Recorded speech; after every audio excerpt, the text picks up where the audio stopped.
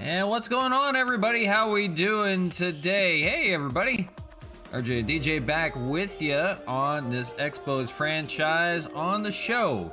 So last we left off with these Expos, it was a 3-game series with the Twins. It was pretty easy all the way. The third game was probably the closest of them, although that first one was a back and forth battle. We prevailed on that one 10-7. This last one was a 2-2 tie, I believe, going into the 8th inning. And Matt Kemp, as you see there, the player spotlight, 2 for 4 with his 300th career home run came through. He put the Expos on top 4-2, and he pulled away, and so did the Expos with the win. So that was a good 3-game sweep of the Twins, and they are just cruising right now at 45-11. That is amazing. 14 games in front of the Yankees, and it's draft day today. So we're going to have the draft for you. It'll be a 7-round draft, and we're going to choose the future of this Expos team, or at least, you know, some part of it. Maybe somebody will be a blue chip prospect. And then we're going to have a 3-game series with the Cleveland Indians for you on tap today, so don't miss that. But we are going to do the draft for a little bit today. We'll take a little bit of time to get into that. So if you're looking for gameplay, we'll be getting to that soon, just not yet. But we will get into that shortly. Did want to say appreciate to few people that followed during the restream yesterday. Aquino Haki, Deer 1110, Steven 13171, and Mark 259678. Appreciate the follows from you guys. Hope you're having great days.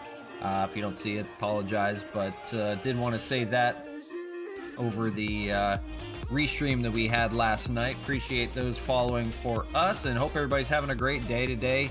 Enjoying your Tuesday wherever you are. But let's not waste any more time, since, you know, we got a little bit of gameplay to get into today as well. Let's get into the draft. Let's go ahead and do that. And Christian Colon is no longer injured and has come off the injured list, so we'll have to do that. We'll get to that here shortly with Christian Colon. That's good to see that he's coming off the list. But let's go ahead and get into the draft. I don't know if we're first or second in the draft. We are fifth, actually. Fifth drafting in the draft. So top players, we'll see how they go. The Pirates get Adrian Castilla. I was looking at him earlier. Scouts had him projected pretty well. Felipe Rosado, a first baseman with an overall 50 with a potential of 80. They grade him only up to 80. So anybody well above average is 70 to 80 that they grade. 60 is above average, 50 is average, 40 below, and, you know, so on and so forth. So we did see a few guys that actually had really good overalls, and I think I may take somebody that has a good overall now, because we're going to need them sooner than later. We don't want to wait years, because we're not going to get through years of this game, I guarantee you. We may get through a season or two, so we'll see. The sooner we can use them, the better. So let's dive into it. We have the 5th pick in the draft, and we're going to take a look at it here. And I don't know if there's any potential like listing of people. It's just kind of how we graded them. Here's all the 80 potential players that are on this list. Pretty good ones, and then you get down the list further and further. There are some guys that possibly I want to get, the guys that are good overall. And you see a few of them there, like Estevan Aguirre. They think is going to be 80 and everything, but he wasn't, we're not sure that that's the actual, you know, rating for him. That's the problem, because they didn't scout him very well. So we could be lying about that too. So we don't know for sure. if that's going to be the way they're going to be. These are the guys, the accuracy, they know for sure. That's pretty much what they're going to be and what they are right now. So I don't know if I want to go with that rating or not, because I would love to have him right now the way he is, or at least what they think. So he's already a 60-70 contact hitter and a 65 power hitter, if they have that right. I would love to have him on the team, but they don't know for sure if that's the way he is, and I'm afraid if I take him, you know, it's kind of be a bust. But do have some guys there. Good overall. See, the guys with good overall. See, this guy, they have drafted, and they know for sure. Steve Ramirez here, the shortstop. They know for sure that he is going to be rated really well, and he's a 55-65 above average hitter. Not so much in the power department, but they already know that he is rated really well. Same with Andy Thornton. They think pretty close. We do need some good starters because our guys are old, and we're going to need to replace those. So we're going to get, for 7 rounds, we're probably going to get 4 pitchers, maybe 3 hitters, maybe something like that. These are guys that they're targeting, I believe, too. I haven't done a draft in a long time, so I have to remember how that works. And then the depth chart for us as well. So I think these are guys that they were targeting. They definitely have a full scouting report on them. I don't know if they say anything more than that. They don't. So the first pick, and I gotta stay towards the top here. I think we want 80 potential players for sure, if we can get them. I would love to get somebody that they think is going to be rated pretty well, but I need somebody that's actually at least half scouted to at least know that we're not lying about it. Because I would love to take this guy that is rated already, they think, an 80 overall. He's the only player like that, and I want to take a chance on him because they think he's going to go fast. Estevan Aguirre, and he can play first base, second base, and left field, and that's interesting. A 19-year-old from Mexico.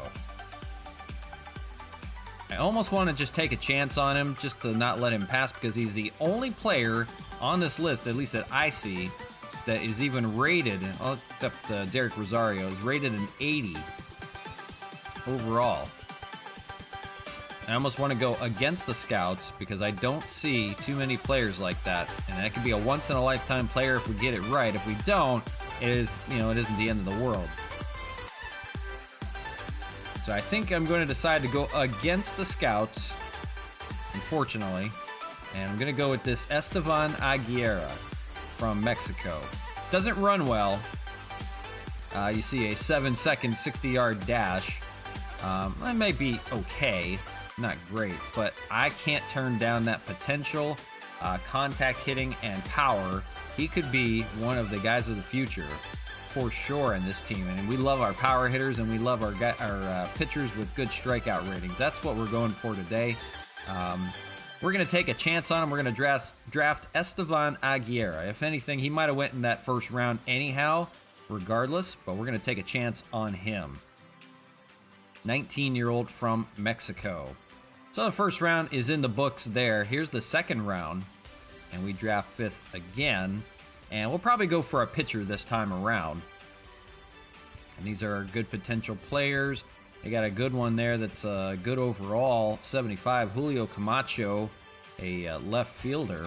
But I think, let's see, all of the good accuracy guys are gone. That first round, really out the door. Now we're kind of struggling because that first round is done. And now we kind of have to just go on our own here, pretty much. Kind of all but said and done here. So we'll have to take our best judgment, I think, on this one. We're going to go for an 80 potential player, but we do want guys that have done well as well.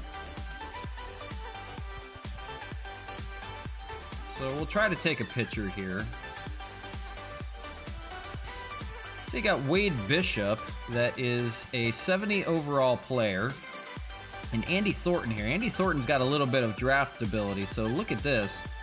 He might be a guy to go with. I think we may choose him. He's a 20-year-old out of Colorado. Pitch repertoire of a two-seam fastball, changeup, slurve, and splitter. We love those slurves. That's Roberto Ozuna's featured pitch. And he's drafted a little bit, so they do have an eye on him at least. They have taken a look at him. He's a 70 overall rated player as it stands, according to this. So we may take a chance on that and go with Andy Thornton. At least he's towards the top of the list. So we'll take a chance on him. We'll take the starter, Andy Thornton. And then we'll sign all these guys here in a second. We have a competitive balance round B, so we do get kind of like an in-between pick in between the second and third round. That may be from a loss of a free agent, something like that. Remember, this is the Orioles franchise that we took over. So whatever the Orioles had is part of that deal. So let's take a look. We could have a guy named Clemente on the team. As far as overalls, that Julio Camacho is still on this list here. Marlon Lutz is rated a 75, but he wasn't scouted well. We have to go with guys that are at least kind of scouted. But we want good potential players. There's that Derek Rosario, and we may just take him just for the hell of it, just to try. 20-year-old out of the Dominican Republic, they think is going to be really good in like every category. But he wasn't drafted very well. That's the problem. Features a four-seam fastball, changeup, two-seamer, splitter, and slider. That four-seamer at 94. I didn't see... I'll have to take a look and see if there's any pitchers that have like a fastball at 99. Just for the hell of it. 97, 96. Already throwing gas, you know? Get out of here, fly. Four-seamer is Bob Ailes. 22-year-old from Canada. He's throwing gas. There's a guy throwing 99, Leonardo Rivera. There's a closer over there. We may take a chance on that Derek Rosario. He's the only other 80 overall player that's possible. It doesn't mean he is. That's possible. See if we see anybody else throwing gas. Here's a guy, Josh Cooper, who throws 99 already and may throw harder. Who knows? Potential to be a 65, so it won't be great. Guy throwing 97. Over here, Pablo Nieto. Just kind of curious to see if there's anybody I can take there. 99 here. That's that Josh Cooper. He's the only one throwing 99, so we might just take him just for the hell of it. But I think I want to explore that Derek Rosario. I'm kind of going just against everything, you know, because now it was only scouting for the first round. Apparently, they didn't do their work for the rest of it. So the scouting department kind of failed me there after the first round. But we're going to take this Derek Rosario, 20-year-old from the Dominican Republic. Love the beard. Maybe he'll be something there. They project he could be a big leaguer next year, possibly. So we'll take Derek Rosario. We'll take a chance on that. It's a competitive round. It's doesn't even count. There's the third round. So we got an extra guy that we can take there.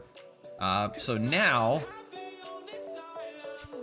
I think we'll go with a hitter. And it's just a matter of what hitter.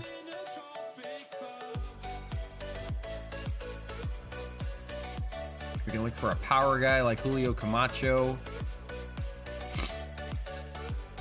They claim he's an overall 75 already.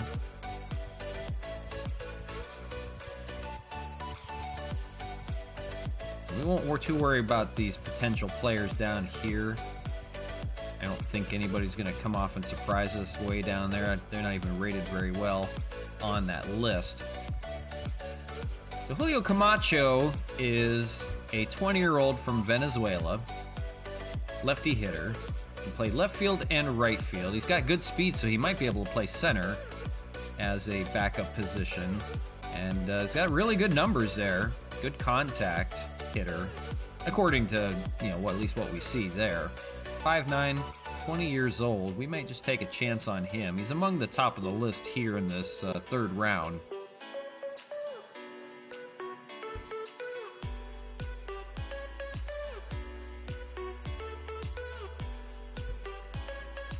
Leo Bops 2238 says, holy cow, I'm not sure why Nightbot thinks that's a weird thing, unless that's just littered spam, but I don't know. Sorry about that.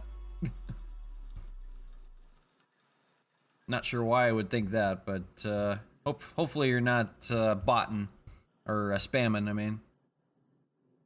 Appreciate you hanging out anyhow. So Julio Camacho, I think we will take. It looks pretty good. 75 overall, they think maybe possibly already. So we'll see. Julio Camacho, we'll welcome him to the Expos, and we'll keep on going. Round number 4. And let's see who's left on here. There's not too many 80 potential players left. They have one guy that they have drafted, Jim Owen, that they think is going to be pretty good from Massachusetts. We do want to focus on pitching. We have 2 pitchers, a starter and a reliever on this list. As far as overalls, they have a couple guys that they already think maybe 70 overalls, and then may become 80 overalls. We can go with guys that they've drafted a little bit.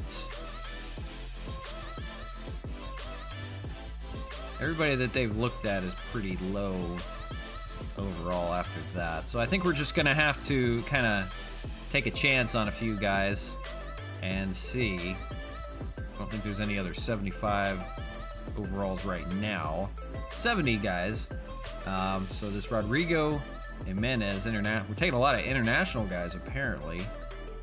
You have Brock Morton is a decent hitter, and he's from Illinois. I wonder if he's related to Obama in any way.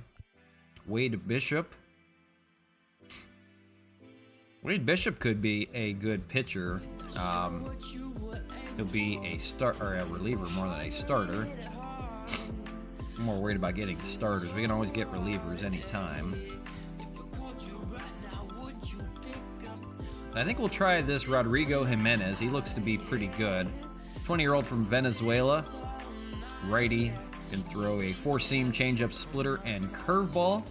The splitter's been a good pitch this year for a couple guys. We'll take Rodrigo Jimenez in the 4th round.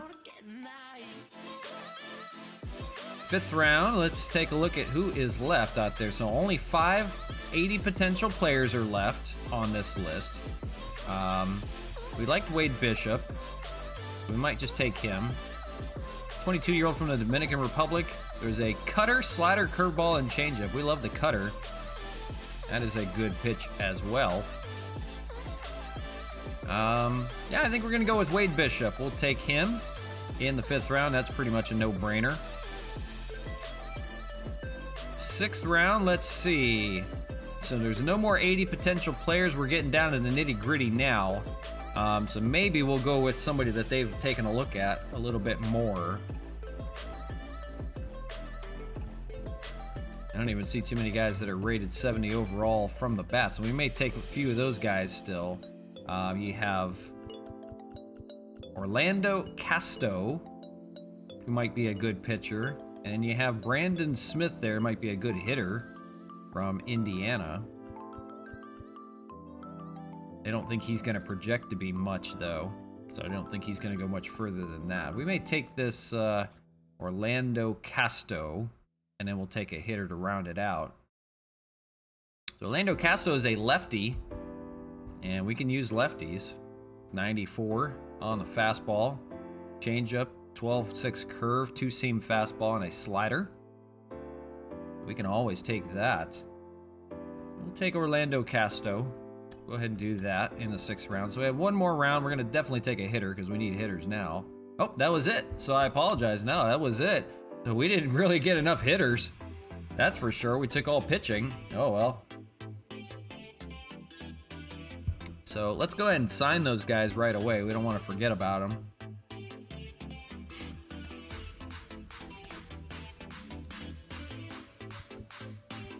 Sign our draft picks. So we only ended up getting 2 hitters, so they better be good, that's for sure. So taking a look here, we took a bust on Rodrigo Jimenez. He has a potential to be a 71. We did strike with Estevan Aguilera. He might not have been the greatest, but they do rate him as a C potential player, so we didn't get any really good guys. Julio Camacho is rated a B, and Andy Thornton is rated a B, so we did all right. They think Camacho is going to be a really good player. He's already rated a 68, so I mean, technically, he could start for us now, and so could Aguilera. Aguilera, they have pretty good power on, so we probably didn't get it all that great in the first round. We probably screwed that one up, but I like his potential to be really good. So he can only go up from there. He's only 19, and looking forward to seeing what he can do. So let's go ahead and sign these guys. We'll sign them all, regardless of how bad they were. But we busted on Rodrigo Jimenez. He's got a potential to be a 71, but right now he is a 58 overall. And Wade Bishop, same thing. But these guys, yeah, we'll see. They might have some potential to be something better. Derek Rosario, a 67 overall. So a few guys have a chance to make the team right now if it was, possible. But I think you don't have them available until next year, something like that. So let's take a look. We'll sign. I always give them a little bit more than they're asking for, just to keep them happy. So we'll sign him for 90K. Estevan Aguilera. So you have a contract. Andy Thornton will give you 90 as well. Welcome aboard. 80 for Derek Rosario. Camacho wants a lot of money. We'll give him 100, I guess. Rodrigo Jimenez will give 80. And then we'll get underway here with the Indian Series, 3-game series with the Tribe here just shortly. Just wanted to wrap this up. Just wanted to show you guys the future of the Expos. And we'll see if I still GM of the year or not. We'll see if I pulled it out right or not. So those guys are all signed and ready to go. I don't think they're available right now. You have to wait till next year, if I remember right. Yeah, you don't have them available right away. Those will have to wait, but there are going to be some good guys in that list, for sure. Take a look at the All-Star voting while we're at it.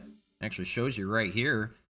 So the leaders right now, Cole Hamels is the leading starting pitcher, so he may start that game. Cesar Hernandez would be the leader at second base. Franmil Reyes in right field, and Matt Kemp in left field. So some good potential players there. Anibal Sanchez in the running. He may make the All-Star team. We might have a ton of All-Stars this year. So that's your top 10 in starting pitchers. So we have Cole Hamels and Anibal Sanchez on that list. Relievers, we got Tyler Rogers. They might make the bump. Nick Whitgren is among there. Sam Freeman. Usually when they do this, they take a bunch of closers and they may take like 1 or 2 relievers. So I would only expect Tyler Rogers to be voted in, or maybe Aaron Slegers. So maybe 1 or 2 of those. Roberto Ozuna tops on the closers, so he's going to be on that list for sure. Catcher, you got Gary Sanchez third in the running, so they may only take 2 catchers or maybe 3, I don't know. Tyler Flowers is on that running. Tyler Flowers is signed with the Royals. What is going on? Flowers said he was retiring and he signed with the Royals. Oh, jeez. Oh, well. Well, I should have kept him on the ball club and just let him retire that way. Apparently his career is continuing. He's going to play on the Royals. Oh boy. Is what it is. First base, Edwin Encarnacion is in the running. He has 11 home runs this year. He has come out of nowhere. 22 hitter, 11 home runs after only hitting 1 with us. Amazing. What are you gonna do? I don't know. You don't get them right every time. So we don't have a first baseman on this list because some guys are listed at different positions. Like Cesar Hernandez is our shortstop, but he's going to be the second baseman, according to this list. They're just going by their primary position. Third baseman, we don't have anybody. Shortstop, we don't have anybody. Matt Kemp in left field. Ryan Braun right behind him there. He might make the list. Excuse me. Mark Canha is listed as a center fielder, even though he plays first base for us. He is among the top of that list. 20 home runs there. You see that. Franmil Reyes on that list on the top. And that's it for us there. So a few good guys there on that list. That could make that all-star list. That's next month for us. As far as league leaders, we'll take a look at that real quick. Franmil Reyes, third in the running for batting average. Matt Kemp on that list too at sixth. Hits. Franmil Reyes, one behind Willie Castro. Willie Castro having a really good year this year. 347 hitter, 5 home runs, 31 RBIs for the Tigers. Matt Kemp also on the list.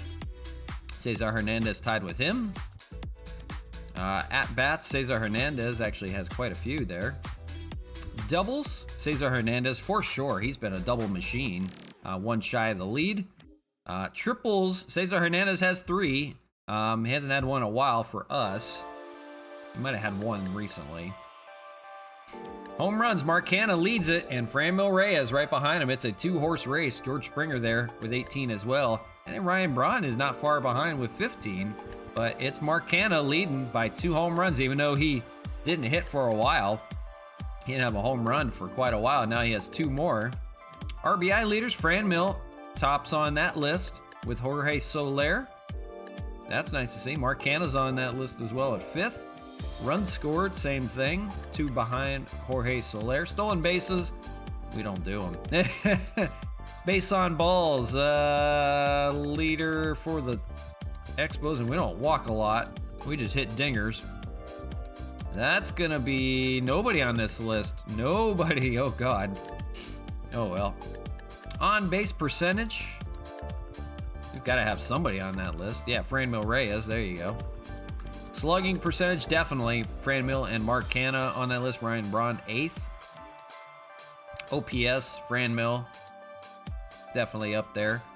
Wins, Aaron Slegers, as we mentioned, got win number 9, so he is now 9-1 as a reliever of all things. But Rick Porcello leading for starting pitching, but Aaron Slegers, the leader in wins. So Rick Porcello sitting at 8-0. Got another no decision. Losses though, only 2 guys with no losses, Tanner Houck and Rick Porcello, so that's nice to see. Saves, still Tyler Rogers on the top, even though he hasn't got one in a while, and Roberto Ozuna is 1 shy of the lead. There, Tyler Rogers probably won't get saves unless we bump Roberto Ozuna off. ERA leaders, Cole Hamels and Anibal Sanchez. Home runs allowed, you don't see anybody on that list, that's good. Well, maybe not so good. Leader for the Expos that hasn't is Cole Hamels, 7 home runs allowed. Hamels has a shutout, and as well as Rick Porcello, those were no hitters. Strikeouts, you see the top, the Expos are really running away on that list. Cole Hamels, Anibal Sanchez, Tyler Glasnow, and Felix Hernandez, and Rick Porcello, all on the list there. So the top 5 all getting it done in strikeouts. Complete games, Cole Hamels, 1. Innings pitched, Cole Hamels among the top. Walks allowed, you see that list strikes you really well. Definitely limiting the walks. Rick Porcello still hasn't walked anybody, and that's a big reason why he's 8-0.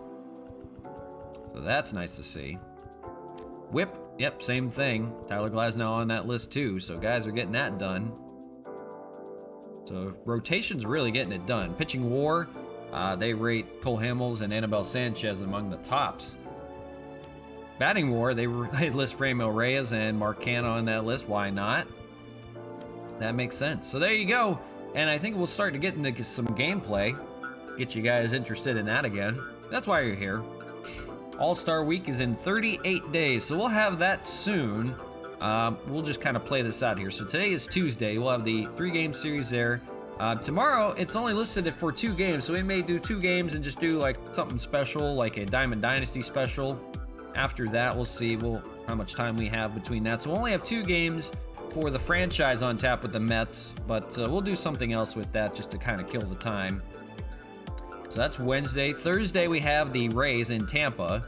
And Friday, we will have a 4-game series that we'll have to play out against the Indians. Monday, we'll be back. We'll have the Blue Jays. That one's going to be a special series.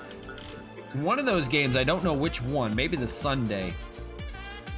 One of those games is going to be from Olympic Stadium in Montreal. It's kind of an homage. Toronto Blue Jays have used Olympic Stadium as their exhibition stadium when they come back home. At least not recently, since COVID has broke out.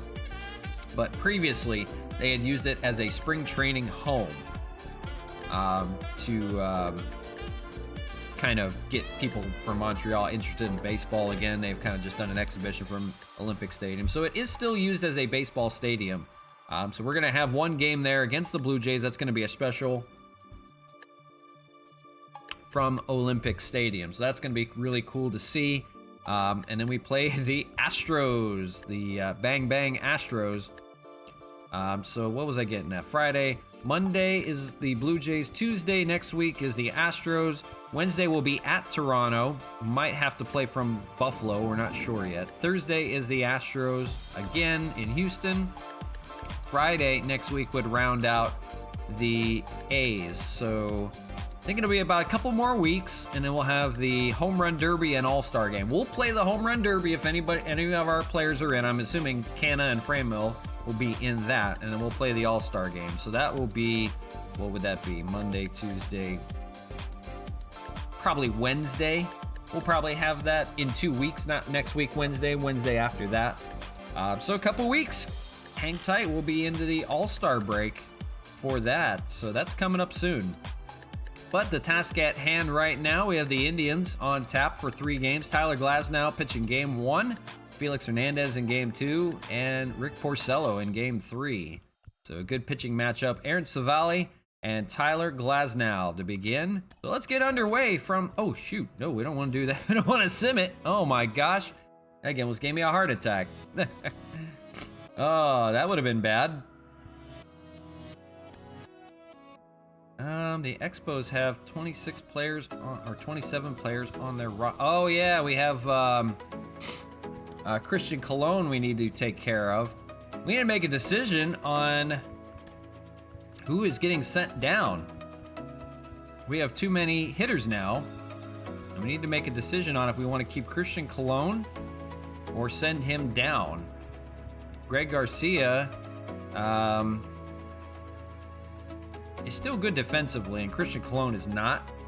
Colon is hitting .307, no home runs to speak of so far. So, unfortunately, we may have to just send Colon down. Greg Garcia is hitting .256 with 12 RBIs. He's still getting it done, and he also plays shortstop, and Christian Colon can't, even though it says he can. So I believe, unfortunately, Colon is going to have to stay down for now.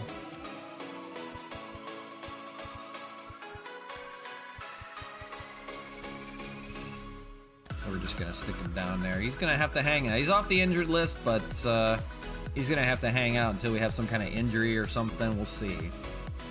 Or trade bait, one of the two. All right, so let's go ahead and play this game now that we're all set to go. So Savali and Glasnow from Labatt Park, and I'm sure we'll see our fair share of dingers and things like that, all that good stuff. 45-11 record against the Indians. 22-34, not doing well. They're at the bottom of the AL Central. So we'll see. We took all their players. We took Franmil and we took Cesar Hernandez, and we took Nick Whitgren from them. So I don't know what they have left. We'll see if they have anybody of ours that previously played for us on that list too. I forget who we even sent over to trade for him. Overcast skies. And Tyler Glasnow on the bump. Bullpen looks good to go. They're fresh and ready.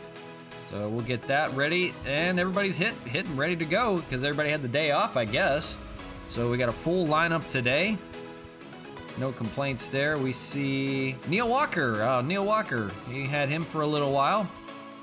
He's playing second base for them. So old friend Neil Walker played for a little while for us.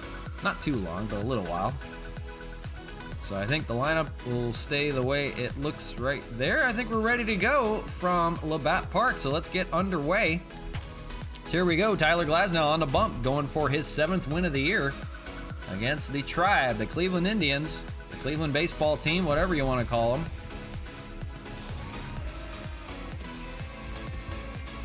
But from Labatt Park, beautiful Labatt Park, beautiful day today. Not too bad out.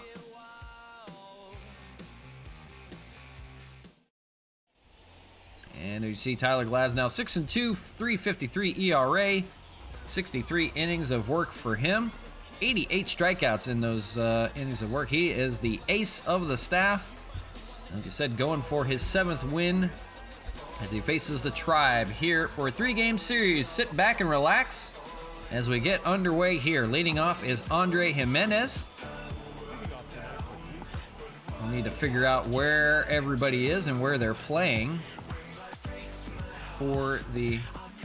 First of all, I want to make sure, yep, all our settings are good to go. Cleveland Indians, Jimenez is the shortstop. They have 2 Ramirez's, so I'll have to keep track of that. I know one may be Harold Ramirez in right field, and the other Jose Ramirez. Ahmed Rosario in left field. Josh Naylor at first base. Neil Walker at second. Old friend Neil Walker. Bradley Zimmer is out in center. Josh Luplow is the DH. And, I forget the guy's first name. That's Perez. Roberto Perez is the catcher for Aaron Savali. So we'll have to remember that. I do apologize if we screw that up. I will do my best to remember. There is 2 Ramirez's in the lineup. Harold Ramirez and Jose Ramirez. So we'll do our best with that. We'll try to remember that as best as possible. But here's Tyler Glasnow facing Andres Jimenez, 257 hitter. And we're underway from Labatt Park on a 3-game series. Here's game number 1 for you. First pitch in there for a strike, and we're underway.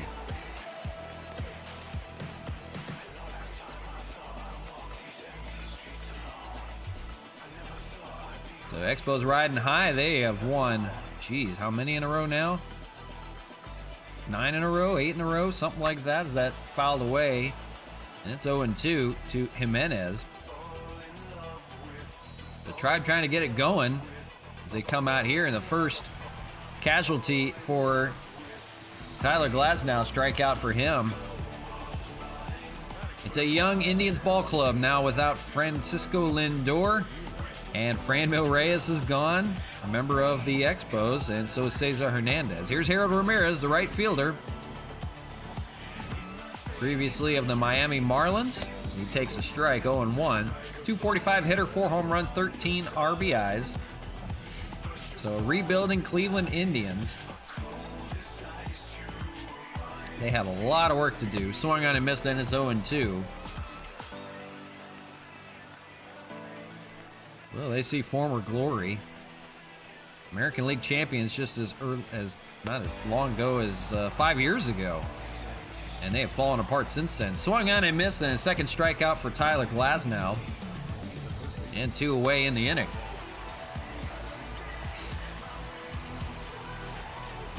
And here you see Jose Ramirez, 3rd in the AL, 3rd All-Star vote.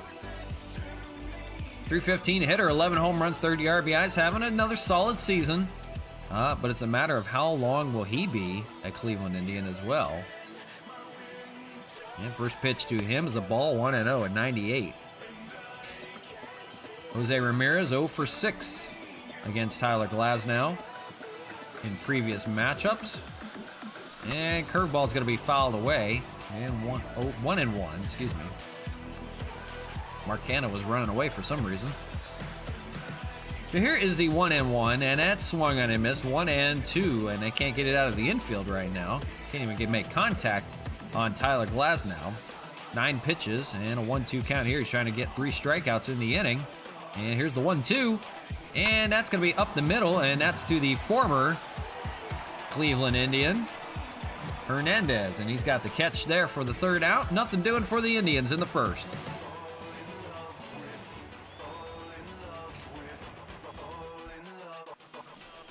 So here is Aaron Savali, looking to get it going. 2-7 record, 4.02 ERA, 65 innings of work, 48 strikeouts. First batter he'll see is Randy Arozarena, the center fielder, 4th in the AL center field vote. 248, 12 home runs, and 31 RBIs. And first pitch from Savali, here it is. He's got a sinker. We don't like sinker ballers. 0-1. Sinker, cutter, curveball, slider, and changeup. So guys might have a tough time out there today. Sinker, and it's swung on and fouled. 0-2. A tough time catching up to that. A lot of ground ball outs. My favorite, the sinker. Fouled away, it remains 0-2. So we'll see how the day goes today. Never know. On deck is Donovan Solano. In the hole is Mark Canha. Curveball, and it's fouled, and still 0-2. Guys are going to be aggressive the first time around, and they'll calm down right after. They'll be a little more patient. That's swung on and missed by RJthe, and he is the first strikeout for Aaron Savali. And one away here in the first. Guys that use the sinker exclusively are really hard to hit. Whatever reason it is, I don't know. Here is Donovan Solano, 286 hitter on the year. He had a home run yesterday. And he's got, no, that's going to be taken away by Andres Jimenez. Thrown out there by the shortstop. Nice play by Jimenez to stay with that one. Here's the rest of the lineup for you. The usuals: Mark Canha, Franmil Reyes, Gary Sanchez, Ryan Braun, Matt Kemp, Chad Pinder, and Cesar Hernandez, all facing the Indians today.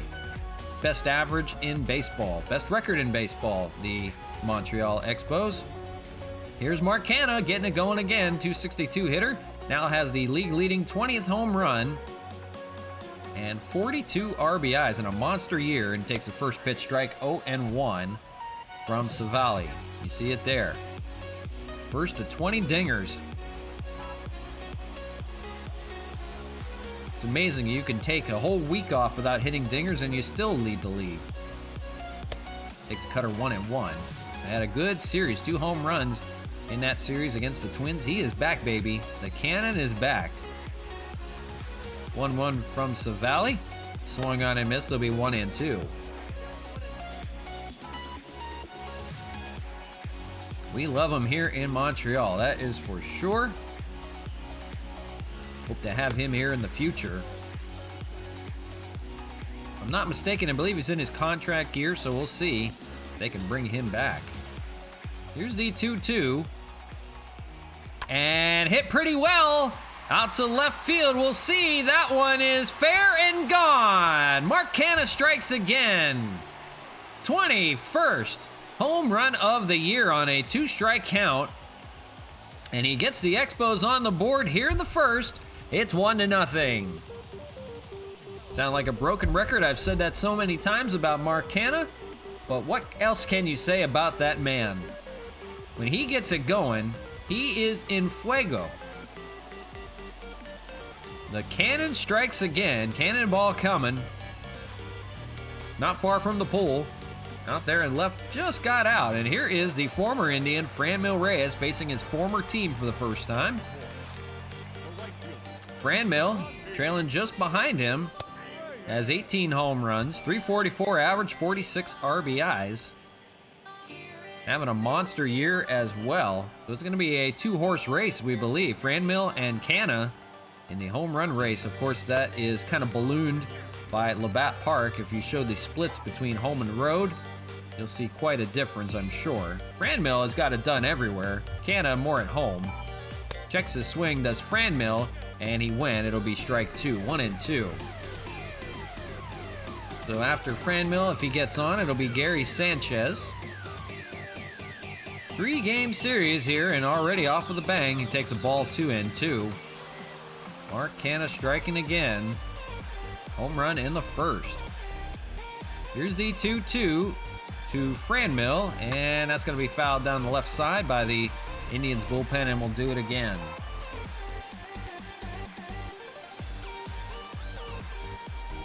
Here's the 2-2, and that's fouled away. It'll stay alive. So just getting started from Labatt Park, and already 1-0 your score. Off the sinker baller Savali. Fouled away again. So Franmil staying alive, trying to extend the inning. We're just getting started. 3-game series. Fouled away again. He's trying to stay alive.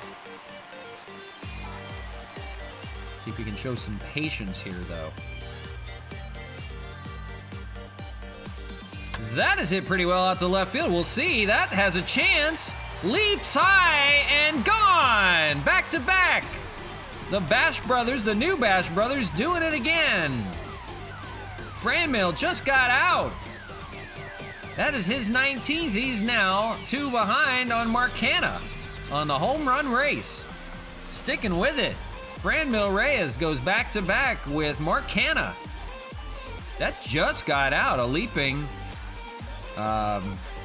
Rosario out there in left field almost brought that one back. It only went 316. Just got out in left. Not far from where Mark Hanna hit his. So a couple of line drive bloop home runs, and it's 2-0. Here's Gary Sanchez, and he's no slouch to the home run race. 266 hitter, 12 home runs, 22 RBIs. He's now moving up the All-Star vote. He's now 3rd in the AL. He's got a chance to make an All-Star bid. A lot of guys on this team are going to make the All-Star team, I believe. Swung on and missed. It's 1-1. And just like that, 2-0 on 2 home runs. New Bash Brothers.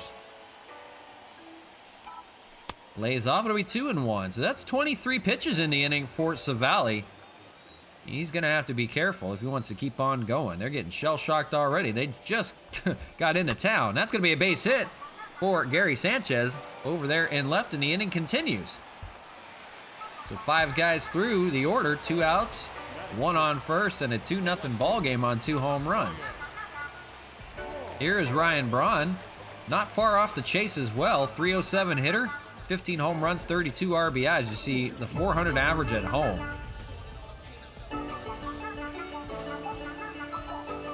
So runner on first is Sanchez. Slow speed there, but that's all right. 2 outs. And first pitch to Braun, that's lined out there, but caught by Rosario. Takes away a base hit. And that finally ends the inning. But the Bash Brothers, Canna and Reyes, go back to back. And it's 2-0. So it didn't take long to get our first runs for the Expos. 2-0 your score. Going to the top of the second, it's 4, 5, and 6 for the Tribe. Eddie Rosario leading things off. 280 hitter, 7 home runs. Originally from the Minnesota Twins. Good hitter. And takes a strike 0-1. Alec Glasnow back to work. 10 pitches through the first inning. No problem for him. There's 2 strikeouts in the inning. And 1-1. After Rosario be Josh Naylor, and then Neil Walker, old friend Neil Walker. Had him for a little while as a member of the Expos. He was traded as part of that Franmil deal. I bet they wish they had him back. And Cesar Hernandez, don't forget, was part of that deal. And Nick Whitgren was part of that deal. Here's the 2-2. Lays off. It'll be full 3-2.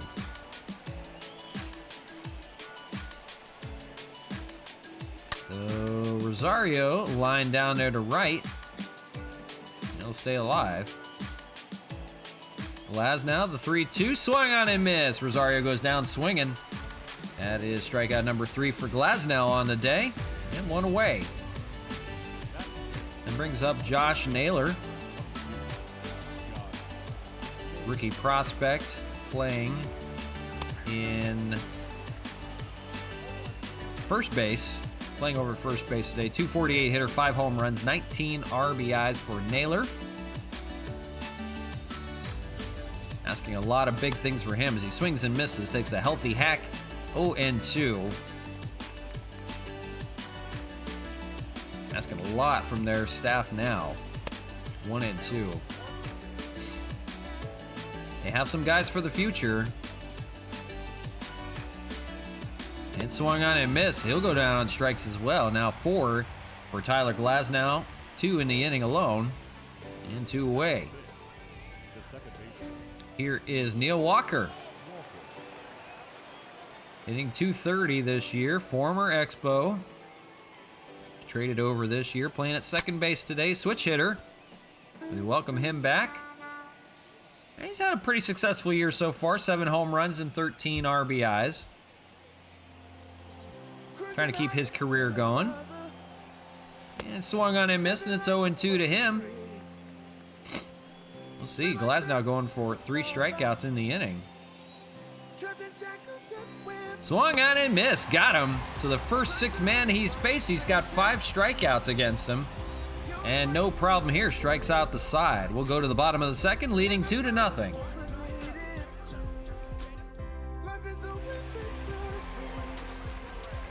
Matt Kemp will lead off. We'll be right back, folks. Just give me 1 second.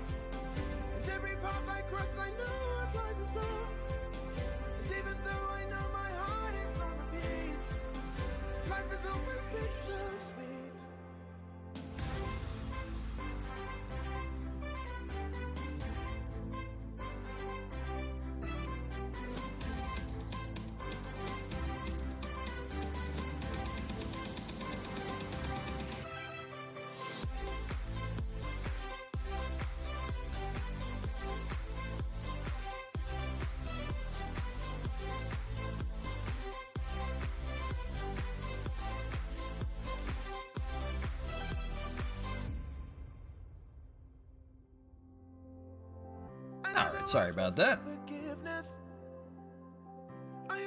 We're going to change the radio station, though. Gotta get me a little more excited about music than that. This station has some good stuff every now and then.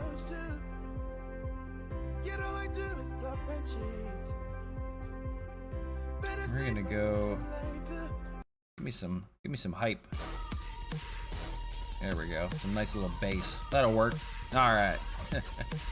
All right, back to you. Matt Kemp leading things off here in the bottom of the second. It'll be 7, 8, and 9. Bottom of the order for the Expos against Savali, who was kind of shocked on the back-to-back home runs by Mark Canha and Franmil Reyes to begin things in the first. And first pitch to Matt Kemp's a ball, 1-0. Matt Kemp leading that left field vote. He'll have to play in the All-Star game as a left fielder if he gets in. That's coming to you from Colorado this year. We'll have that in a couple weeks, as we mentioned. We'll have the Home Run Derby and the All-Star game for sure. That'll be coming up in a couple weeks. We're just entering June, so we got a little bit of time left on that. Sinker baller, and he fires that one for a ground out to Josh Naylor, and one away here in the second. Here's a defense for the Indians for you. Eddie Rosario, Bradley Zimmer, and Harold Ramirez in the outfield. Jose Ramirez at third. Andre Jimenez, Neil Walker, Josh Naylor, and Roberto Perez catching today for Savali. And here is Chad Pinder, the third baseman, hitting .241. He's done better as of lately. Still having a solid year. He takes a strike 0-1. 3 home runs and 12 RBIs. Nothing to complain about. He's just been quiet down there over at third. So one away here in the second. 2-0 your score. Savali throws the curveball and entices 0-2. So I appreciate everybody hanging out. We just had the draft that we got underway. We did 7 picks for our future. A lot of pitching, but did get a few hitters in that list. Possible guys next year that we'll see. That is popped up and hit to right center there, and under it is Zimmer for the second out. So we'll see if anybody holds up. We got a few potential guys that can start immediately next year. Here's Cesar Hernandez, 307, facing his former team, the Indians. 2 outs here in the second. So we'll see if that holds up. We're in game 1 of the 3-game series with the Indians, as that one is hit pretty well out to right center. That's got a chance, and that is gone. That hit the railing out there in the outfield, and Hernandez hits a homer off his former team. So the 2 former Indians in the lineup have both homered off of them, Reyes and Hernandez. So now 3 home runs in the game here in the second, 3-0 on solo shots. So paying back, I guess, against the former teams. I don't know if there's any animosity against the Indians or not, but Franmil Reyes has gone deep, and so is Cesar Hernandez. That just got out there. That hit the railing on the stands, and that is out of play. So that is a home run. Here's Randy Arozarena, top of the order again. He's 0 for 1, but 3-0 your score off of Aaron Savali and the Indians.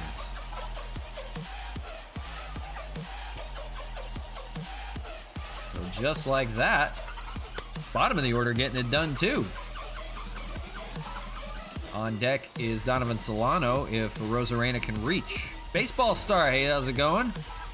Starting a little early, yeah, we had an opportunity while we did the draft, and that's going to be in the gap there in right center. That's going to be a double for Randy Rosarena. We had an opportunity to start a little bit early today, had a little bit of time to do that. Didn't want to waste any more time, just get it off with a bang.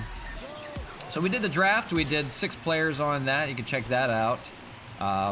7 players on that draft. 5 pitchers and a couple of infielders. We'll see them guys next year if we ever get there. We'll see. It might take a while to get there next year. But some potential there. Our scouting department kind of failed us a little bit, but we found some guys. A couple, I don't know, I wouldn't call them diamonds, but maybe some rocks there. Here's an 0-1 to Solano, and that's going to be a base hit, and they'll hold a Rosarena over at third, so still hitting here with 2 outs in the second. It's first and third. The 3 runs in the game so far, as we mentioned, coming on the home runs. There's a Solano 10-game hitting streak. Coming on the home runs of Mark Canna and Franmil Reyes going back-to-back in the first, and just here in the second, we see Cesar Hernandez hitting off his former team. So Franmil and Hernandez have both hit off their former teams. And here's Mark Canna again now with 2 on. First and third. That solo shot back in the first. He gets an opportunity here in the second. Takes a ball, 1-0. So it could be another monster day. And we'll see what happens here. On deck is Franmil Reyes if he can reach. The 0-1 hit pretty well out to deep center field. We'll see. And right at the warning track is Bradley Zimmer and makes a catch, and that ends the second. So Cesar Hernandez gets another one on the board against his former team. The switch hitter from the left side. Solo shot to right, and 3-0 your score after 2. So yeah, we had the draft. I wanted to get that underway. We apologize for yesterday. We were going to do the draft yesterday, but we had a lot of connection issues and just didn't want to try to drag that one on. So we finished off the stream. We just wanted to finish that game. It was a good game that we won 4-2 against the Twins to round out the sweep. So we did the draft today just for the hell of it to start it off. And just getting underway. 3rd inning here, game 1 of 3 against the Indians that will feature today. First pitch to Bradley Zimmer to center fielder, 0-1. Tyler Glasnow back to work. The first 6 batters he's faced, 5 strikeouts so far. So can't complain a bit. 0-2 here. He's going for another one. Here's the 0-2 and swung and missed. 6 strikeouts for Glasnow already through the first 7. He might have a monster day today. He wants the record. That's 20 in a game. That is shared by 3 pitchers that at least I know of. I'm sure there's been more. I forget. Nobody's ever pitched 21 strikeouts in a game. I know that much. Here's Jordan Luplow, the DH today. 179 hitter, and he takes a healthy hack at that one and misses. 0-1. 179 hitter, 2 home runs, 10 RBIs. He's good against lefties. I do know that much. Righties, not so much. Swings and misses at that one, 0-2, and Glasnow looking at another strikeout possibly here. And swings and misses, 7 strikeouts already. 2 outs here in the 3rd. And guys are barking at the umps now. They can't get it out of the infield. In fact, only 1 hard hit ball. That was to Hernandez up the middle. So here's the bottom of the order. The catcher, Roberto Perez. And 2 outs here in the 3rd. He fouls the first pitch away, 0-1. This could be a monster day for Glasnow. As we mentioned, the Indians in dead last in the AL Central. 232 hitter, 4 home runs, 14 RBIs does Roberto Perez have. But they are rebuilding for sure. They even traded away Franmil and Cesar Hernandez. Here's the 0-2, and called. Strike 3, strikes out the side here in the 3rd. First 9 guys up, 8 strikeouts. 9 up, 9 down. Can't get much better than that. going for a monster day for Glasnow. And it's 3-0 going to the bottom of the third. Or we may have to up the difficulty on everything here soon. Maybe after the All-Star break. Here is Franmil Reyes. First time up for him. He had a solo shot. He went back-to-back with Mark Canha for that first inning. He begins the third here against Savali. 39 pitches in after 2 innings, so he may not last long today. First pitch, sinker, or cutter, excuse me, misses for a ball, 1-0. After Reyes, it'll be Sanchez and Braun. Here's the 1-0. Sinker baller gets away, 2-0. Usually the second time around, they're a little more patient. Run that pitch count up, but they want to get aggressive on the first time around in the order. That's going to be popped up to right field, and that'll be a play for Ramirez out there, Harold Ramirez, and he makes the first out. Let me go bring the dogs back in. Be right back as Gary Sanchez stands in.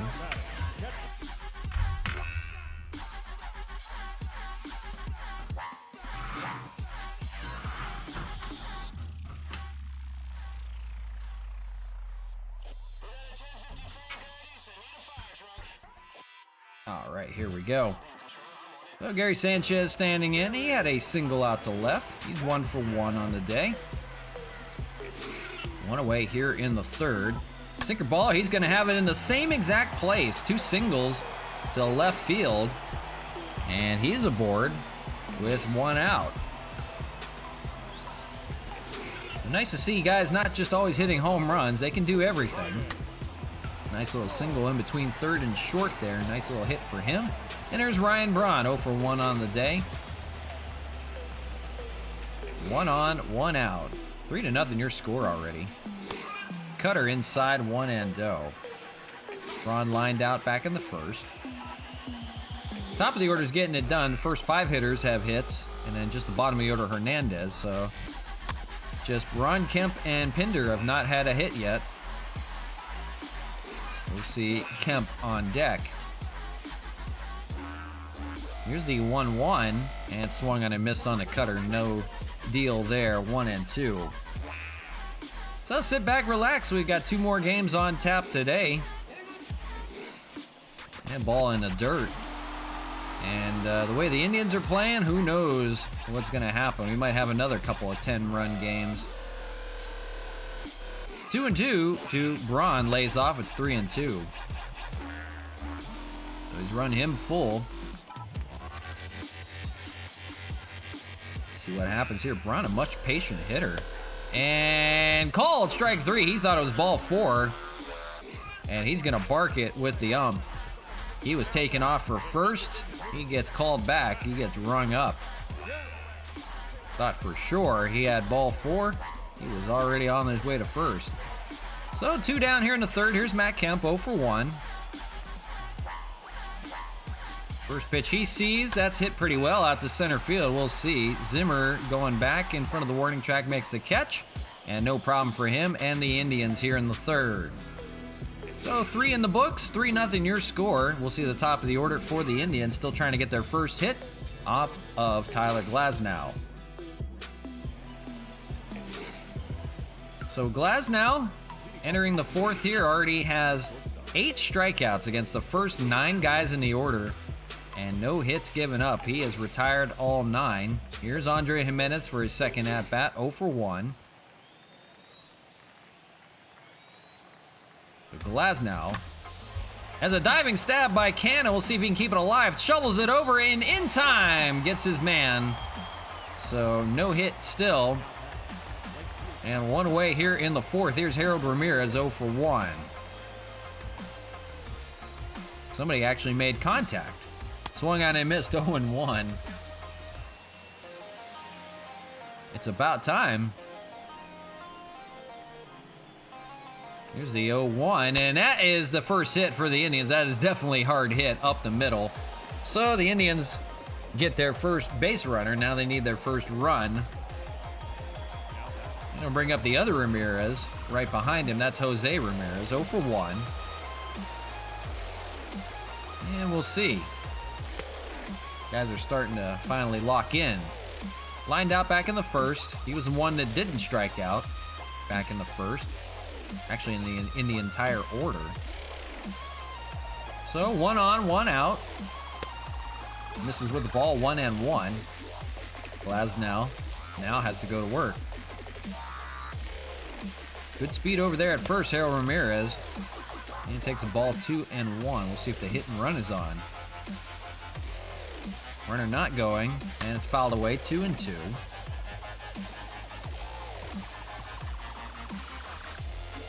2-2, here it comes, and misses. It's full. On deck is Eddie Rosario. So the Indians threatening. I guess you could say that. With their first hit. And lays off. It's a walk for Jose Ramirez. So the Ramirez boys are on board. First and second. And it's Eddie Rosario, a good lefty hitter out of that lineup for the Indians, standing in with 1 away. Struck out back in the second. They're going to need a double play here. First pitch to him, and it's hit pretty well out to left, but going foul. No chance to catch up to that for Ryan Braun. The tying run at the plate. You got to be careful not to give up the long ball. And swung and a miss. It's 0-2. Keeping it out of the zone. See what he does here. 0-2. That is up the middle. That's a chance to turn 2. They're going to fire it back to second. They get the double play. Nice little easy double play there. 6-4. That was caught by Hernandez and shoveled it over in time to get his man at second. So quickly, a nice little double play to end the inning. 3-0 your score, bottom of the fourth. Nothing doing for the Indians despite 2 runners on. And here is 8-9-1 for the Expos, Chad Pinder, and then we'll see Cesar Hernandez, the former Indian, and then the top of the order. And a base hit for Chad Pinder, so he's on the board. First hit of the day for him, 1 for 2. So Savali getting rocked right now a little bit. 8 hits given up. 3 solo home runs, and one of them is by this man right here, Cesar Hernandez, the former Indian, paying dividends against his former team. Checks his swing, but he went 0-1. After Hernandez, it'll be Randy Arozarena, top of the order.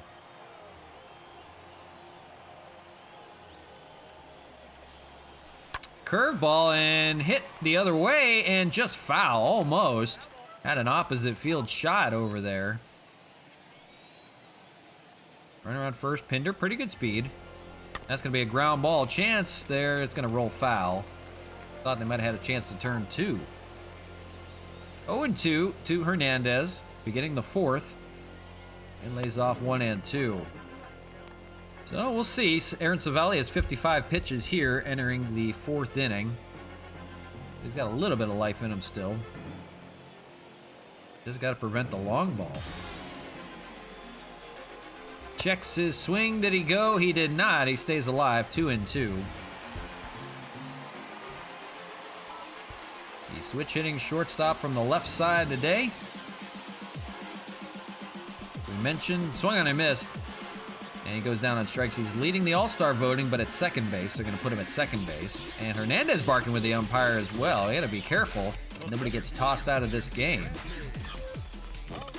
So Hernandez goes down on strikes this time around, and it's back to the top of the order for Randy Arozarena, 1 for 2. Curveball, and look at this. Monster shot to left and gone. Second deck. Home run, Randy Arozarena. Now they're breaking it open. It is 5-0.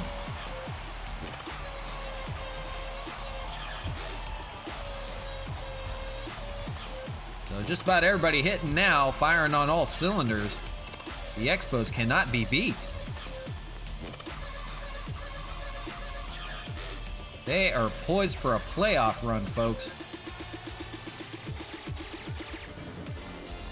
That wasn't a cheapie one either. That was at 400. So that would have went out at just about any ballpark, especially down the left field line. Second deck shot here at Labatt Park. And 5-0 your score now. And here's Donovan Solano, 1 for 2. And he's got a fair ball down the third base line. That's going to roll towards the wall. He's going to hold him to a single. So the hitting continues off of Savali. Just stayed fair. That almost went foul. Just hopped over the baseline. And here's Mark Canha, 1 for 2. Don't put anybody on for him. He will burn you. 20th home run of the year. Excuse me, 21st. He now leads the league. 21 home runs, and Franmil Reyes right behind him with 19. That is a home run race we'll watch all year. The 0-1 swung on and missed 0-2. Cal Quantrill in the bullpen. Somebody was related to Cal Quantrill that was in our chat before. I forget who it was. I believe it might have been Flyer. He said he's related to Cal Quantrill. And called strike 3 on Canha. He'll go down on strikes, 2 away. 4th strikeout for Savali. So kind of a moot point. Gets Canha with the lower corner. And here's Franmil Reyes, a former Indian. 1 for 2 with that solo home run when they went back-to-back. And that's going to be a ground ball play over there for Jimenez, and makes the play. And that'll end the 4th, but not before Randy Rosarena tacks on 2 more. Another home run. 4th home run for the Expos on the day. And 5-0 your score. So it's 5, 6, and 7 for the Tribe. It's Josh Naylor, the first baseman, leading things off. And Tyler Glasnow, 45 pitches back to work here in the 5th. Looking good. Got out of a little bit of trouble in the 4th, but not any problem. 0-1. Hasn't seen a strikeout in the 4th inning, but he has 8 to speak of. That swung and I missed 0-2. Looking for one right now. 0-2, that's going to be popped up. A play for Braun, and he kind of just, I don't know, he took a little Olay out there, a little leap before he went to go run it down. Not sure what that was all about, but he gets the catch nonetheless, and the first out of the 5th. Here's the former Expo, Neil Walker. 0 for 1. And swung on and missed.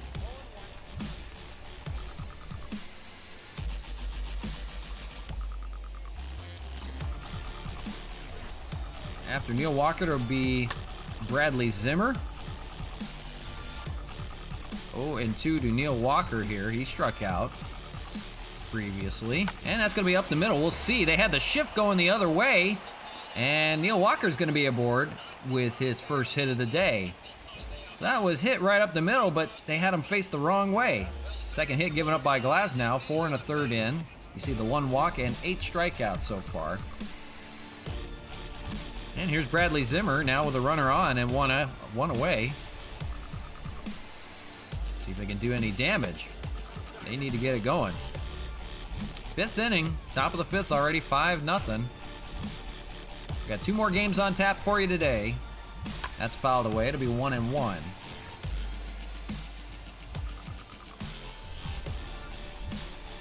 And 1-2 to Zimmer. And called strike 3. 9th strikeout for Tyler Glasnow. Comes with 2 away here in the 5th. So still looking good. Got that K pitch going. Strikeout up high. Just caught the black at 97. Here's Jordan Luplow, 0 for 1. And misses 1-0. He struck out back in the 3rd. Another casualty. 1-0. Changeup's in there at 89. It's 89 changeup. Some guys have a fastball like, I don't know, Sanchez. Anibal Sanchez has a fastball at 89. So to have a changeup at 89 is something else. Fouled away. It'll be 2-2. But it works for everyone else in different ways. Anibal will get you with the splitter. Luplow, or Glasnow, excuse me, will get Luplow here with the fastball. 3-2, full count. The runner will be on the move here at first. 2 away. There goes the runner. And he'll do it again. Foul away at 3-2. They'll just bust you with the country ball hard stuff from Glasnow. And it's hit pretty well out to left field, going to foul territory. Ryan Braun is under it in foul territory, makes the catch, and that ends the 5th for the Indians. Nothing doing for them despite a hit. And we'll go to the bottom of the 5th, still leading by 5. New pitcher for the Indians is going to be Cal Quantrill. 18 games of work for him, 37 innings, 28 strikeouts. He's had a pretty good year so far. First batter he'll see is Gary Sanchez. He's 2 for 2 with 2 singles on the day, both identical to left field. First pitch from Cal Quantrill, and lays off 1-0. After Sanchez will be Braun and then Kemp in the lineup. Braun and Kemp, the only 2 hitters without a hit so far. They're both 0 for 2. Lays off 2-0, does Sanchez. So hanging a 5 spot on the Indians, unanswered so far. And fastball misses 3-0. So still trying to find his control. Coming out of the bullpen. 3-0 coming. And right down the middle, 3-1. Sanchez was laying off all the way.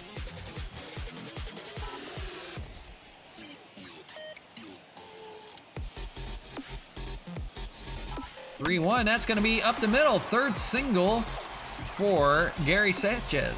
That is hit number 11. 5-11-0 for the Expos. 0-2-0 for the Indians. They only have 2 hits on the day so far. So here's Ryan Braun, 0 for 2. Gary Sanchez on first yet again to begin the inning. And first pitch to Braun is going to be a ground ball play. Ramirez fires over to second. And back to first for a double play. It's a 5-4-3 double play. And 2 away now. That brings up Matt Kemp to the dish.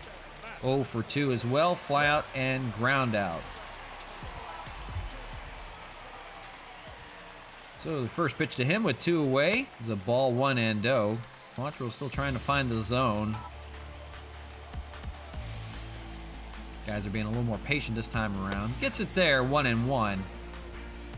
If he reaches, it'll be Chad Pinder. That's going to be a ground ball play for Naylor. That's a fair ball, and he'll take it himself to end the 5th. So no problem for the Indians through 5. But the Expos still lead it with 5. It's 9-1-2. Roberto Perez leading things off for the Indians. Tyler Glasnow, 62 pitches of work through 5. Back to work here in the 6th. He does not go long. He doesn't have a lot of stamina. We'll see how long he has left in the tank. He might go 7. Depending on how fast the 6th goes along. 0-2 quickly. Trying to go for another punch out. And lays off on that curveball, 1-2. On deck, it's the top of the order, Jimenez, and then Harold Ramirez. If anybody reaches, it'll be Jose Ramirez. 2-2.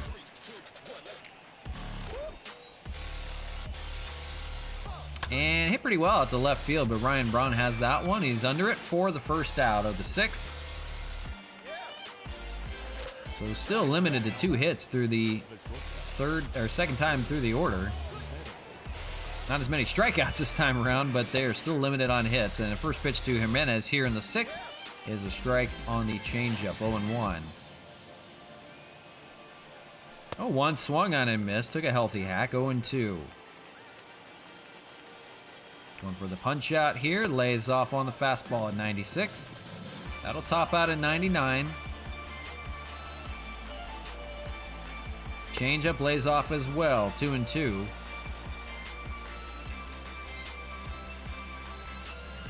And gonna be a ground ball play for Solano over there at second. Fires it over for the second out. That'll bring up Harold Ramirez. New to the Indians this year from the Marlins, 1 for 2. Singled back in the 4th. One of their 3 hits on the day. Glasnow trying to finish off the 6th inning. And popped up out there in left. Ryan Braun is under it and makes the catch. So 74 pitches for Glasnow. We'll see if he comes back out for the 5th or not. Or, excuse me, for another inning for the 7th. We'll go to the bottom of the 6th. Still leading 5-0. It'll be 8-9-1. Chad Pinder leading things off for the Expos. On deck will be Cesar Hernandez, and then the top of the order, Randy Arozarena against Cal Quantrill back out to work. First pitch for him is the ball, 1-0 out of the zone. So Expos getting it done in game 1, and that's going to be a base hit. Second hit for Chad Pinder on the day. Bottom of the order getting it done. Here is the former Indian, Cesar Hernandez. He homered to right. His first time up, he's 1 for 2 on the day. Fastball inside, doesn't take. 1-0. On deck, Randy Arozarena. He's got a home run on the day. 4 home runs on the day for the Expos. And that's hit pretty well down the right field line, and that's going to roll to the wall in the corner. And Hernandez going to round first and head for second. He's got one of his many doubles on the year, and it's second and third and threatening now. Yet again, 17th double of the year. He's among the league leaders in doubles. He likes to play pepper down that right field line off that brick wall out there. And here's Randy Arozarena. Chance to tack on a few more. 2 for 3 with that home run already. Fouls that fastball away. He was way late on that one. Home run and a double on the day for him. Good speed on the bases. They can score 2 on a base hit. That is popped up, and we'll see. Maybe they'll tag. Way out there in right field. Almost hit the wall. And they're going to send both runners, so they'll both tag, and a run comes in to score. So it's 6-0 now. Here in the 6th. Runner on third with 1 out. And almost got out by Arozarena. Almost had himself another one. 1 away, Donovan Solano, 2 for 3. Got a chance to drive in 1 here. Gonna be a ground ball play. That will score the run. And they'll throw Solano out at first. So 2 away, but another run in, and now 7-0. Just missed getting a base hit, but he'll take the sacrifice nonetheless. Here is Mark Canha with nobody on, and that's probably for the better for the Indians. 7-0 though. He's 1 for 3 with a home run. On deck is Franmil Reyes if he reaches. First pitch to Canha is going to be fouled away. 0-1. So offense getting it done yet again. Show me your true power. Oh, we'll show you true power. Here he is, Mark Canha, the Cannon. League leader in home runs, 21. 1-1 from Quantrill is fouled away. It's 1-2.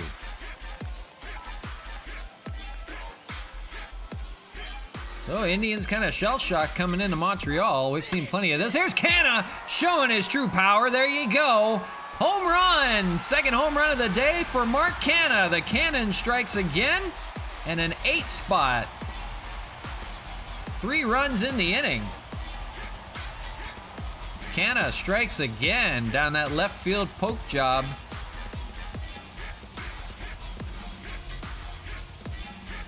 Expos breaking it open 8-0 right now. League leader in home runs, just got a few more today. Almost in the same spot he hit the first one on the day. That will do it. They're going to call in the former Expo Sean Gilmartin. He pitched a few games for the Expos before getting traded. 20 appearances for him. He's been pretty good. 4.79 ERA, 2-2 record. First man he has to face, though, is going to be Franmil Reyes, and he has a home run on the day as well. Now 5 on the day for the Expos. First pitch misses on the slider, 1-0. Franmil reaches. It'll be Gary Sanchez having a 3-for-3 day. Everybody getting it done for the Expos again, and here is a line drive base hit out to left field, and Franmil's aboard. That's hit number 2 for him. Single and a home run on the day. Team leaders in hits. Franmil running away. Got that good average. Here's Gary Sanchez. 3 for 3 on the day. 6th inning not over yet. They can't get out of it. 0-1 to Gary Sanchez. 3 singles.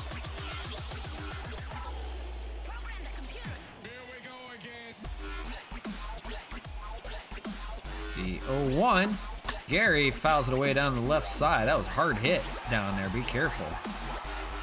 So game 1 of the 3-game series, and the Expos riding high yet again. 8-0. They love playing Labatt Park. It's like a wiffle ball game, kickball game, whatever you want to call it. They're running away. The Indians have been blanked to 3 hits off of Tyler Glasnow, so the rotation getting it done as well. Fouled away, it'll be 1-2.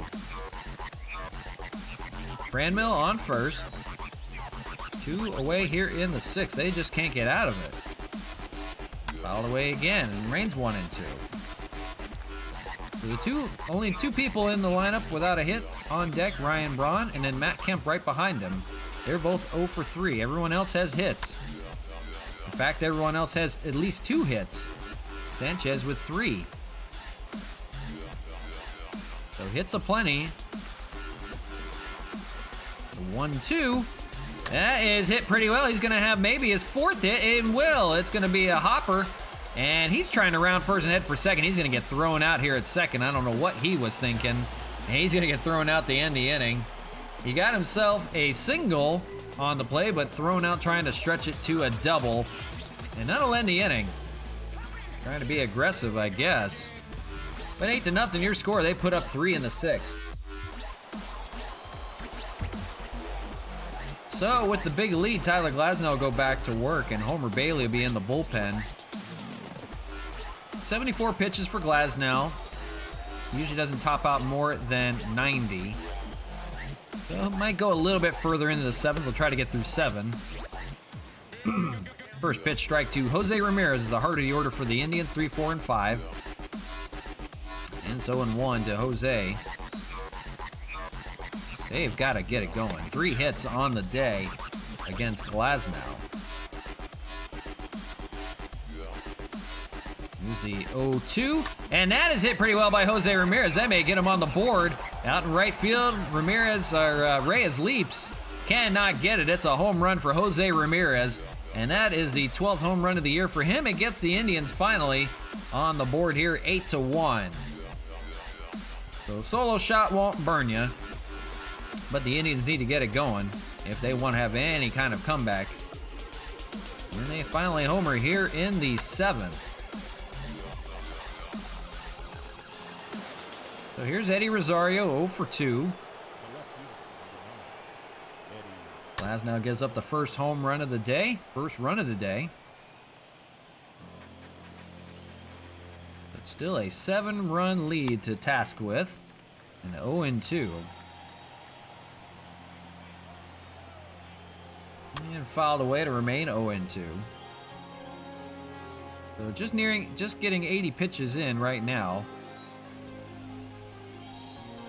Swung on and missed. He's still got a strikeout pitch going. Curveball got him. And that is number 10 on the day for Glasnow. Remember, he had 8 through the first 3 innings, through the first 9 batters, and he's kind of slowed down after that. Here's Josh Naylor. First baseman fouls it away. Almost at the bullpen there. Got to be careful with the catcher. So Glasnow trying to get out of the 7th. Swung and a miss. Will be 0-2.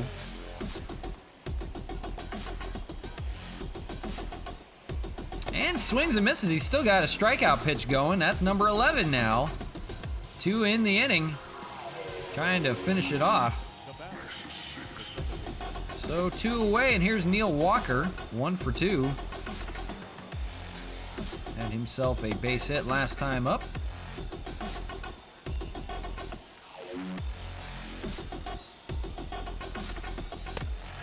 Glasnow nearing his end. He's just trying to get out of the inning.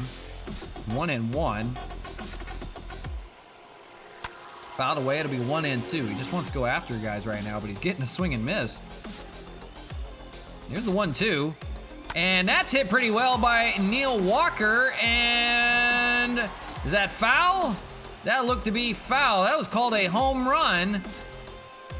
The umps better get together and look at that one because I'm not sure that was a fair ball. They're calling it a home run for Neil Walker. That looked to me like it just hooked foul at the end. We were following the shadows. Let's take a look at this one.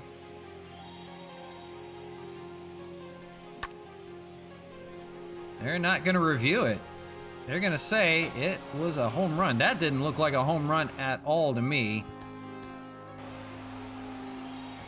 That's just me. We'll see. Hooking. And that's off the foul pole. It just nicked the foul pole. Oh my gosh. Unbelievable.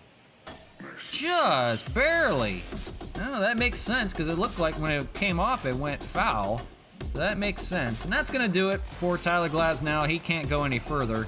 They're going to just call on Homer Bailey to finish this ball game off. They're going to come take the ball from him. He gives up 2 home runs in the inning and does leave with 11 strikeouts. So a nice little day for him. And he'll get a nice hand from the crowd at Labatt Park here. So here's Homer Bailey. Got his ERA under 1, 0.95 ERA. He's been good as an innings eater for this ball club, but more importantly, he's been a big part of that bullpen. So first man he will face is Bradley Zimmer, 0 for 2, or 2 outs here in the 7th. Leading at 8-2 now. And first pitch to him, a 92-mile-an-hour fastball. Swung on and missed, 0-1. So Indians tacking on a few hits, 4 hits now with 2 runs to boot here in the inning on 2 home runs. Jose Ramirez and Neil Walker, of all people, homering off of his former team. So got a couple former guys homering off of each other, off their former teams. Here's the 1-2 from Homer Bailey. Swung on and missed, and that ends the inning. So it's time to stretch, and we'll take a quick commercial break. We'll be right back. You won't miss any of the action. Stay tuned.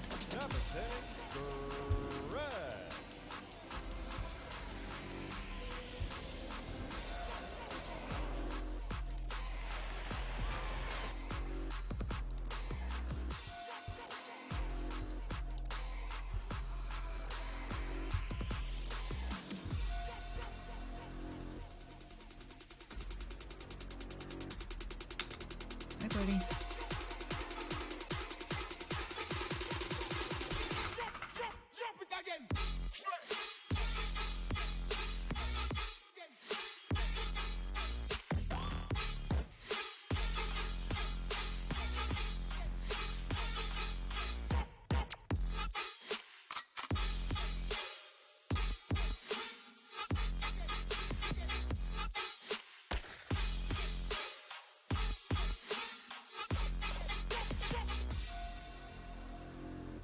And we're back to you live on Twitch. RJthe DJ back with you.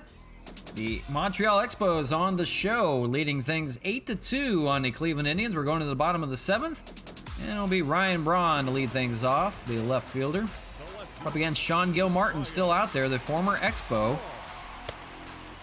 Dodger Dubs 909, what's up? Doing well. Day's going good so far. Just getting into a little bit of franchise baseball as we do normally out here. But appreciate you checking it out. We've got 2 more games on tap today. This is game 1 of the 3-game series. We did a little bit of the draft we had to start the stream. But hope you're doing well today. Appreciate you checking it out, hanging out. But yeah, hope you're doing well. Would have did better if the Dodgers had won yesterday, but that's all right. Matt Kemp standing in 0 for 3, takes a ball 1-0. How'd you like Albert Pujols? First RBI as a Dodger, first hit as a Dodger. And that's down the left field line for Matt Kemp. He's going to hold him to a single. 1 away in the 7th, they got a base runner. Yeah, it was nice to see Albert Pujols getting it done. Age 41, playing first base for the Dodgers of all things. Here's Chad Pinder. And he's got a 2-hit day on the day so far. Kemp on first, decent speed. And that's going to be up the middle, chance to turn 2, they'll see. Second baseman going to take it himself there and fires it over for the double play. So quickly erased on the Expos here in the 7th. Yeah, it was fun to see him in a Dodger jersey. He's really excited to be a Dodger. You see him like being a cheerleader in the dugout. He's talking to everybody. He was pumping up Walker Buehler. Even like that. That is actually pretty fun to see him in a Dodger uniform, just getting excited. He's almost like a coach down there. But he's still got a lot of life in him, apparently. He wants to keep playing. And, you know, if he's okay with being a bench bat, we'll take him. How many times are you going to say you have a future Hall of Famer on your bench? Heck yeah, we'll take it. That was fun. That was fun to watch him. And he'll have some good days as a Dodger, but who knows? I am surprised the Cardinals didn't make a better offer to try to get him. Yeah, he definitely encouraged his teammates. We have really stocked up on future, guys are MVPs like Mookie Betts. I mean, how many times have we seen him bulk his team up? You get him going. David Price, you know, Cy Young Award winner. Guys that just people like to be around. And it's a lot of fun. You know, that's one thing they needed. They needed to loosen up a little bit and have a little bit of fun. You know, it's been a rough patch with so many injuries going down, especially like Corey Seager. Corey Seager, thank God, is only going to be out maybe 4 to 6 weeks, which is nice to see. It wasn't as bad as we previously thought. So we'll see about that. We're getting Bellinger back after about a week of rehab. So that'll be nice to see. Mookie Betts has been struggling, I know, but you want that kind of guy on your team, though. As Roberto Perez stands in, takes a strike 0-1. 1 on, nobody out. Yeah, he's struggling, but you want that kind of guy to lead your team. So it'll turn around. You know, we've always had struggling Aprils and Mays, and then we turn it around through the summer. As you see, a double play there, 6-4-3 here in the 8th, 2 away. So it'll just take time to get everybody molding together and ready to go. I think the biggest thing, as soon as we get Bellinger back, some guys won't be thrown around as much. And Zach McKinstry will follow right behind pretty soon here, too. So that'll be nice to see. We'll get back to winning ways as we should be. Yeah, Mookie Betts is definitely your leadoff guy, for sure. But it'll be nice when Cody comes back, probably in about a week or so. He's rehabbing this weekend, as far as I know. I'm not sure where he's rehabbing, but he should be back after that. I think David Price is getting activated today, so we're getting the bullpen a little bit back together too. And called strike 3 for Homer Bailey. That ends the 8th. Nothing doing for the Indians. So 8-2 your score going to the bottom of the 8th. So we'll see. Getting her done. Appreciate the follow though. Appreciate that very much, Dodger Dubs 909. Thank you for that. We are on here Monday to Friday. We do franchise baseball. We do the Expos. We don't do the Dodgers, but we do the Expos. Yeah, a lot of people are excited for him to come back. Yeah, for sure. So we do the Expos franchise. They replaced the Baltimore Orioles in a season. We've been going through and playing as them. We're in the month of June now. We've played every game since they have started the season. So we're talking almost 60 games so far.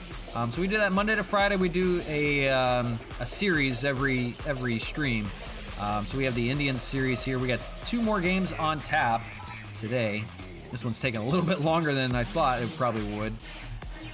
Hernandez fouls it away, 2-1. I do commentary, stuff like that on it at the same time until my voice goes out. But yeah, sit back, hang out. We got, like I said, 2 more games on tap. But yeah, it is the Expos. It's a custom ballpark that we made for them called Labatt Park. Riding high in first place, though, in the AL East. Like 12 games ahead of the Yankees, something like that. So we're doing well. I think we only have 11 losses on the year. So yeah, hang out if you like. We do this Monday to Friday, usually around the same time. But yeah, appreciate you checking it out. 2-2 to Cesar Hernandez, 2 for 3 on the day. He had that home run way back. It is a really cool stadium. We have a pool out in left field that people hang out in. The fountain's out and right. We have a 360 concourse you see out there in center field that people can walk all the way around the ballpark. But yeah, you see that slide out there. You can slide from the second deck down to the bottom level. It pools up. We take note of splash landings out in the pool out there. That swung on and missed by Hernandez, and that is the first out of the 8th. We have 15 splash landings that have landed out in the pool. We have fans that sit in the pool, so it's really cool. It's something we really had fun with. You have a river out in center field. You see a couple boats sitting out there. Nobody's headed out in the river. It's way too far away.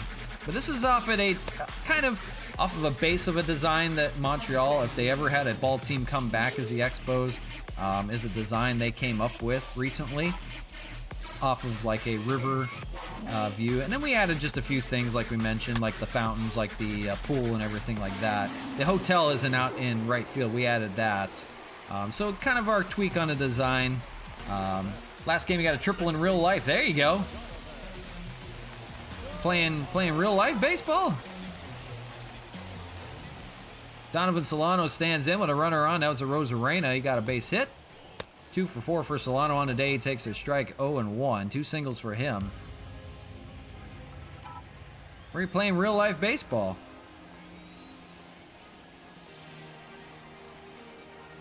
Oh, and 1 to Solano, lays off 1-1.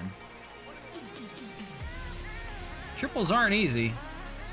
Gotta get a good shot on it too, unless, you know, it's like an infield triple where guys are just throwing the ball around all over the place. You're in single A, that's cool. So is that single A with the Dodgers, Rancho Cucamonga? Because that would be cool.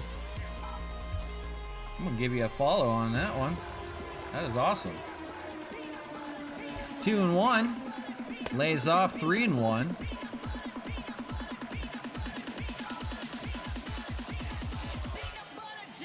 You're gonna see, if you're in the Dodger organization, I don't know if you are or not. And it's called strike 3 to Solano there. Or no, he walked, I'm sorry. Walked there. First and second. If you're in a Dodger organization, you're gonna see a few guys on rehab come up shortly. And you're talking about Bellinger. So is that single A with the Dodgers then? Hopefully getting a call to double A soon. That'd be awesome. We'll have to get you in the game. Have to get you on the show with the minor league rosters.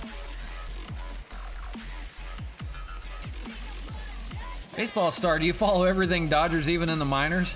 Yeah, pretty much. Pretty much. That's up the middle for Canna, and that's going to be a double play. 4-6-3 to end the 8th, so nothing doing for the Expos. And we'll go to the 9th. They're going to try to finish this one off. 2, 3, and 4 for the Indians coming up. Yeah, I mean, I used to work for the Dodgers. You know that. I've talked about it before. I used to be a bat boy in their spring training home in Florida years ago. I live out here in Arizona. I go to spring training with the Dodgers all the time. Homer Bailey in for the 9th. First pitch he sees to Harold Ramirez. That's going to be caught out there by Randy Arozarena for the first out of the 9th. But, yeah, I've mentioned before, I've worked in baseball for quite a while. I don't this year. I've worked in a few sports places. But for a lot of years in Florida when the Dodgers had spring training in Vero Beach, I worked out there. I used to live out in Florida, and then they moved out here to Arizona. I followed them out here. A few years ago, I moved out here. I worked out here for them in spring training as well. But we worked in there when they had single A in Florida. I worked for their single A team. Did a few things for them, but first job when I was 15, I was a bat boy. Play shortstop, all right. So I'm assuming that's Rancho, and not, oh no, they switched High A and Low A this year. High A is in Great Lakes in Michigan. That's right. Great Lakes Loons, and then you have, I think Low A now is the California League. Rancho Cucamonga Quakes. That's caught out there by Reyes for the second out. but still cool nonetheless. That is awesome. Why not try to work for him again? I could. When COVID hit, everything kind of hit the fan. Even this year, they limited how many people were working this year, so something I just didn't decide to do. My friend Jared Kalenic got called up, to the Mariners. That was a big deal. Yeah, that's awesome. That is hit pretty well out to left field. Was that Rosario?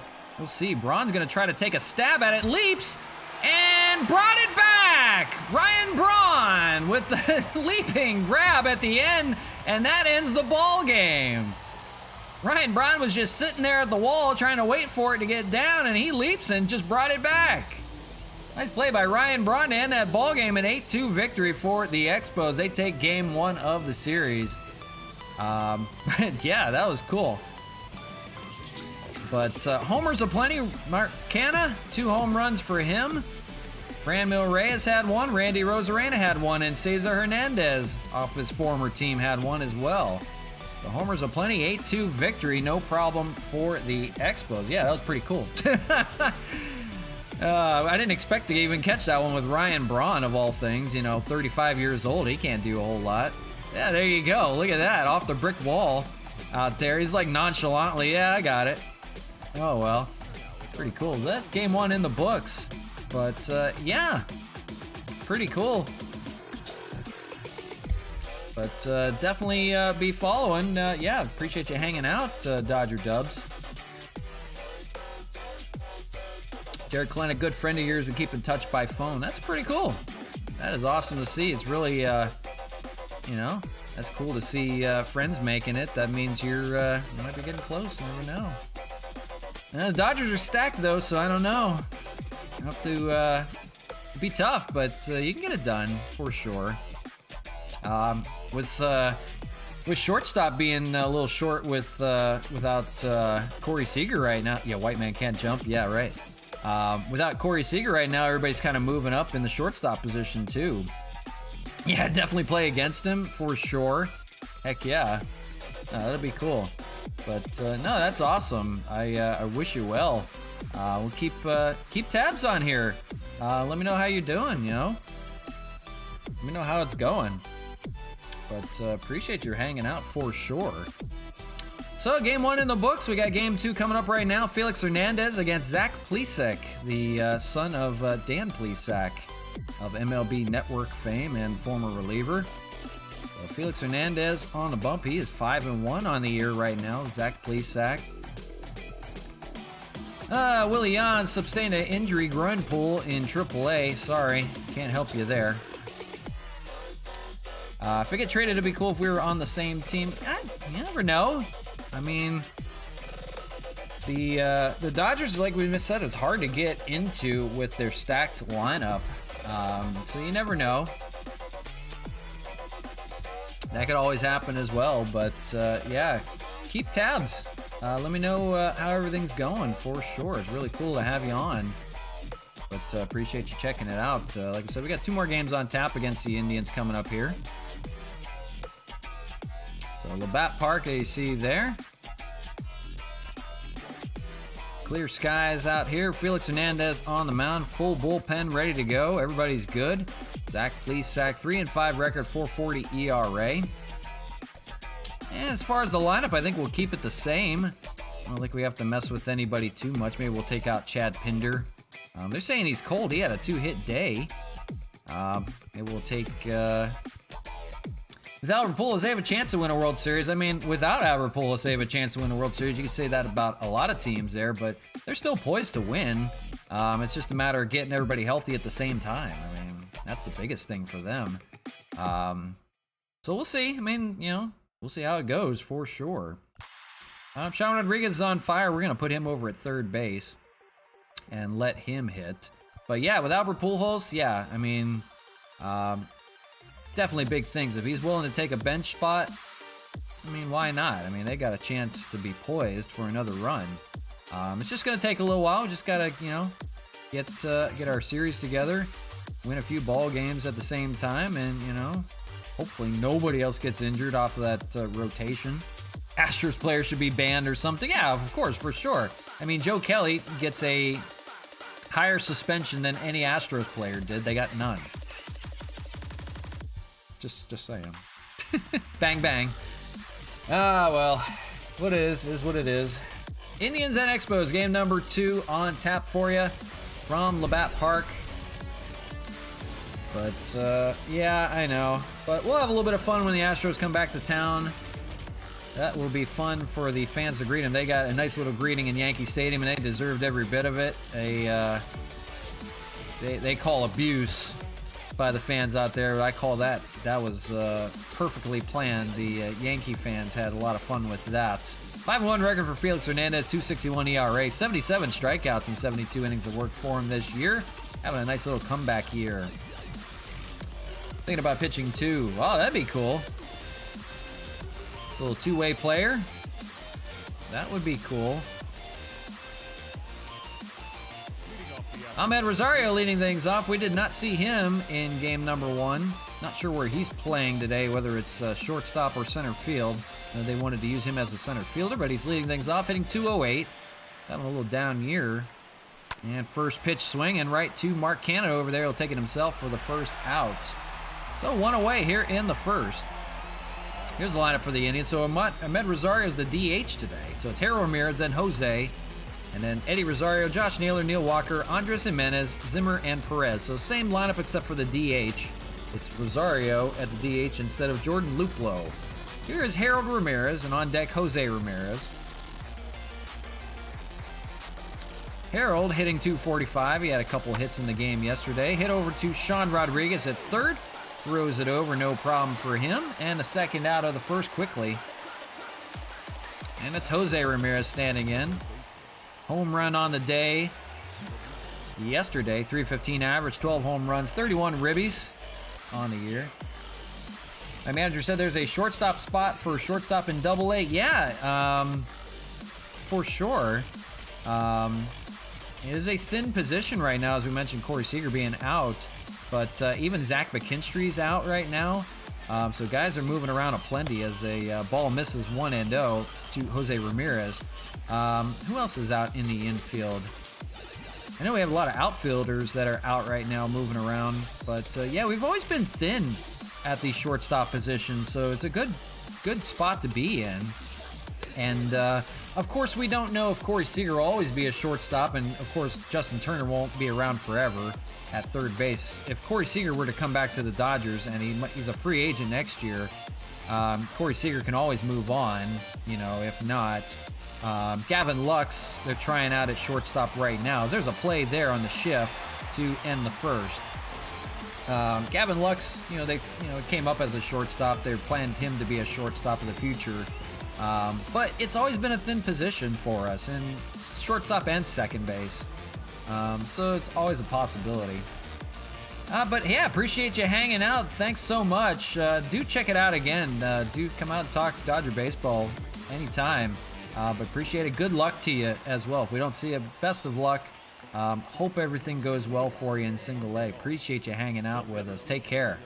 It was awesome. Here's Randy Arozarena leading things off for the Expos, hitting 257 on the year. Had a home run yesterday.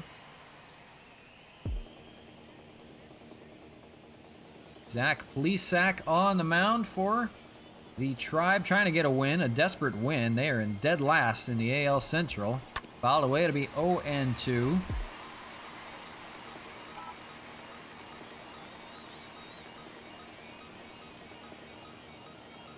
After him, it's Donovan Solano and then Mark Canha. 2 home runs on the day yesterday. The cannon coming.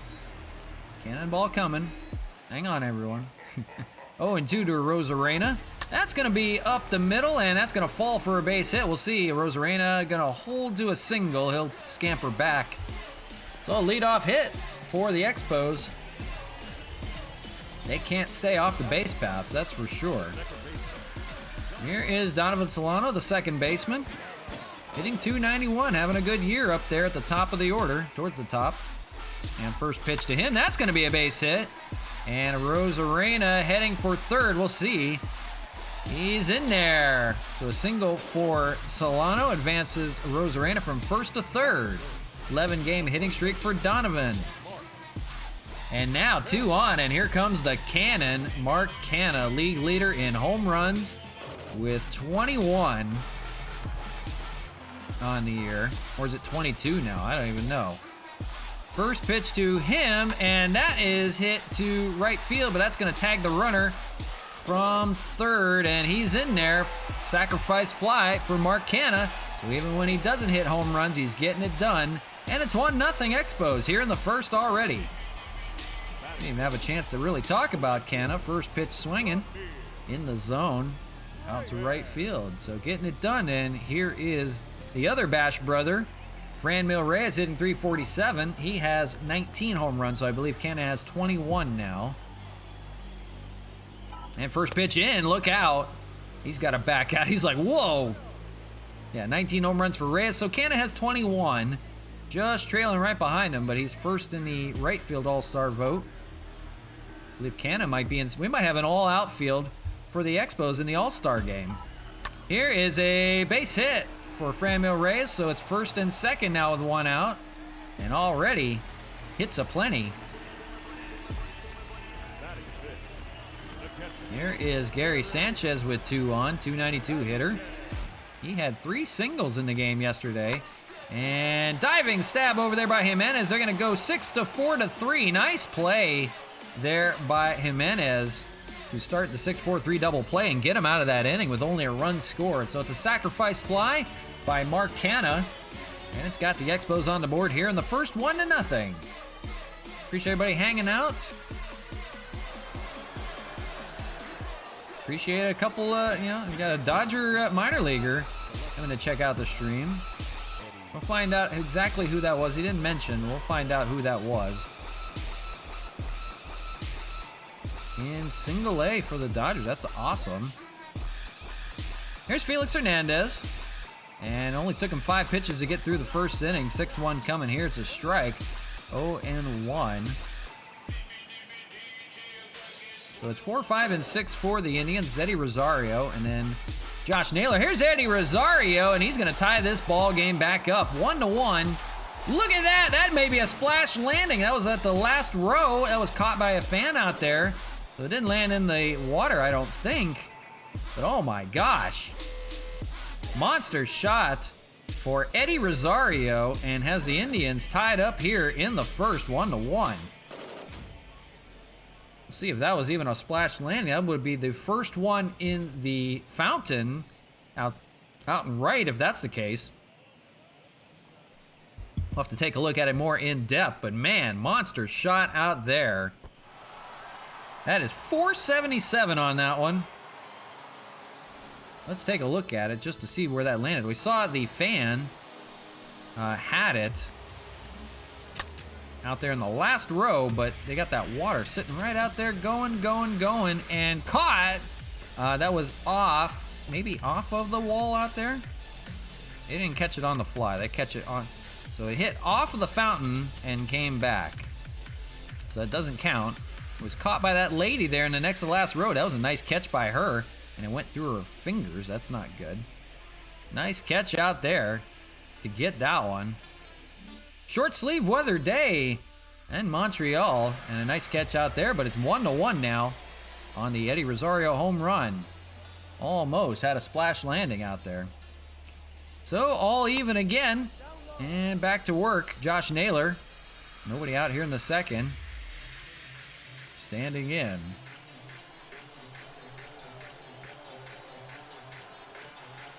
We'll see what kind of day the Indians have in store. They're trying to get back after losing 8-2 in game number 1. Felix winds and deals, fouled away. It'll be 2-1 to Josh Naylor, the first baseman on the day. On deck, Neil Walker, the former Expo. He homered yesterday, fouled away. And then you have Andres Jimenez. Here's the 2-2. Curve ball, and it's fouled away. It'll remain 2-2.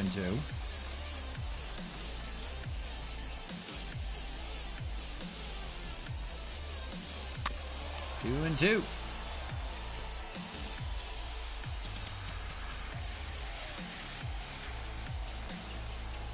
That's hit pretty well out to center field. We'll see Rosarena running in and makes the catch. No problem for him. And that's the first out of the second. Defense for the Expos, Braun, Rosarena, and Reyes. Sean Rodriguez gets the start at third for Pinder, Hernandez, Solano, Canna, and Sanchez. Here's Neil Walker, the former Expos we mentioned. Had a few stints early in the year for the Expos when they were just building the team. And he was traded in that big trade. They brought Franmil Reyes and Cesar Hernandez and Nick Whitgren over. Neil Walker, 240 hitter, 8 home runs, 14 RBIs, having a good year. Switch hitter hitting from the left side. He homered in the game yesterday. He had 2 hits. They have the shift on for him right now. Here's the 1-0, swung and missed, 1-1. So just getting underway from Labatt Park. Game number 2. We have one more on tap for you, so sit back, relax, enjoy that. 1-2, and that's popped up. Felix is going to take it himself because the shift was on. Nobody was even over there. Closest man is over at shortstop. That's Rodriguez that was shifted over. So Felix Hernandez takes it no problem himself for the second out. Here's Andres Jimenez. The shortstop bumped down to the 7th spot in the order. He was leading off yesterday. And first pitch to him hit pretty well to right field but foul. So what kind of day will be in store today? Is it going to be a little more back and forth, or is it going to be all Expos from this far on? Strike in there, 0-2.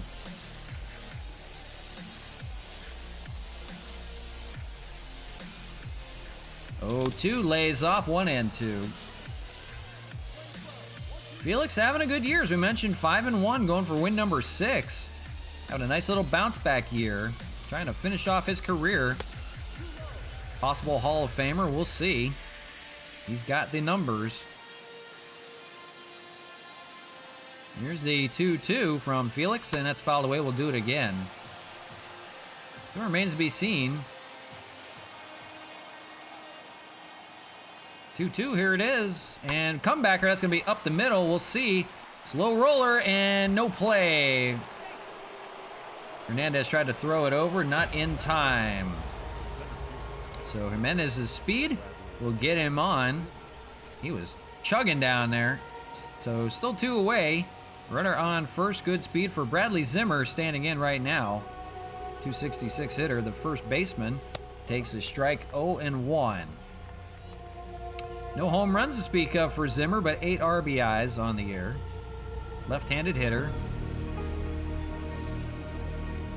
Takes an 0-2 down the middle with the changeup. And we'll see if Felix can get out of it here. Runner staying put and swung on and missed on the sinker down the middle. And that'll end the second, so nothing doing. But the Eddie Rosario home run does get the Indians on the board. Monster shot to right field. And it's tied at 1.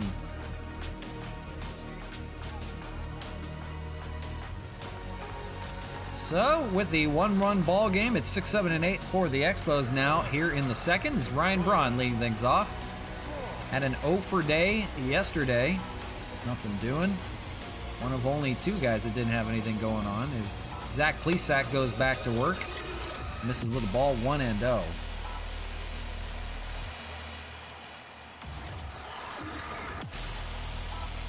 Ryan Braun's got a pretty well shot out to left center. We'll see if that stays in the yard. It will. That's caught by Bradley Zimmer out there for the first out of the second. Defense for the Indians, Rosario, Zimmer, and Harold Ramirez, Jose Ramirez, Andres Jimenez, Neil Walker, Josh Naylor, and Roberto Perez catching. Here is Matt Kemp. We mentioned an 0 for on the day for him, 318 hitter though. Takes a ball, 1-0. Second now in the left field all-star vote, so we'll see if he can regain the lead. He had the lead yesterday, and now he's lost it, apparently. So get Matt Kemp some more votes. That's going to be a base hit in the right field. He'll have his first hit of the day. Coming here in the second, 1 away and 1 on. Get that man some votes. Get him in the All-Star game, folks. Here is Sean Rodriguez, and maybe you should get him in the All-Star game too as a utility man. He's hitting .367. And fouled away. Granted, it's not official. 98 at-bats for him, but 36 hits. I mean, that's pretty good. Almost 100 at-bats, and he pops it up here in foul territory. Naylor is under it, and he makes the catch for the second out. And here's Cesar Hernandez. He's definitely leading the All-Star vote at second base, even though he's a shortstop. His primary position is second base. Hitting .311. He homered in the day yesterday against his former team. And that's going to be a ground ball on the first pitch. It's going to be to second. And a play there to end the inning. So Neil Walker makes the play, and that ends the second. Nothing doing for the Expos. We'll go to the top of the third. Still 1-1 tie.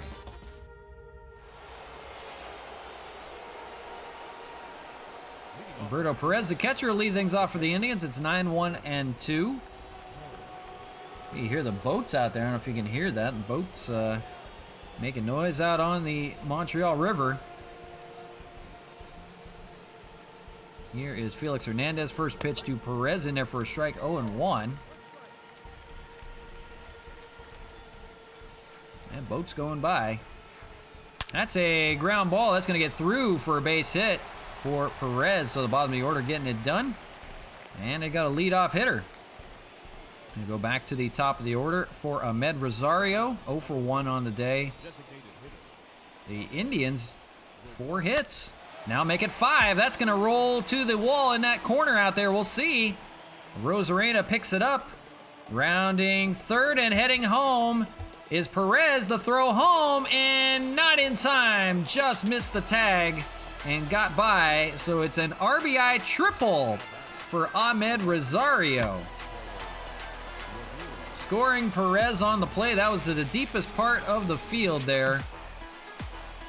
Ahmed Rosario and his speed gets on third with a triple. He was tailing right behind Roberto Perez. He was so slow. And now the Indians take the lead 2-1. And now a runner on third, chance to get another run in. Here is Harold Ramirez, 0 for 1. Takes a ball, 1-0.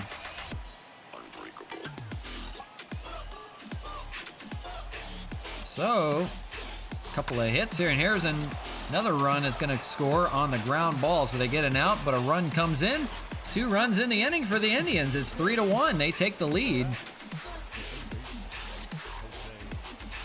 On an RBI triple by Ahmed Rosario and a force out to score the run. Here's Jose Ramirez, 0 for 1. Shift is on for him now with nobody on. And Felix having to deal a little bit. Some adversity here. The Expos, as we mentioned, have won their last, I don't know, 1, 2, 3, 4, 5, 6, 7, 8, 9 in a row. So haven't faced a loss in a while either. Trailing here by 2, fouled away by Ramirez. It's 0-2. Plenty of ball game to play here. Just the top of the third. And we know what the Expos can do at any given time, so hang tight, folks. Swung on and missed by Jose Ramirez. Second strikeout for Felix. And here's Eddie Rosario. He had that monster shot. Nobody on here, 2 away. He can go after him this time. He had that monster shot. Almost hit the fountains. We've seen 2 balls hit off the fountains, but not in the water, so it doesn't count as a splash landing. We have not seen a splash landing yet on the water in right field, just at the pool in foul territory in left. 1-1 to Rosario, the former Twin. He's a basher, all right. He hits it up the middle, and that is going to get by Braun and roll to the wall. He may have a double or a triple here. Rounding second, he's going to stop there. Can't lose to the worst team in the league. Yeah, apparently. It is what it is. But beat the shift there on Ryan Braun, and he had to run a long way to corral that one. So Eddie Rosario on again. Runner on second, 2 away. Here's Josh Naylor.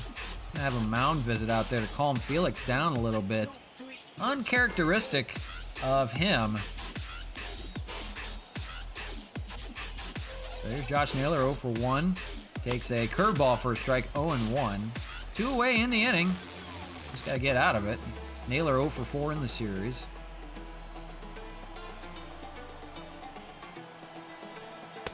And second one, swung on and missed, 0-2.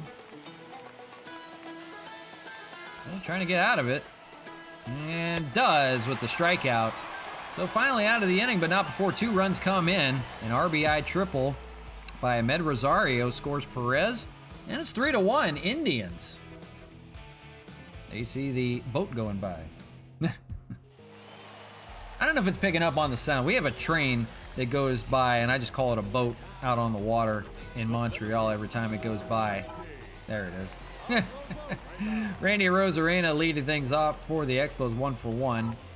And he swings and misses at the first pitch at 0-1. I don't know if you guys can hear it or not. Every now and then, the train will go by. Swung on and missed, it's 0-2 quickly. Zach Plesac, 16 pitches through the first 2. Didn't take him much. He's only given up a run so far. That is fouled off the wall there and there. Not a splash landing. So 0-2. And that's going to be through for a base hit. Rosarena will lead things off again on first. Second hit for him. Oh, we'll see if we can get it going here. Donovan Solano, 1 for 1. Getting their share of hits. Just a run so far. 1-0 to Solano. He singled back in the first. On deck, Mark Canha. The Cannon. Cannons are quiet today. So far. 2-0. And hit pretty well out to left field. We'll see. That's going to be caught out there by Rosario. And 1 away for Mark Canha. So Canha had a sacrifice fly. He still scored a run, even when he's not hitting home runs. Back in the first inning. That has been the only run for the Expos so far. He's got a runner on here, a chance to tie it up if he wants. Fouled away, he'll be 0-1. Mark Canha has grounded into 10 double plays this year as well, so they know how to play him with a ground ball. Lays off 1-1 on the fastball. Rosarena on first, good speed over there. Even a base hit could bring him home. Foul away will do it again. 1-2. Canha league leading 21 home runs, 45 RBIs on the year. Lays off 2-2, and he's much more patient since that road trip. Had a few walks to mix in there too. That is up the middle. That's going to be 11. No, it's not. I was going to say it was going to be 11 double plays, but they can't make the play. Jimenez bobbles it, and that's going to be a base hit for Canha. You give him a base hit with his speed. So first and second now for Franmil Reyes, and he's 1 for 1 on the day. He's got a chance to get his team against his old team up in front. Tying run on the bases. Fouled away. The 0-1. Winning run at the plate. There goes the boat again. Singled back in the first. 3 for 5 in the series with a home run.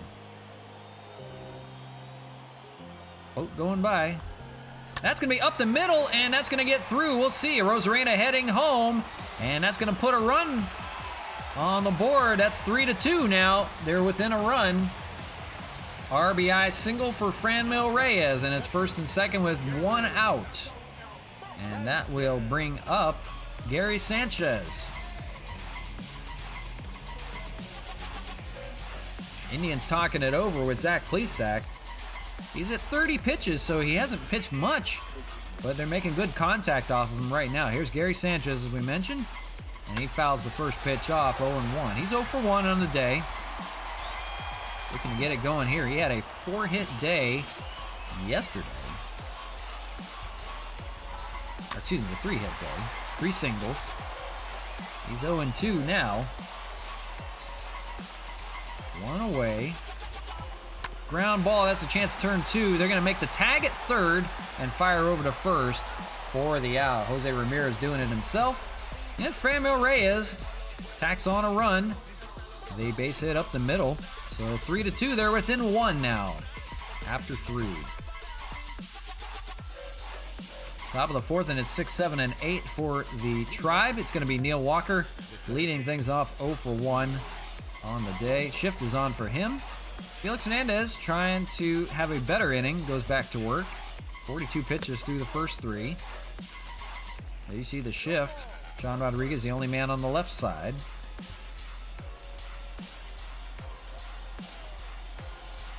Here's the 0-1. In there with a changeup 0-2. On deck, Andres Jimenez and then Bradley Zimmer. That is hit pretty well down the right side, but foul. So what the Indians have in store in the 4th, we will see. And it's going to be a strikeout to start it. Swung on and missed. Felix Hernandez has his 4th strikeout of the game. 1 out here in the 4th. And it's Andres Jimenez, 1 for 1 on the day. First pitch to him, fouled away. Jimenez had a single back in the 2nd. Indians doing much better hitting today than they have in the first game of the series. Swung on and missed 0-2. Took a healthy hack at that. It is 3-5-0 for the Indians, 2-7-0 for the Expos. How did he get all that hair in that hat? Felix Hernandez, nice head of hair. Just like sat in there. Andres Jimenez, 0-2.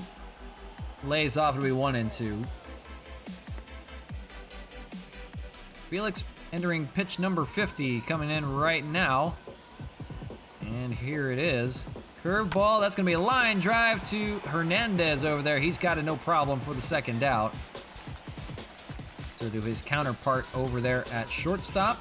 2nd out of the 4th. Here's Bradley Zimmer, the first baseman, 0 for 1 with a strikeout and 0 for 4 in this series so far. Felix looking for a better inning here. Swung on and missed 0-1. Like to keep his guys in the game for sure. He takes a bunt play to Zimmer. Never seen a first baseman bunt, and he's on with a bunt single. I have not seen a first baseman bunt in a long time. And he gets on, and he's got good speed. And that's probably why. Good wheels over there at first. Here's Roberto Perez, 1 for 1. He singled and later scored on the RBI triple by Ahmed Rosario on deck. So the Indians striking again. They've got a runner on here with 2 away. And curveball in there for a strike, 1-1. You'd like Hernandez to at least go 5. The bullpen is fresh and ready to go. Only man they have used is Homer Bailey. Here's the 1-2. Fouled away. It'll be 1-2.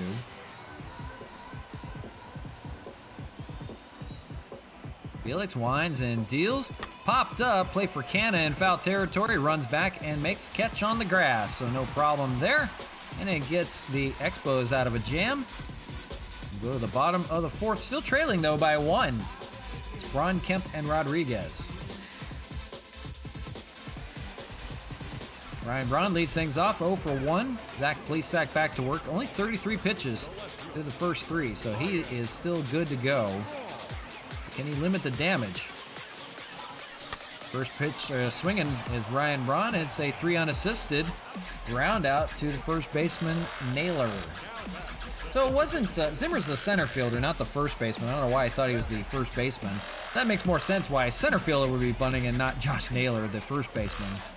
Sorry, I confused that. That makes more sense. Here's Matt Kemp. And he lays off 1-0 on the first pitch. He's 1 for 1 on the day. That makes more sense. The center fielder was bunting, not the first baseman. Ground ball play for Neil Walker over there, no problem for him. The veteran makes the play. And 2 away here in the 4th, moving quick. Here's Sean Rodriguez 0 for 1. Plesac firing away at fastballs, and guys are trying to hit it. Lays off on the changeup 0-1. If anybody reaches, they'll be at the bottom of the order. Cesar Hernandez. Lays off 1-1. Rodriguez, this is his 100th at bat, 36 hits. In the Expo bullpen, careful down there.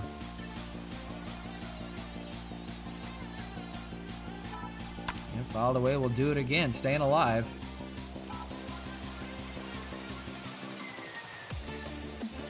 The 1-2. Popped up and fouled.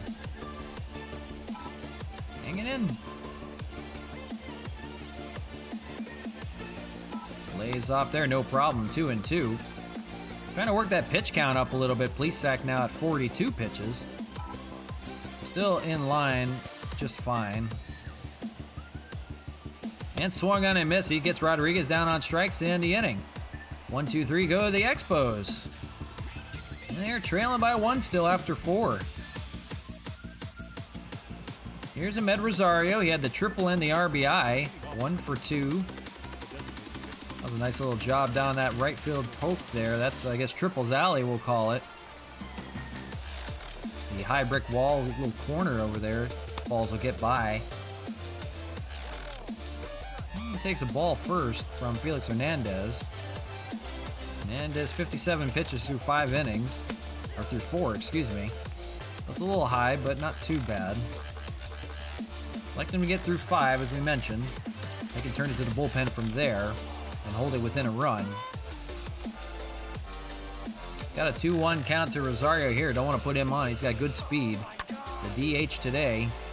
2-2. On deck would be Harold Ramirez and then Jose Ramirez. Ground ball play. He's got to hurry. Hernandez will fire it over to first and got him in time. Nice play by Cesar Hernandez. And 1 away. Here's Harold Ramirez. 0 for 2 with 2 groundouts, 1 for 6 in the series. On deck, Jose Ramirez with a home run on the day. Foul by Harold. Went right through a guy there in foul territory. Hope you put your spleen back together. Fouled away on the left side off the dugout. Careful. Oh, that was the right side. I don't even know my left from my right. Oh my gosh. Swung on and missed by Harold Ramirez.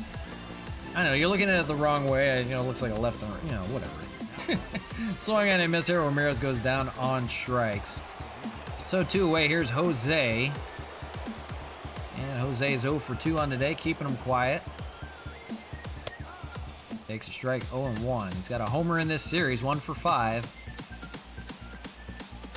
That's the only hit he's had. Lays off 1-1. If he can reach, we'll see Eddie Rosario that has a home run today. Lays off 2-1.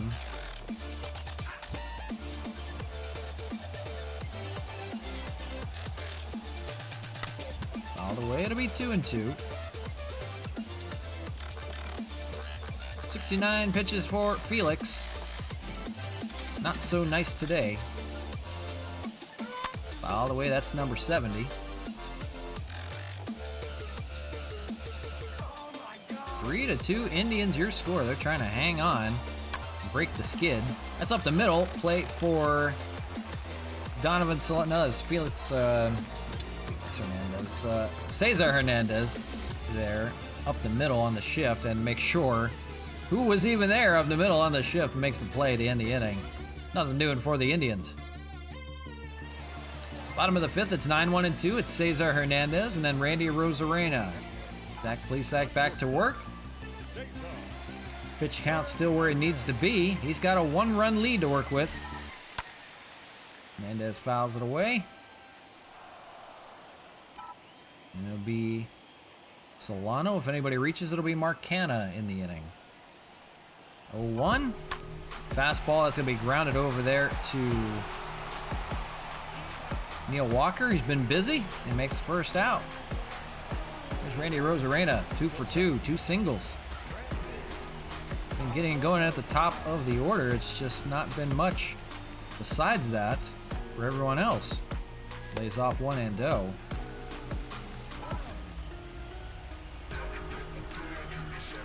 So much quieter, 2 runs for the Expos today. Ground ball play for Jimenez at short and makes the play. Gets the speedy Arozarena in time for the second out.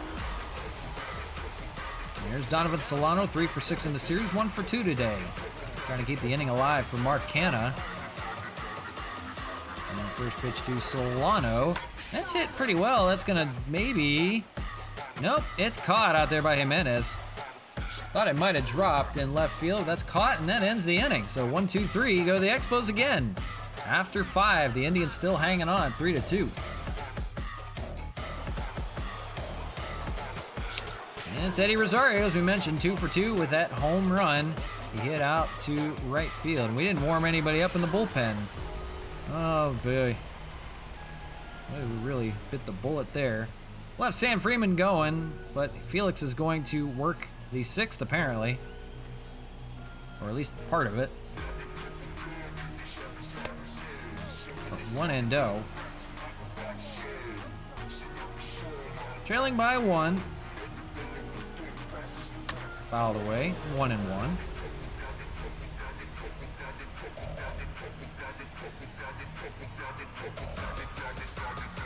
1-2.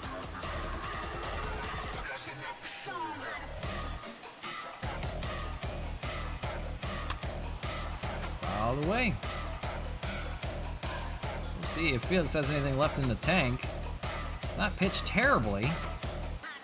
Giving up 3 runs, and there's another one. Home run, Eddie Rosario, and that one off the fountain. We saw that one there again. That might end the day for Felix.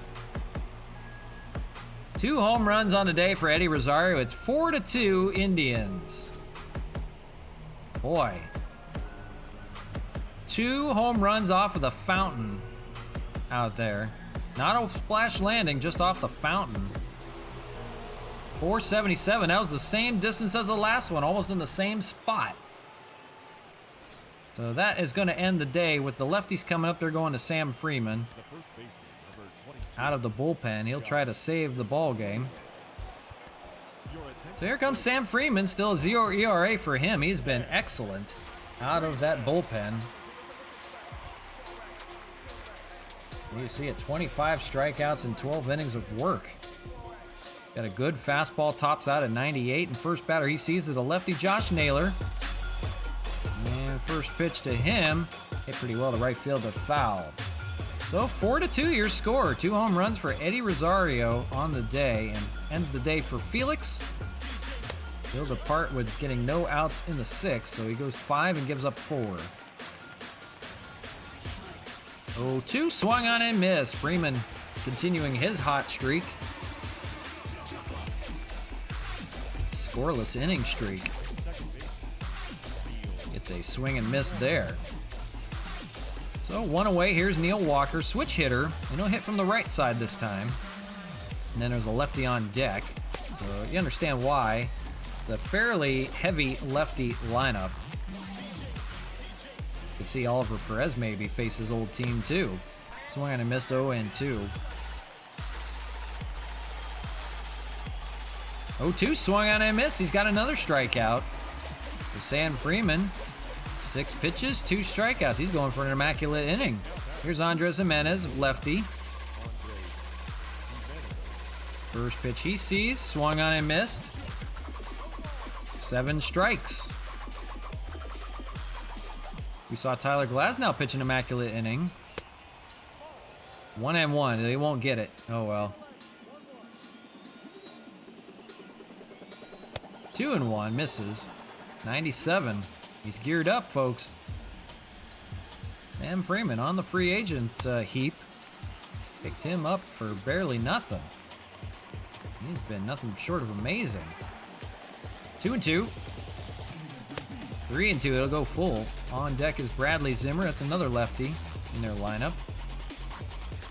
There's the 3-2. Fouled away. We'll do it again.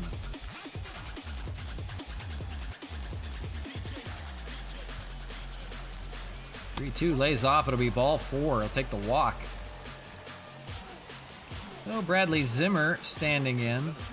And they're going to get the righty Nick Whitgren going. Now there's some righties in the lineup. He'll probably pitch the next inning. Zimmer 1 for 2. And takes a strike 0-1.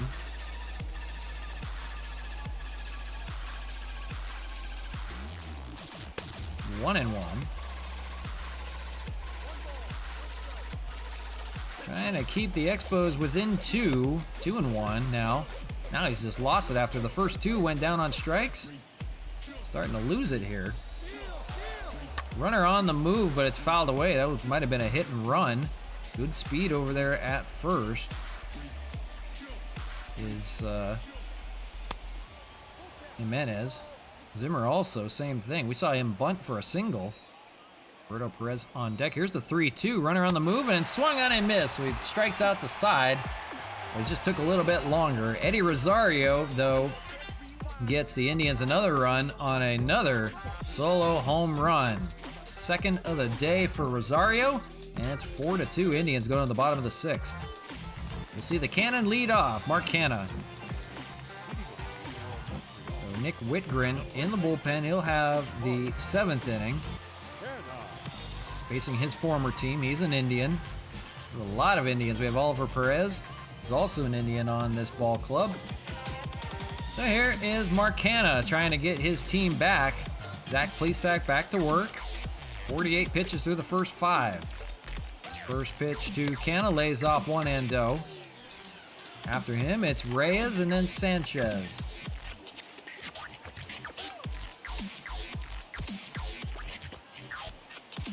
That is hitting the gap and going to be caught by Zimmer out there in center for the first out. Just didn't have enough to it.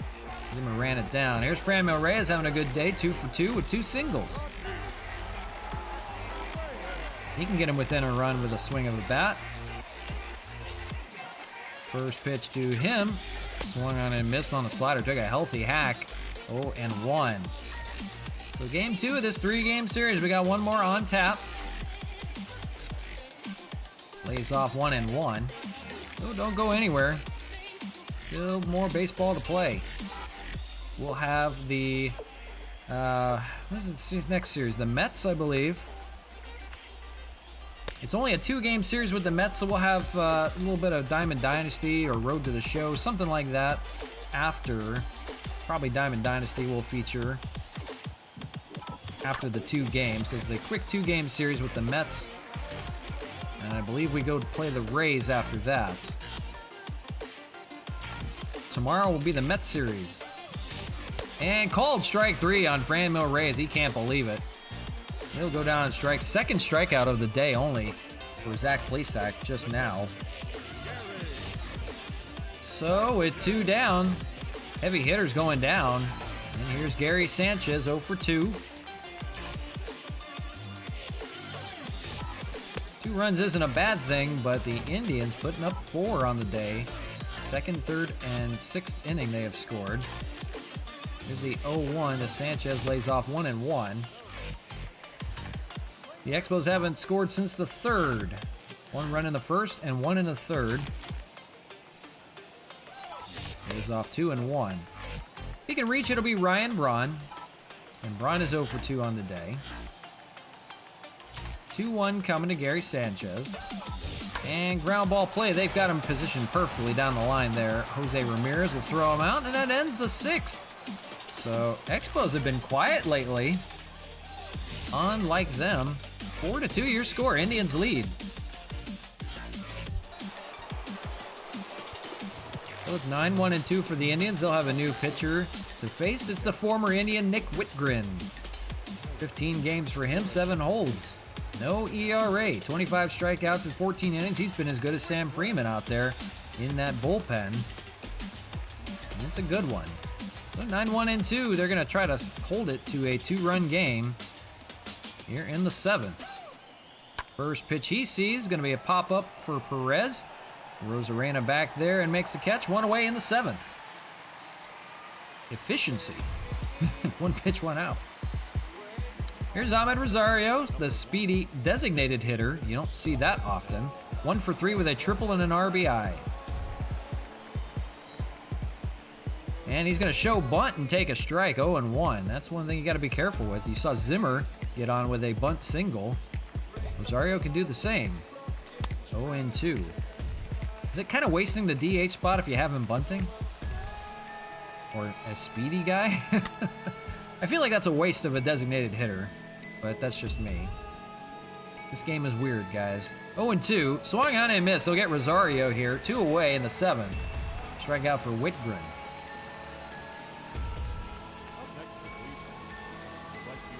So here's Harold Ramirez, 0 for 3. They've kept him quiet, and if he reaches, it'll be Jose Ramirez. He is on deck. 1-0. He struck out last in the 5th inning. Did Harold. No relation to Jose. Swung and missed. 1-1. Whitgren firing out of the bullpen. Pop up to right field, and Franmil Reyes is under it for the 3rd out. It's time to stretch, so we'll take a quick commercial. We'll be back with the bottom of the 7th here shortly. Don't go away.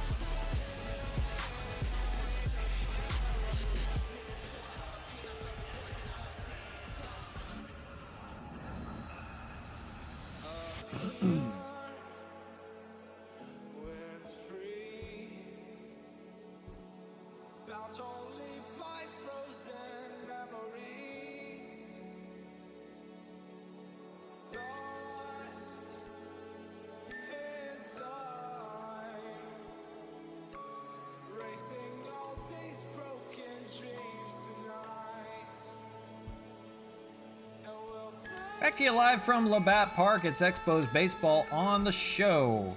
The Indians series, game 2 of this series. The Indians out in front right now. By a score of 4-2. 7 hits apiece on both sides, but the Indians taking the advantage right now. Bottom of the 7th, it's Ryan Braun leading things off. Zach Plesac still out there. 59 pitches through 6 innings. Looking good. And that's saying a lot when you're at Labatt Park and you try to win. They have the bullpen going. Karinchak is a good one. Brian Shaw also pretty good out of that bullpen. So we'll see. For the Expos, they have the bullpen going as well. It's Tim Collins. Pop up for Ryan Braun. Pretty well hit out the center field, but that's going to be caught out there by Zimmer. That's first out of the 7th. So they're running out of outs. If they want to get back into this, Matt Kemp, 2 for 6 in the series, 1 for 2 on the day with a single. On deck is Rodriguez. Sean Rodriguez. Kemp, pretty good hit to left center. We'll see. That is gone. They're within a run.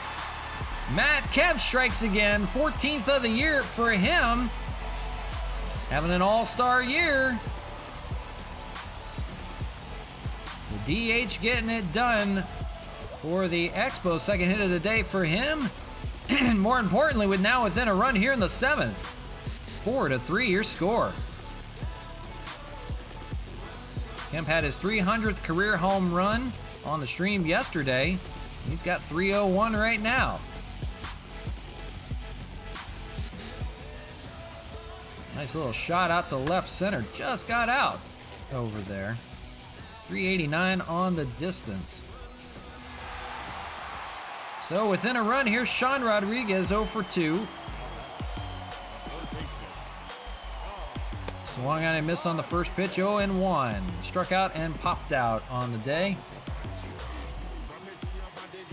On deck, Cesar Hernandez. Bullpen, they're going to get Oliver Perez. A pair of lefties out there, so one of the two will come in. Probably one if there's in the lead, the other if they're losing. John Rodriguez will pop it up to right field. We'll see. In foul territory, runs it down as Harold Ramirez. He makes the catch for the second out, and Rodriguez retired here. Here is Cesar Hernandez, 0 for 2, 2 groundouts on the day. Switch hitter from the left side. If he can reach, it'll be Randy Arozarena on deck. He's 2 for 3 on the day. Hernandez hits it pretty well out to right, but going foul. And it's 0-1. He's 0 for 5 against Plesac. 0 for 2 on the day today. Ground ball, that's going to be the third out. Neil Walker will throw it over, and that ends the inning. They do get a run back. It's a solo home run by Matt Kemp, and now within a run, they're in striking distance. 4-3 your score after 7.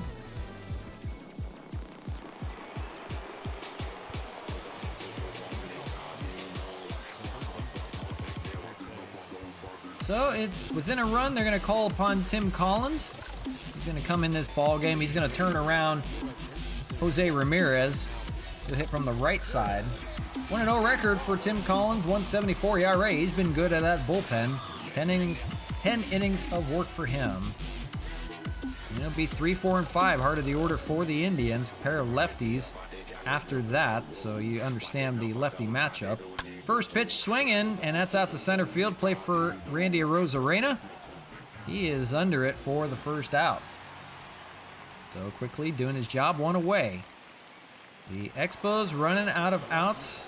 And here's Eddie Rosario, 3 for 3, having a monster day. 2 home runs on the day.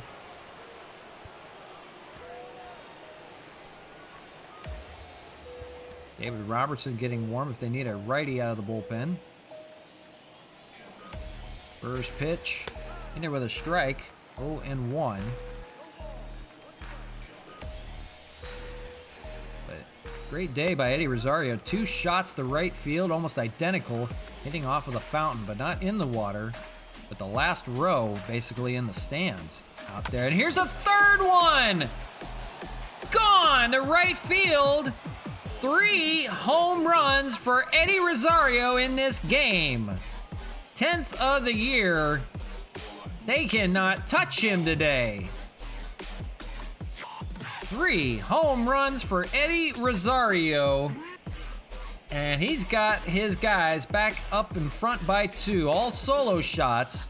But that's enough. 5-3 your score. Have yourself a day. Going off on the Expos right now. That's the first opposing team we've seen hit 3 home runs by 1 player. And here's Josh Naylor, 0 for 3. Man, did not see that coming. 5-3 Indians right now on 3 home runs by Eddie Rosario. We knew he had the power in him, but not like that. Well, 1 out in the top of the 8th. They'll try to recoup. Fly ball here. Franmil Reyes will run it down for the second out. They cannot touch him right now. Neil Walker, the switch hitter, will hit from the right side against Collins here. And in there with a strike, 0-1. So we'll see. The Expos have more work to do. And they need more than just solo shots to come back. Pop up here for Sanchez. We'll see if he can run it down. He just missed it. He fell out of the glove. It'll be 0-2. Walker switch hitter hitting from the right side. And it's going to be a ground ball play. That'll get him out of the inning.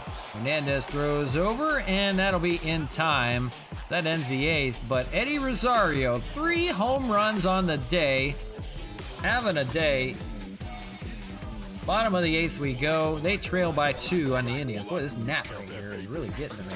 It's in the house. Oh my gosh.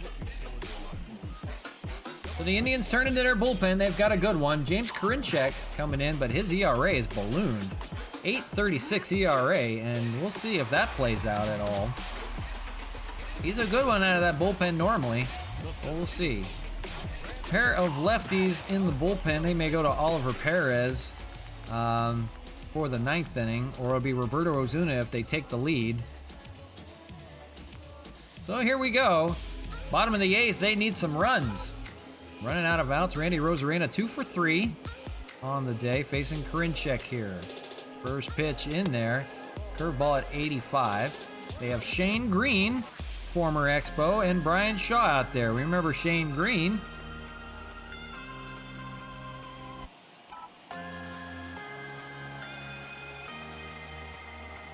A lot of guys sharing a lot of players last season. 1-1 to Arozarena. On deck, Solano. If anybody else, it'll be Mark Canha.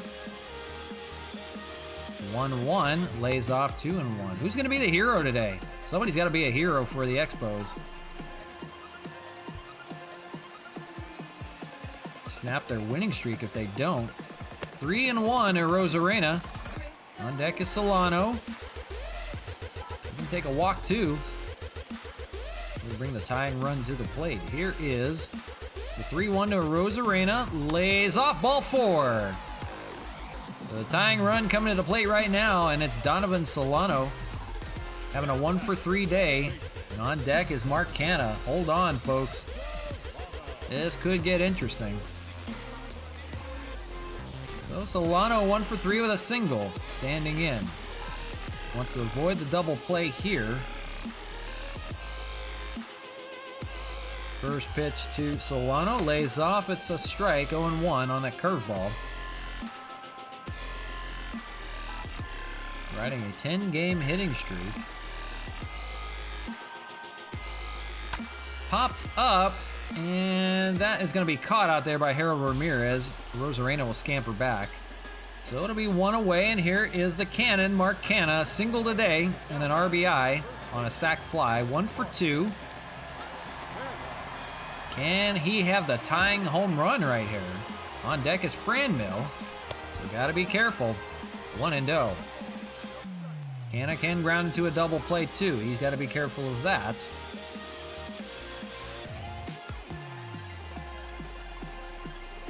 Inside, 2-0. They don't want any part of him, I don't think.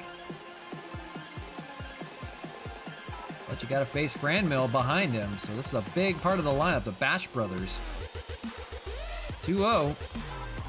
Popped up. He got him jammed on a shot to center field, and that's caught by Zimmer. 2 away. Big out number 2 for the Indians. There's Franmil, 2 for 3, 2 singles and an RBI. He's 4 for 7 in this series. Can he extend the inning or tie it up? Base hit, that's going to be out to right field, and that'll drop. So the inning continues, first and second. And now the winning run coming to the plate in the form of Gary Sanchez. Hold all tickets. Gary Sanchez, we'll see about a pinch runner. They're not going to pinch run. That's not really important right now. Here's Gary Sanchez, 0 for 3. Grounded out back in the 6th. Can the catcher get it done? Curveball, that's going to get through. They're going to send to Arozarena. He's coming home. Here's the play at the plate. Scores is Arozarena. Sanchez has an RBI single, and they're within a run again. 5-4. Now Ryan Braun standing in, and now that run at second is more important. They're going to go to a pinch runner for Franmil. They're going to call upon Jorge Bonifacio to run at second base. The tying run at second. Ryan Braun looking for his first hit right now. He could use it. 2 away, first and second, within a run. First pitch strike, curveball in there, 0-1. Braun good with runners in scoring position, but he needs a base hit to score Bonifacio. Inside with a fastball, 1-1. Expos threatening here against Karinchak. Now 14 pitches in here in the 8th. That's hit pretty well. That could go to the gap. We'll see. That is off the wall. They have a tie ball game. Ryan Braun into second with a double. It's tied at 5. Ryan Braun comes through. RBI double. It's now second and third with still 2 outs. And they're going to go for the lead right now. Tie ball game right off the wall, that high brick wall out there. Ron delivers. They're going to the bullpen. They're calling on Emmanuel Clase with a hard fastball. 3.05 ERA, 2-0 record. They need to keep in this ball game now, tied 5-5. Matt Kemp, the hitter, 2 for 3 on the day. We'll see what they decide to do. If it's tied, I would think they'll still go to Perez. If they take the lead, they'll go to Ozuna for the 9th. So the Expos wait till the 8th to come back. Here's Clase against Kemp. A base hit would score 2. First pitch. Slider misses, 1-0. Kemp has a home run and a single on the day. All he needs right now is a base hit. Clase can hit 101 on that fastball. Here's the pitch. Slider in there, 1-1. Features a cutter, slider, and a four-seam fastball. Yeah, I know. In there with a cutter at 100 miles an hour. How many times do you see a cutter at 100? Emmanuel Clase. Expos 1-2. They're trying to come back right now. Swung on and missed, and Kemp goes down, and he can't believe it. Oh, he is mad. And the Indians hang on, but it's tied now. They score 2 in the 8th. Clase gets out of the jam. So we go to the top of the 9th now, 5-5. Jorge Bonifacio will stay in the game. He replaces Franmil Reyes. He'll be in right field. And with a pair of lefties, they're calling on their last lefty out of the bullpen. It's Oliver Perez. Out of the bullpen, the former Indian facing his former team. 3-2 record, 1.15 ERA. So we still have one more game on tap, folks. This has been a good one in game 2. Expos will try to keep it tied and win it in the bottom of the inning. They've got 7, 8, and 9. It's Jimenez leading things off. He swings and misses, 0-1.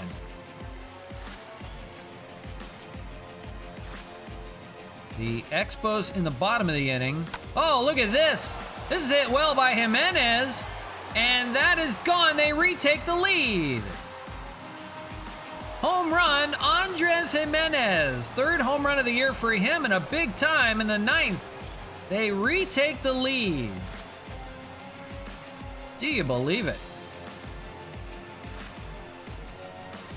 So 3 home runs by Eddie Rosario, and now Andres Jimenez taunting the crowd as he goes by. Lefty-lefty matchup. Perez was the guy for the job and left it up and got a hold of that one. 3:45 on the distance. Now 6-5 Indians. We were talking about the bottom of the inning for the Expos. They'll have Sean Rodriguez, and then I forget who else is at the order right now. Cesar Hernandez, and I think back to the top of the order. Or it's 7, 8, and 9. One of the two, I forget. Swung and a miss, 1-1. But boy, the air is left out of this stadium like a balloon. 6-5, the Indians retake the lead after tying it back up. Did the Expos in the 8th. The swing and miss there by Oliver Perez, one away in the 9th. Here's Roberto Perez facing Oliver. And he's 1 for 3.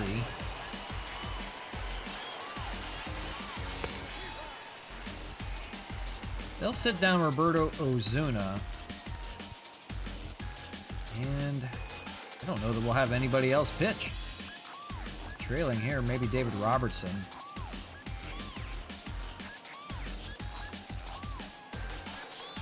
Ground ball play for Cesar Hernandez. He'll make it for the 2nd out. But they got some work to do at the bottom of the order for the Expos when they come up. And here's Ahmed Rosario. 1 for 4 and a triple. The Indians will not go down today. Ground ball play, that's gonna get through, and it's off the second base bag, and nobody's got a play on it. It just died out there at second base.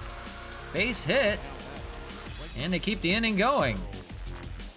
Here is Harold Ramirez, 0 for 4. If anybody reaches, it'll be Jose Ramirez. Boy, when it rains, it pours. It almost sat on the second base bag. Runner going on the pitch. Sanchez throws it down, but not in time. And Rosario's on second now, trying to keep the inning going. 1-1 the count. Oliver Perez in a jam.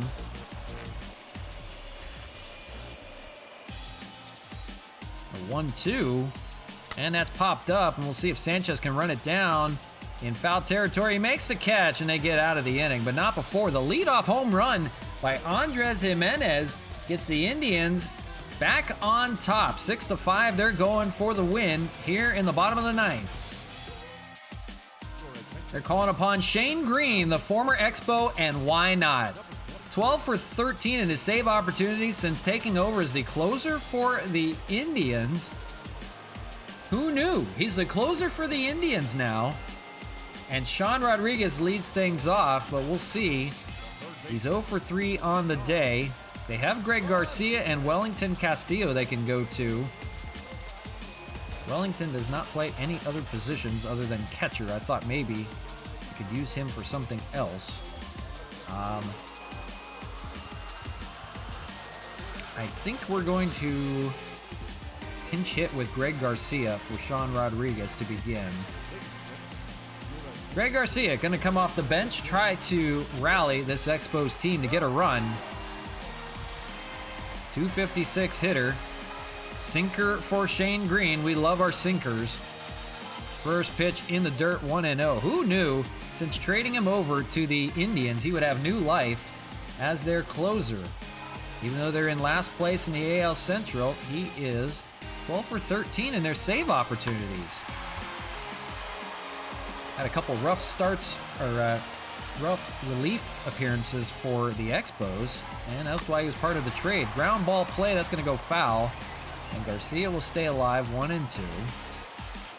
After Garcia, it's Hernandez and then a Rosarena. And they find a way to get a run back. Swing and miss here. They're going to throw him out over at first, and they do. One away here in the ninth. Shane Green going for a save. And running out of outs. Here's Cesar Hernandez. 0 for 3. Popped up in foul territory. We'll see if Harold Ramirez runs it down by the bullpen, and does for the second out. Oh my gosh. You don't want to get the second out that way. Runs it down over there in foul territory, makes the catch. They're down to their last out, are the Expos. It's Randy Arozarena. He's got to keep him alive here. 2 for 3 on the day. First pitch from Shane Green to Arozarena. A slider in there for a strike. And it's 0-1. So, what do the Expos do here? Gee, come on, Nat. Get out of the way. Look at this home run!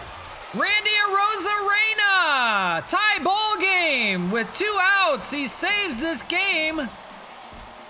Arozarena homers off of the former Expo, Shane Green. And we are tied again, 6-6. Oh my gosh. They will not go down. They were down to their last out. The Indians cannot believe it. Tied 6-6. Arozarena getting mobbed in the dugout. And now, look out. Donovan Solano comes up, and Mark Canha on deck. They have at least tied this ball game. They are going for the win now. Bullpen will have Roberto Ozuna either way. He'll be ready to go. Let's see what happens here. Donovan Solano, 1 for 4. Get out of here, Nat. It's a rally, Nat. 1 for 4. Takes a strike, 0-1. He singled way back in the first. Nothing since. 3 for 8 in the series. If he can get on, though, it'd be Mark Canna's turn. Trying to be a hero here. Lays off on the cutter, 1-1. Boy, Bedlam here in the ninth. Pair of home runs on both sides. Inside, 2-1. Don't go anywhere, folks. We've still got one more on tap after this. Unbelievably. This game just won't end. That's hit pretty well down the left side, but foul, and it'll be 2-2 to Donovan Solano.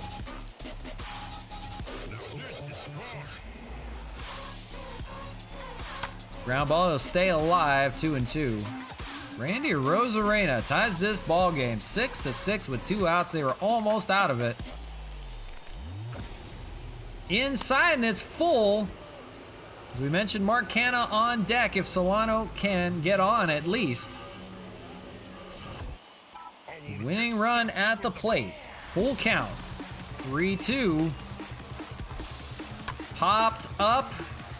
We'll see. Jimenez is back, makes the catch, and we're going to extras, folks. Randy Arozarena ties this ball game up with a solo home run in the ninth. 2 outs. Keeps it alive for the time being. The Indians will have to win it in extras if they want it now. So here we go. Greg Garcia is over at third base. The extra inning rule does apply, so Harold Ramirez made the last out. He'll be the runner over at second. The Expos going to their bullpen. They're calling on Roberto. They're not going to waste any time. It's his game to win or lose. 18 for 19 save opportunities, 1.69 ERA, 57 strikeouts in 26 innings. And he hold on. So Harold Ramirez, really good speed out there at second. They're going to try to drive him in. Here's Jose Ramirez. They've kept him quiet 0 for 4 on the day, but on deck, Eddie Rosario. And we know what he's done today. He's going for a 4 home run game on deck. More importantly, let's get to the task at hand. Ramirez fouls it away, 1-1. 10th inning. Even when the Indians try to win, they can't win in fashion. And to make it interesting, they took the lead in the ninth, and the Expos returned the favor with a pair of solo home runs on both sides. 1-2. Swung on and missed. A big out, number 1. They get Jose Ramirez, and they may just walk Eddie Rosario and not bother to face him. Eddie Rosario, 4 for 4, 3 home runs and a double, 4 for 8 in this series. On deck is Josh Naylor. They're going to intentionally walk Eddie Rosario and not give him a chance to hit 4 home runs in this game. There is no way you pitch to him at this point in time. So, they will take a pinch runner, Brian Rocchio. I believe that's how you say it. Never heard of him before. He's the pinch runner at first base, so they've got good speed for Josh Naylor. The first baseman, he's 0 for 4, and they want a double play right now to get out of this. When the Expos come to bat, because that's a ground ball foul, Donovan Solano will be the runner at first, and Mark Canna will be the hitter to lead things off. It'll be 3, 4, and 5. Graham Reyes will be on deck. Fouled away, it's 0-2. Don't go anywhere, folks. This game may end in the 10th. Here's the 0-2. Ozuna misses 1-2. That rally nat is back. 1-2. Popped up. Greg Garcia in the ball game now over at third base, makes the catch. And that's a big out, number 2. So it's up to Neil Walker with 2 outs here to get a base hit. 0 for 4 on the day. A ground out back in the 8th. Roberto Ozuna, first pitch ball, 1-0.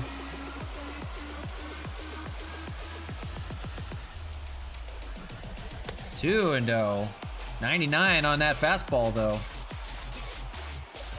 Playing dangerously. 2-0. inside, but gets it 2-1. Trying to get that last out of the 10th. 2-2 on the strike. Now trying to get the punch out. Swung on and missed. Neil Walker goes down swinging. The Indians can do nothing. In the 10th off of Ozuna, he is fired up, and now the Expos have a chance to win it with a runner on second to begin the inning. Here we go. So Oscar Mercado comes into the game in left field to provide defense. They're going to keep speed out there in the outfield. Mark Canha has a runner on second, and all he needs is a base hit to win it, or a home run will do it too. He's 1 for 3. Donovan Solano, the runner over at second. They're keeping Shane Green in the ball game. Here is Mark Canha. First pitch foul, 0-1. Even a deep fly ball can advance the runner to third. Anything to get that runner over. Franmil Reyes is on deck, don't forget. Fouled away, it's 0-2. Canha, you don't want to go down on strikes. Here's the 0-2. Fouled away, he's staying alive. Big moment in this game right now. Bottom of the 10th, they need a run to win. Here's the 0-2. Lays off, 1-2, good take by Mark Canha. 18 pitches for Shane Green right now. He's gonna try to get him through the 10th. That's hit well, that may be a splash landing. Nah, that's foul right in front of the pool. Still 1-2 fighting here. Here's the 1-2. Popped up. That's pretty well hit out there. That is gone! Mark Canha wins the ball game. Right center, it's gone. The Expos walk it off. Mark Canha does it again. Home run number 23. And in the biggest way, the bottom of the 10th, it's a walk-off winner. Oh my gosh. Homers off of the former Expo Shane Green. Mark Canha wastes no time in the 10th. A bomb out there. We thought maybe at least a sac fly, but it carried to right center. You don't see him hit it there very often. Just cleared the wall, and that's a winner for the Expos. Now they're 10th in a row. Gone. Unbelievable. Cannon for the save. Yeah, Cannonball saves it for the Expos here in the 10th. Boy, what a rally. Ties it up with a Randy Arozarena home run in the 9th. They come back in the 10th to win it. They keep their winning streak alive at 10, and the Indians are shocked. 8-6, they suffer the loss on a day that Eddie Rosario hit 3 home runs in a game. Still was not enough. The Expos just kept fighting. Unbelievable game. Roberto Ozuna gets the win. Shane Green gets the loss. Rosarena is the player of the game, 3 for 4, but why not give it to Mark Canha? Eddie Rosario 4 for 4 with 3 home runs in the game as well. Andres Jimenez has a home run. You see Kemp Canha and Rosarena had home runs in game 2. We still have one more game to play out of all of this. Boy, I don't know. I don't know how you top that.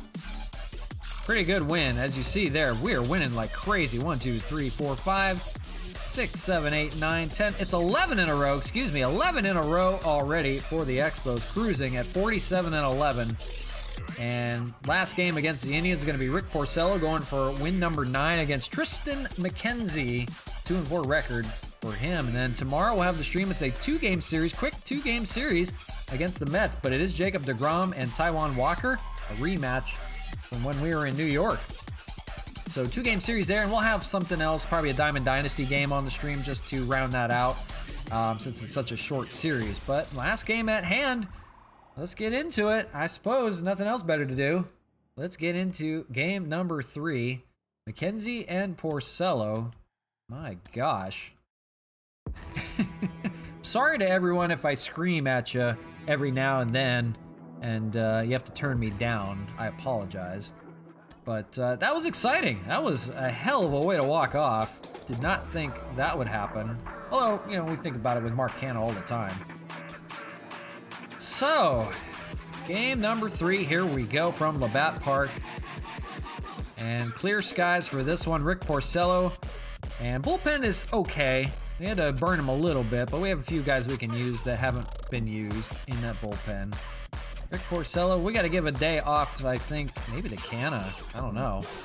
Do we give him a day off? Let's put Kemp in left field, and we'll give Mark Canha the DH spot today. We'll do that, at least for him. And then we'll give days off to Ryan Braun.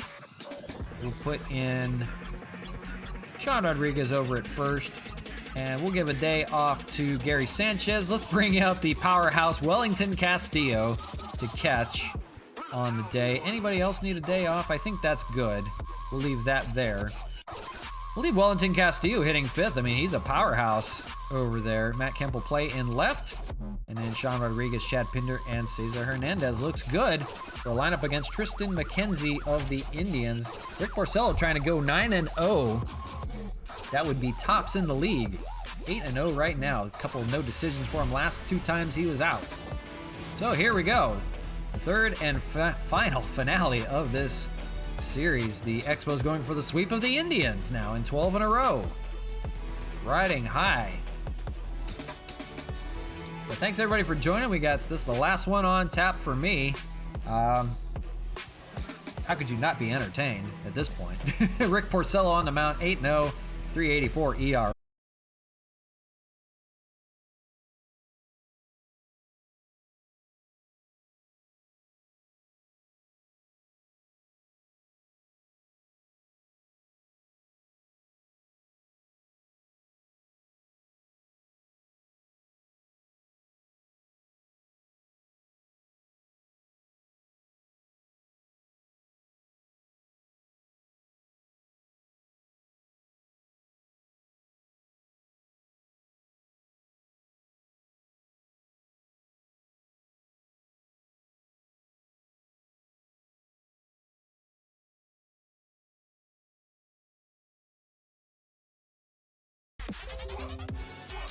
All right, apparently we're back. I apologize. There goes the internet again at the same time as yesterday. Apologize for that. We're going to make sure we're staying live on here. So do apologize for that. Looks like we're okay now. So we'll get back to it. Hopefully we'll get this third game in here. Do apologize for the stream. All right, we'll be back into it here. So there's only one pitch in, so he didn't miss anything. And here's the second one coming here. The Rosario swung on and missed 0-2. I do apologize for the stream. That is Cox Internet again, going crazy. Nothing I can do about that. So we'll see. Here's the 0-2 fouled away. Be 0-2 still. At least we didn't get disconnected like yesterday. 0-2 fouled away.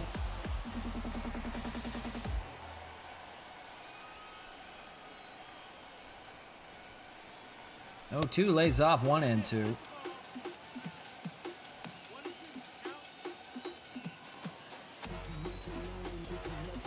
Comebacker to Porcello. He'll take it himself and gets the speedy Rosario to lead off this ball game. One away. Here's the lineup. So Rosario's the DH. Harold Ramirez, Jose Ramirez, Eddie Rosario with that big day. Josh Naylor, Neil Walker, Andres Jimenez, Bradley Zimmer, and Roberto Perez. Same lineup as yesterday. And why not? It was a good one. Harold Ramirez stands in, 237 hitter against Rick Porcello. First pitch ball, 1-0. Harold, 237, 4 home runs, 14 RBIs, and on deck is Jose Ramirez. If anybody reaches, it'll be 3 home run man Eddie Rosario. A big day yesterday, 4-for-4 day. Intentionally walked, and it was a good one. Good call in the 10th to get out of that 10th inning and then walk it off after. 1-2 to Ramirez. He hits a fly ball out to right field, and that is going to one hop off the wall And he's going to be on second, headed for third. The throw in, and he's got himself a triple. The speed pays off for the Indians. Harold Ramirez got a one-out triple, and now threatening. Here's the other Ramirez, Jose, standing in. He's got a runner on third with one out. The Indians trying to use speed to their advantage. And that's going to be a ground ball play. That's going to score a run. So Solano throws out at first, 2 away, but a run comes in. The Indians out in front here in the first, 1-0. That's a big part of their game, speed, speed, speed, as they try to rebuild. And here's the power part. Eddie Rosario, 11 for 26 in his last 6 games. Had a monster day yesterday, 4 for 4 as we mentioned. 3 home runs and had a chance for a 4th in the 10th, but they intentionally walked him. And it made to be the right call. First pitch to him here, 0-1. Shift is on. Solano in the outfield. Pinder the only man on the left side. Fouls it away, it'll be 0-2. If he can reach, it'll be Josh Naylor.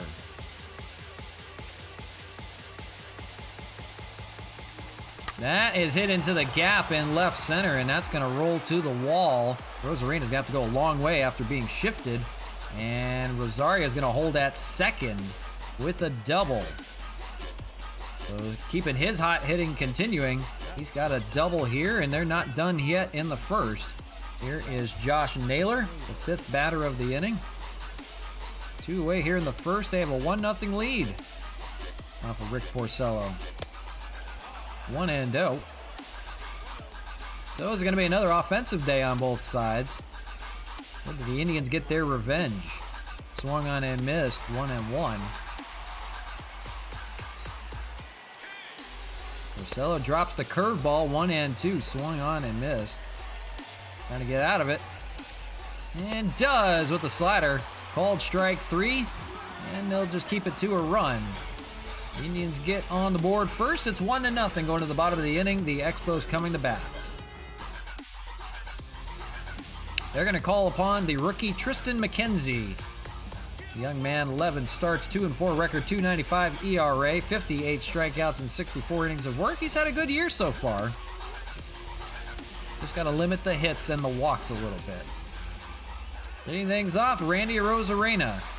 We saw with him 14 home runs, 35 RBIs. They had a home run in the 9th to keep the ball game alive, and they walked it off in the 10th. First pitch he'll see from Tristan McKenzie, and that's going to be a ground ball play for the second baseman, Neil Walker, and throws it over to first, and 1 away on 1 pitch in the bottom of the inning. Rest of the lineup for the Expos: Solano, Canna, Reyes, Castillo gets a start at catcher, Matt Kemp in left field, Sean Rodriguez at first, Chad Pinder and Cesar Hernandez rounds out the lineup. So here's Donovan Solano hitting .289. Good year for him so far, towards the top of the order. And he's got himself a base hit down there in left center, and we'll see. He's going to take the turn and head for second, and diving in there to second with a 1-out double for Donovan Solano. So Solano on board. Here is the hero, Mark Canna from yesterday. .270 hitter, 22 home runs. And he's got a fly ball out to left field. He might have another. Back-to-back at-bats and back-to-back home runs for Mark Canna, number 24 on the year. League-leading 24th home run. The cannon can't stop. He's got the Expos in front now, 2-1 already in the first. Cannonball, Mark Canna. What else can you say about this guy? Don't pitch to him. Just walk him. What a shot. He keeps it going. And now Franmil Reyes trailing in the home run race behind him. Unbelievable. Mark Canna. You can't catch him. 355 hitters. Franmil, 19 home runs. He's having a great year himself, but he just being outdone in the home run race by Mark Canna. back to his ways again. The 1-0. Fouled off by Reyes. It's 1-1. Just like that, the Expos, back and forth we go. Out in front 2-1. All offense so far. Reyes fouls it away. We're just stunned. We're in awe of Mark Canha. Fouled away. Remains 1-2. He can do no wrong. Even his outs are loud.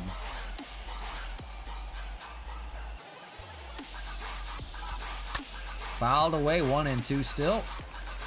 On deck is Wellington Castillo getting another start at the catcher spot. Here's the 1-2. That is bobbled over there by Jose Ramirez. He's got time. Throws it over to first in time and gets his man for the second out. Took a jump at it. Here's Wellington Castillo. 4 at-bats for him and 2 home runs, hitting .500. 3 RBIs. Had a great debut. 2 home runs in his first 2 at-bats. He fouls away here, 0-1. The well-traveled Wellington Castillo was on the National AAA and was acquired after Tyler Flowers announced his retirement and then went to go play with the Royals, apparently. He just didn't want to be part of the Expos for some reason. He was supposed to retire, but he did not. Here's the 0-2. Lays off 1-2. Not sure what that was all about. Tyler Flowers was supposed to retire. 1-2 to Wellington. And he hits it pretty well out to left field. That may be a splash landing, if anything. And that's over everything, it looked like. That was a monster shot out there in left. We'll take a look, make sure that didn't land in the water. That was over everything out there, for sure. So that's just foul. So 1-2 to Wellington. And here's a pitch from McKenzie, fouled away. It remains 1-2. But 2 runs already in the inning. Mark Canha strikes again. Lays off 2-2. And why not? Why did they even pitch to him? 24 home runs on the year. We're not even at the All-Star break. Ground ball play for Jose Ramirez, over there at first and ends the inning. But Mark Canha, DH today, doesn't matter. Just put him in the lineup. Doesn't matter where he is. Home run for Mark Canha. And 2-1, your score, Expos lead. Here's Neil Walker at 6, 7, and 8 for the Tribe as they try to come back now trailing by a run. First pitch from Neil Walker. Swung on and missed 0-1. After Walker, it's Jimenez and then Zimmer in the order. As a fly ball to left field. And Neil Walker hits a homer off his former team, and we're tied again. Neil Walker having a series. 2 home runs in this series. 9th home run of the year for him off his former team this year. And it's a tie ball game, 2-2. Back and forth we will go. They're picking up where they left off in game number 2. The Indians really want a win desperately, any way they can. That one's gone out to left center. So nobody out, still in the second, and that rally nat is back apparently. Here's Andres Jimenez. 0-1. 259 hitter, 3 home runs, 12 RBIs. Had a good day yesterday. A lot of Indians hitters have woken up since game 2. Swung on and missed 0-2. Oh, Rick Porcello goes back to work with this tie ball game. Fouled away, 0-2 still. Might be another bullpen day. Fouled away, it'll stay 0-2. Well, the Indians scratching and clawing for a win any way they can. Still early here in the second. Just getting underway from Labatt Park, but already a couple bombs.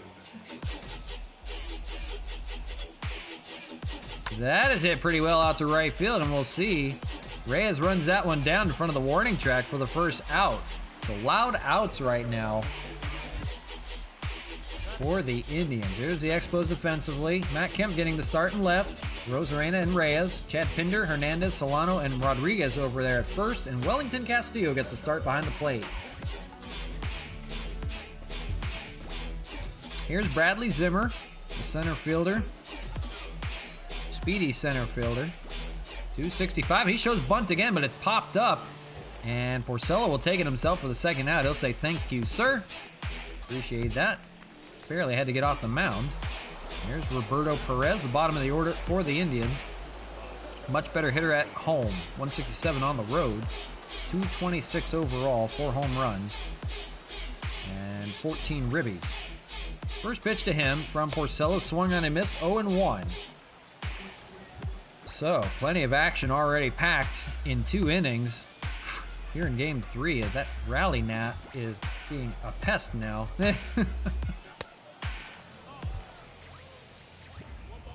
But it provided dividends in game 2. Canna walked it off, and he's got a home run here in his next at-bat. It's 2-2. Cesar Hernandez ground ball play for him. That ends the inning. They get a run back on the solo shot by Neil Walker. Of all people. Switch hitter strikes again, and it's 2-2. Going to the bottom of the second.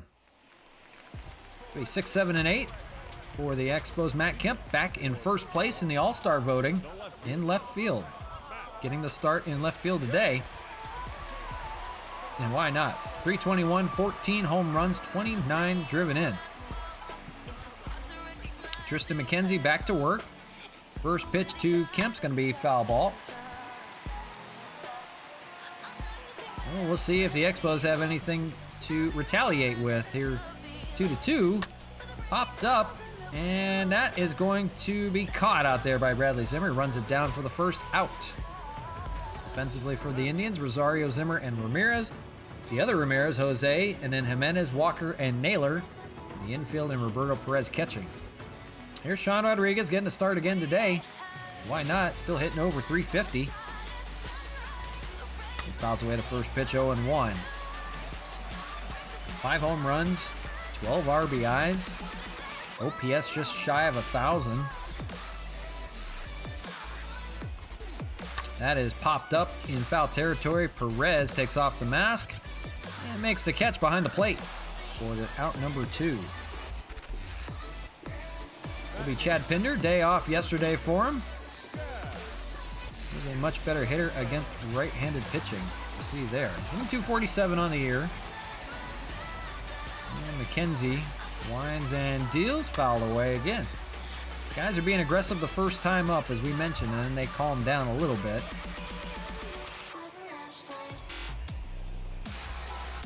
Popped up, and that should end the inning. Zimmer under it, makes the catch, and that ends the second. Nothing doing for the Expos. They go down 1-2-3, and after 2-2. Top of the order for the Tribe, it's Ahmed Rosario, 0 for 1. Rick Porcello going back to work. He had 30 pitches through the first 2, and 31st here. Ground ball play on the first pitch. Play for Solano. Fires it over. Gets the speedy Rosario off the base paths, and 1 away here in the third. Here's Harold Ramirez with a triple on the day. 1 for 1, and he later scored a run.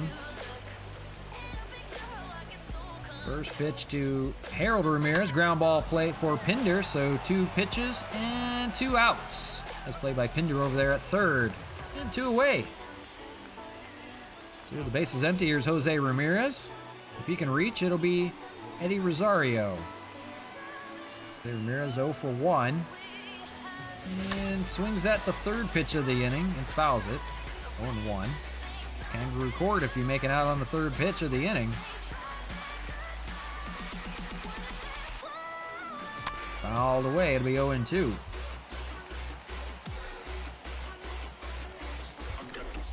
Porcello's got him 0-2. Here we go. And fouled away. We'll do it again. This is the final game of the 3-game series with the Indians. They couldn't buy a win. They lost in extras to the Expos. And that is hit pretty well, and they're going to retake the lead here. Solo home run, Jose Ramirez, number 13 on the year, second of the series for him. And just like that, we're trading blow for blow. They're back on top. It's now 3-2. Here comes the firepower right now, and Eddie Rosario with 2 away, nobody on. Boy, offense aplenty right now. Back and forth we go. They retake the lead. Here's a strike to Eddie Rosario. 1 for 1. He doubled. Back in the first, keeping his hot hitting going.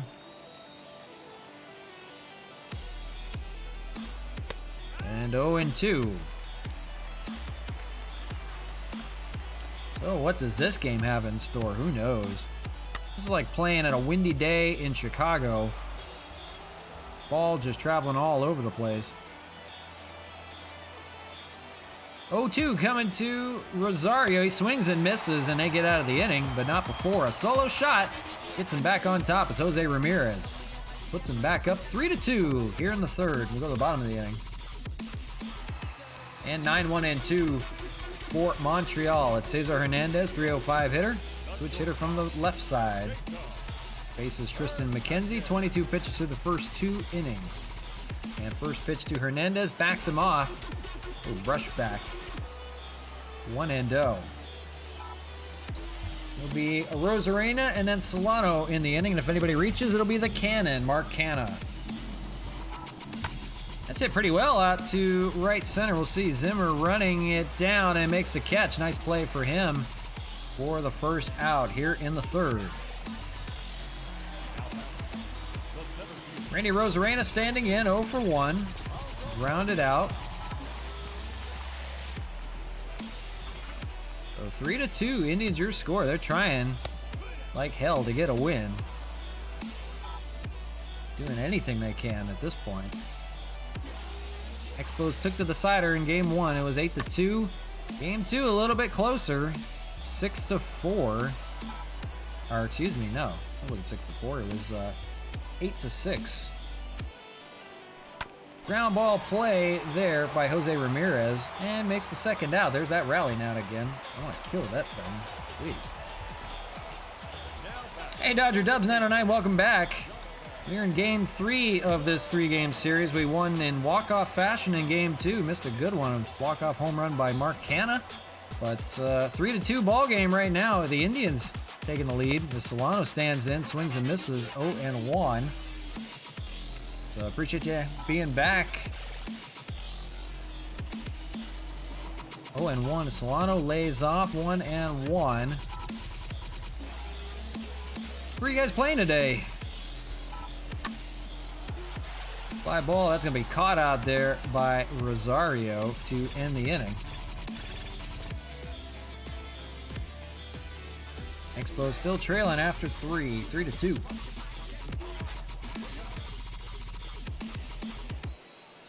Josh Naylor 0 for 1 in the ball game, struck out back in the first, 0 for 9 in the series. Rick Porcello, 40 pitches through the first 3. Will try to hold on to a 1-run deficit. First pitch in to Naylor for a strike, 0-1. Indians on the series, 15 hits and 6 home runs. They have woken up since game 2. And they want to avoid the sweep here. 1-1 to Naylor. On deck is Neil Walker with a home run on the day, and then Andres Jimenez behind him. 1-1, fouled away.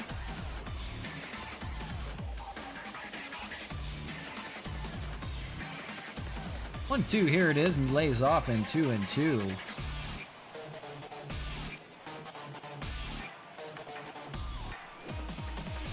2-2 and popped up in the infield. Play for Cesar Hernandez. Got it right by the second base bag, no problem. Played the Durham Bulls, beat them 6-4. Okay. I gotcha. Neil Walker standing in, solo home run in the second.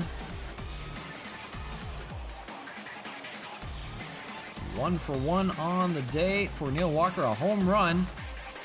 that got the game started for the Indians. 0-1 here. Lays off 1-1.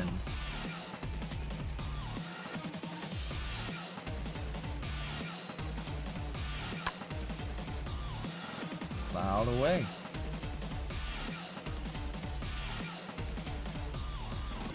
One-two coming. Swung on and missed. Walker will go down this time around. And a second out of the fourth. Third strikeout for Rick Porcello on the day. Trying to have a better inning here. Faces Andres Jimenez 0 for 1. Keep the bases empty. Send guys down with outs. Oh, here's a fly ball to left field. And they're going to tack on another here. Solo home run, Andres Jimenez. We saw him homer yesterday. Tacks on another, his 4th of the year. And Rick Porcello getting burned by the long ball right now. 4-2 your score.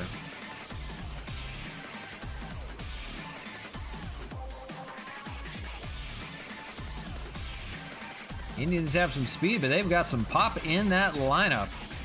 And he knew it too, out the left field. Short porch home run, 362, but that's all that matters. It's gone out there. Lady with a nice catch. So still 2 away, it's 4-2. Here's Bradley Zimmer. In there with a strike with a sinker, 0-1. Zimmer 0 for 1, lined out back in the second. And shows bunt and fouls. 0-2. Took the ball away from the coach over there at third base. He was reaching down to grab it. Pinder's like, nope, I'll take that. 0-2 to Zimmer. Center fielder swings and misses, and that ends the inning, but not before they tack on another on an Andres Jimenez home run. Shortstop getting it done for the Indians today. 4-2 your score as we go to the bottom of the fourth. Here is the cannon. Mark Canha, home run on the day today. Made a leaping play to end the inning. It was amazing. That's cool. That's always fun. That is always fun, especially when you play at shortstop. Mark Canha 1 for 1, as we mentioned, the home run on the day against McKenzie. He hits another one out there to left. And hooking foul. Just a foot outside of the foul pole. We gotta see where that landed. If that was a splash landing or not, we'll have to update the board. We'll see where that landed out there, if that went over the pool and everything. And it landed on the porch. That was on the deck out there. So no splash landing. Always a good feeling to make, always a good feeling to make a good diving play. Not like I know any of that. I played in high school a little bit, but not much.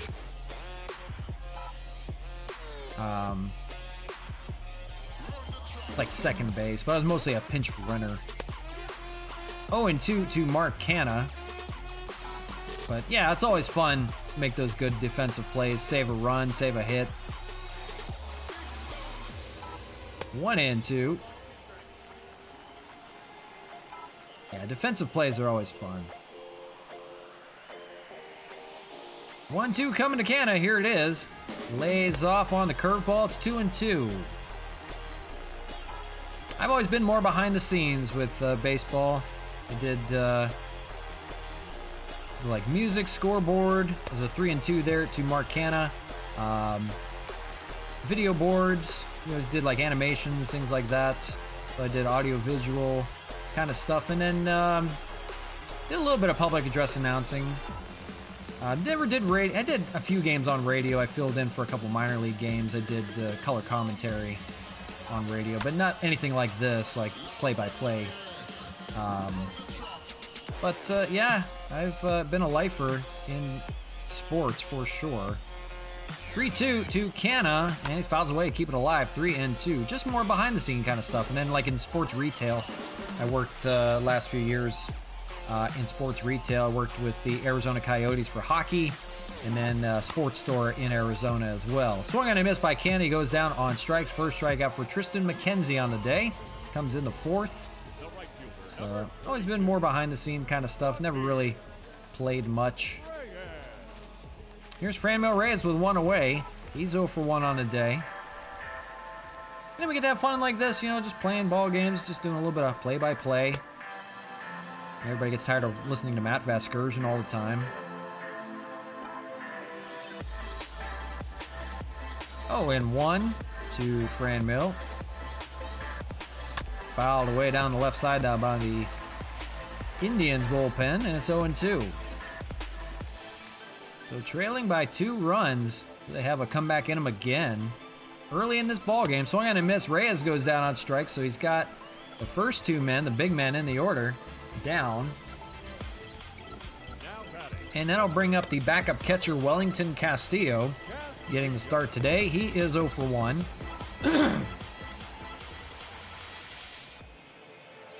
If he can reach, it'll be Matt Kemp. That is a single down the left field line. We say single because he runs so slow. Catcher speed down there. Line drive down the left field line. Fair ball. And Wellington will be aboard for Matt Kemp.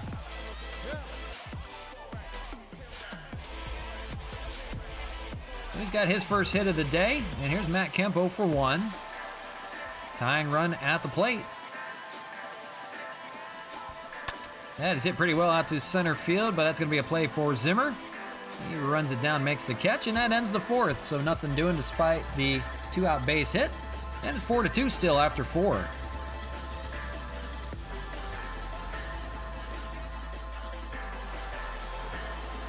(9-1 2 for the Indians here.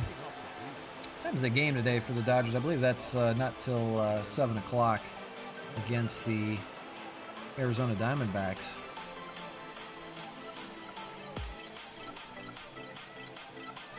First pitch from Perez. That's a liner right to Cesar Hernandez, former teammates. And Hernandez makes the play no problem for the first out. Ed Rosario 0 for 2. Back to the top of the order. 2 groundouts for him on the day. Porcello looking for a quieter 5th inning here. 54 pitches in, 1 out here in the 5th. Takes the ball 1-0. This is the finale of the series. We'll have the 2-game series with the Mets tomorrow on the stream. Same time tomorrow. We will have probably some Diamond Dynasty play to make it like a 3rd game or something like that. We'll see. See how it plays out. We'll find out something to tack on with it. Maybe we'll build a stadium or something. I don't know. 1-2. Rick Porcello throws to Rosario here, 1 away, and hit pretty well out to left center. Rosarena running it down and makes the catch out in left center for the 2nd out. Nice play to run it down for Rosarena. So with 2 away, that'll bring up Harold Ramirez, 1 for 2 with a triple and a run scored on the day. On deck, Jose Ramirez. He has a home run to speak of. Swung and a missed, 0-1 to Harold. Marlins prospect. Hit out to center field, and Rosarena runs that one down. So getting his calisthenics in, his athleticism pays off, and makes the catch for the 3rd out. We go to the bottom of the 5th, still trailing by 2, 4-2. Going to be 7, 8, and 9 for Montreal. It's Sean Rodriguez leading things off here. First baseman today, 0 for 1. Mackenzie back to work. First pitch fastball fouled away, 0-1. Still staying aggressive are the Expos, and it hasn't paid off yet. Lays off on that curveball, 1-1. He features a fastball, curve, slider, and changeup. And the 1-1 here, fastball, that's fouled away over there by the pool, and goes out of play. 1-2 coming. That is up the middle for a base hit for Sean Rodriguez. So leadoff single here. Bottom of the order will try to get it done. That will bring up Chad Pinder to the plate, 0 for 1. On deck is Cesar Hernandez. First pitch to Pinder, lays off 1-0 on the slider. They would like to have a few back on the board and make this close. 4-2 your score here in the 5th. Don't let it get out of hand. Fouled away. So appreciate everybody hanging out that's on the stream right now. Pretty good day for both. Look at Pinder! Chad Pinder, left field and gone. Oh, baby! Chad Pinder, you don't see very often. 4th home run of the year for him. And this is a tie ball game. They're back, baby. The unlikeliest of people today, Chad Pinder. Comes through after having the day off yesterday. The bottom of the order getting it done. It's 4-4. Just got that one. He knew it. Nice shot for Chad Pinder. And that's the bottom of the order. Cesar Hernandez 0 for 1 on the day. But now, back to even again. 4-4 your score. Fouled away 0-1. The Expos will not die, even though they did in 2004. They're back, baby. That's a fly ball out to right center. And it'll be a play for Harold Ramirez there. Makes a catch. 1 away here in the 5th. A couple of hits in the 5th right now, and it's back to the top of the order. Randy Arozarena 0 for 2 with 2 groundouts. Somebody going to come through again for the Expos and win them 12 in a row. That is towards the pool out there, and that looked like a pull shot. We got to double check to make sure. We'll have to update the board. We have not seen a pull shot in a long time. Line drive, hold on there. Full shot incoming, so we got to update that. That is number 16 now. You see we have the board updated right there. XV. We have to do Roman numerals. They don't have any numbers in this game. XV, 15 pull shots now. Make that 16. Careful down there. There's Rosarena 0-1 now. Got that line drive pull shot. Skipping across. That is fouled on the left side and 0-2. So plenty of excitement on both sides. 4 runs apiece. Lays off 1 and 2.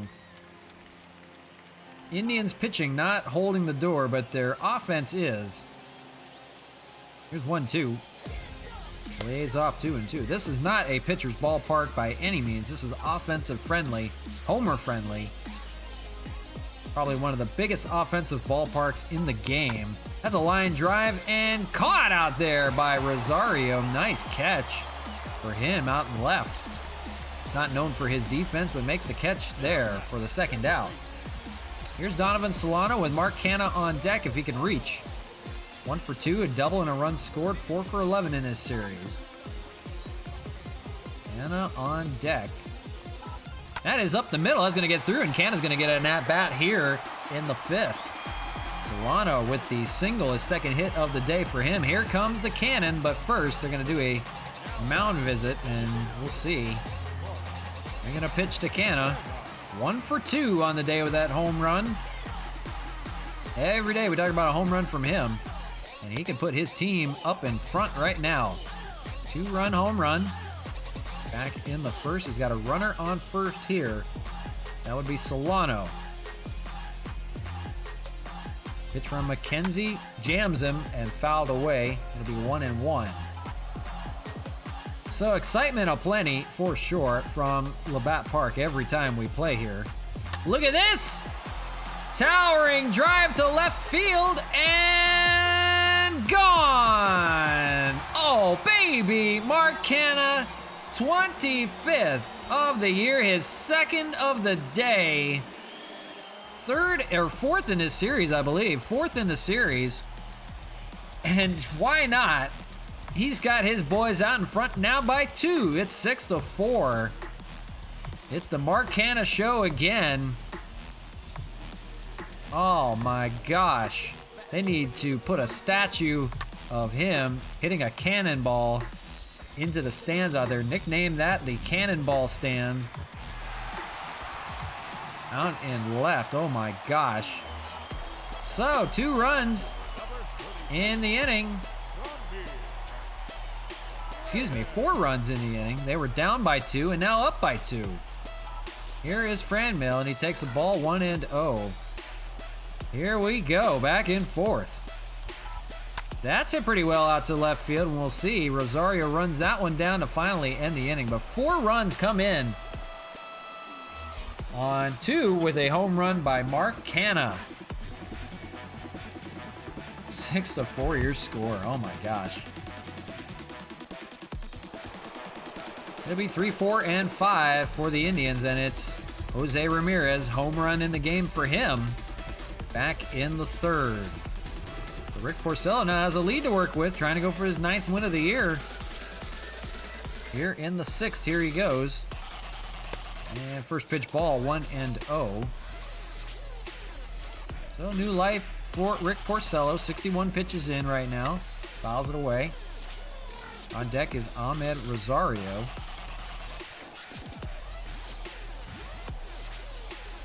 Fouled away. We're going to have a lefty going. It's going to be Sam Freeman out of that bullpen. They've used their fair share of lefties in this game, in the series. 1-2. Takes a called strike 3. And down goes Jose Ramirez this time around. 5th strikeout for Porcello. And here comes Eddie Rosario, 1 for 2. Double in the game for him. That was back in the 1st. Fouls it away here, 0-1.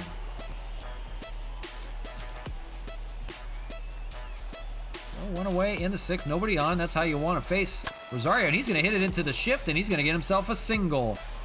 And maybe he's going to try to stretch to a double. Here's the throw in the second, and he is safe. He's got it into a double.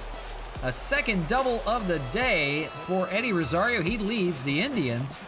And now threatening, here is Josh Naylor with Neil Walker on deck. They're going to go to the bullpen. They're going to call upon Sam Freeman here in the 6th to face the pair of lefties. David Robertson will warm up in that bullpen as well.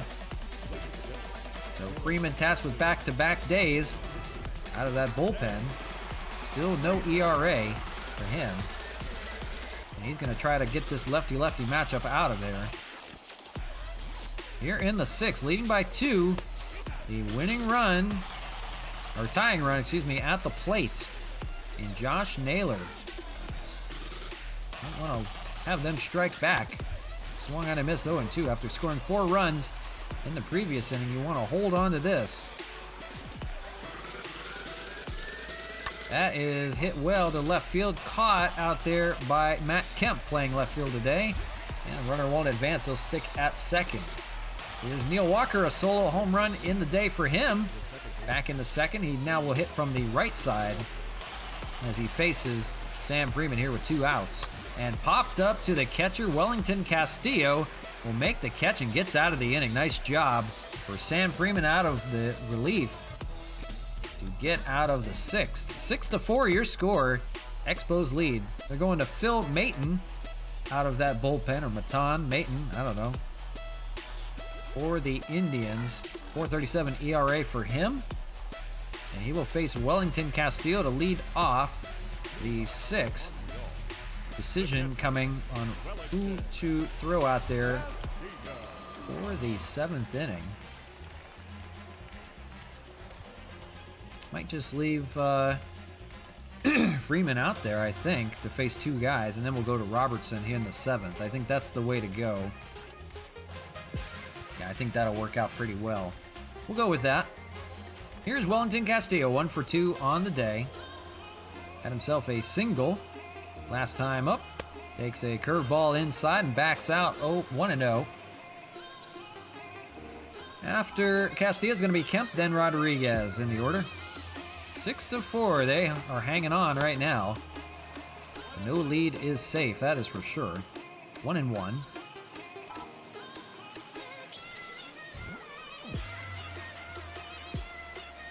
Lays off. And 2-1.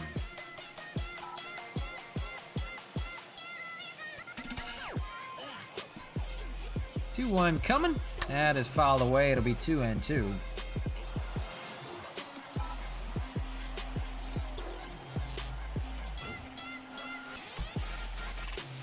2-2. That is hit well to left field.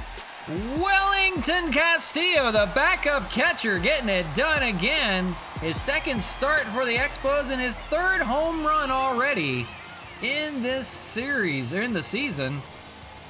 Wellington Castillo. The Expo fans love it.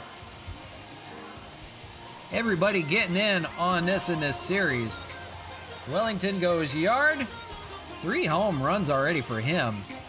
And now 7-4 your score. He knew it. 394. What a acquisition for the Expos. GM of the year. Here's Matt Kemp. Ground ball, 0-1.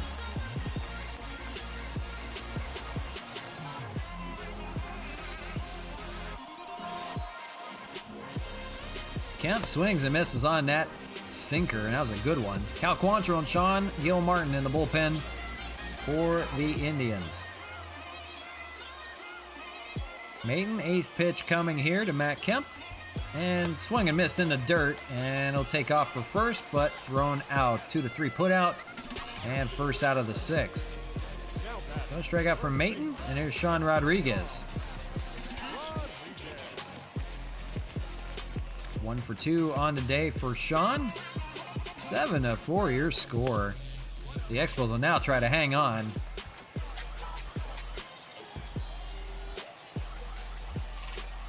Home runs aplenty today on the getaway day for the Indians. They just wanted a win, and they can't hang on. 6th inning, they'll be running out of outs.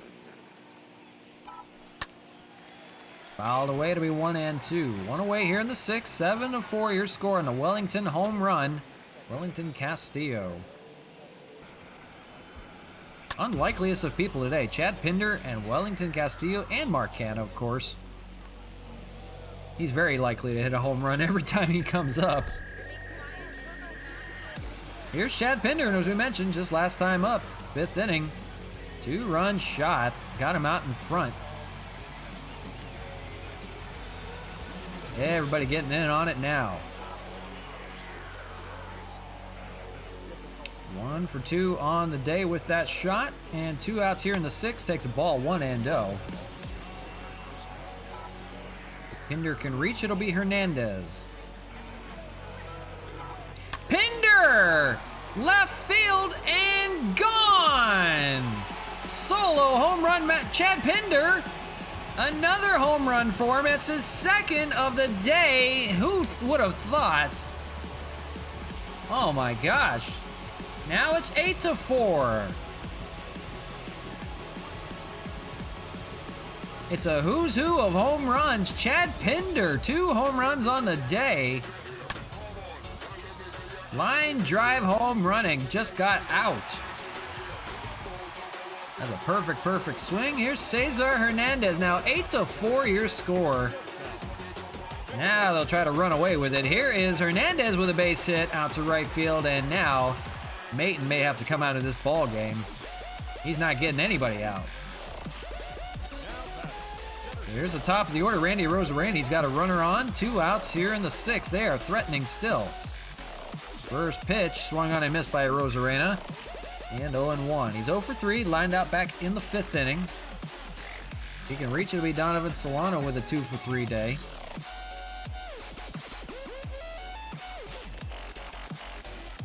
Oh, 1 curveball and ground ball play for Ramirez will go the short way to 2nd and finally retires the 6th. They will tack on 2 more home runs. Wellington Castillo and Chad Pinder with his 2nd home run of the day. Unbelievable job. 8-4 your score. So Sam Freeman staying back out there. He only threw 4 pitches, and David Robertson will stay warm. He'll come in after. It's a 4-run lead. Freeman deals with Jimenez. He has a home run on the day as well. We're talking about everybody hitting home runs on the day. Short porches. Swung on and missed 0-2. So this is the finale of the series, and a good one. It was back and forth up until now. In the 7th, Freeman got the strikeout, so the bullpen getting the job done.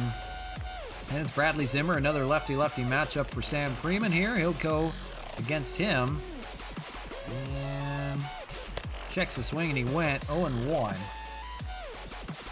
So to this point, now all Expos. After scoring 4, Expos have countered with 4 of their own to retake the lead. And running away now. That is a ground ball play for the second baseman. Solano over there makes the play. And 2 away here in the 7th. It's Roberto Perez, 0 for 2, and they're going to go to the bullpen. They're going to call on David Robertson to come in and get the final out of the 7th. 0-1 record for him, 1.17 ERA. David Robertson, first pitch, fouled away, 0-1. Most likely stay out for the 8th. 0-1 coming, popped up, and that should end it. So it takes him just 2 pitches to get out of the final out of the 7th. And it's time to stretch in an 8-4 lead. We'll take a quick commercial break. We'll be right back.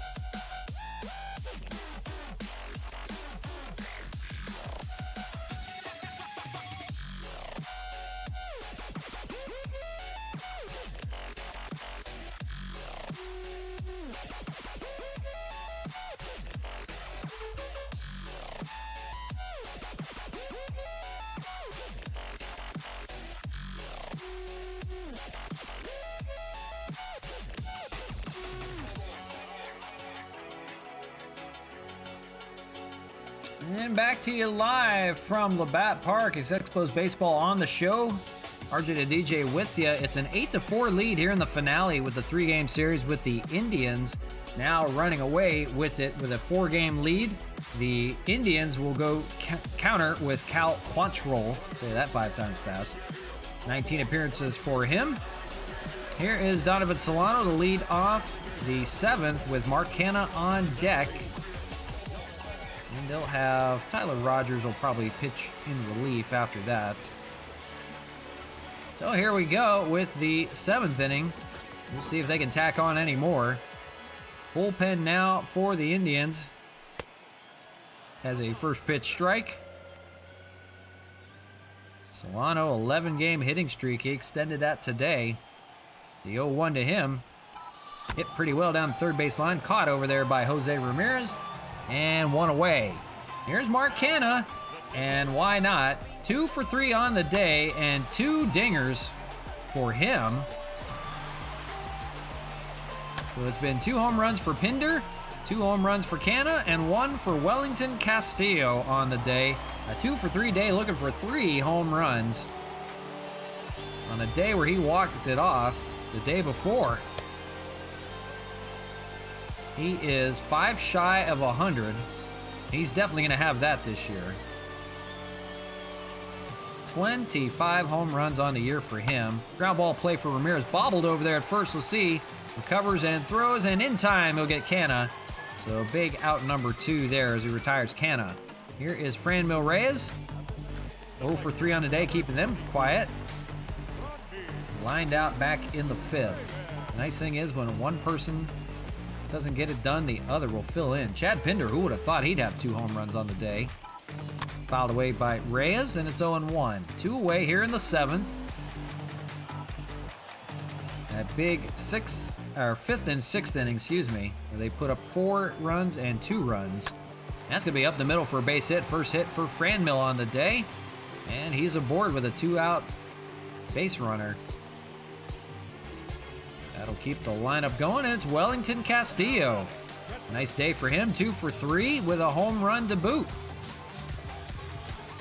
And only 2 games as an Expo, paying dividends.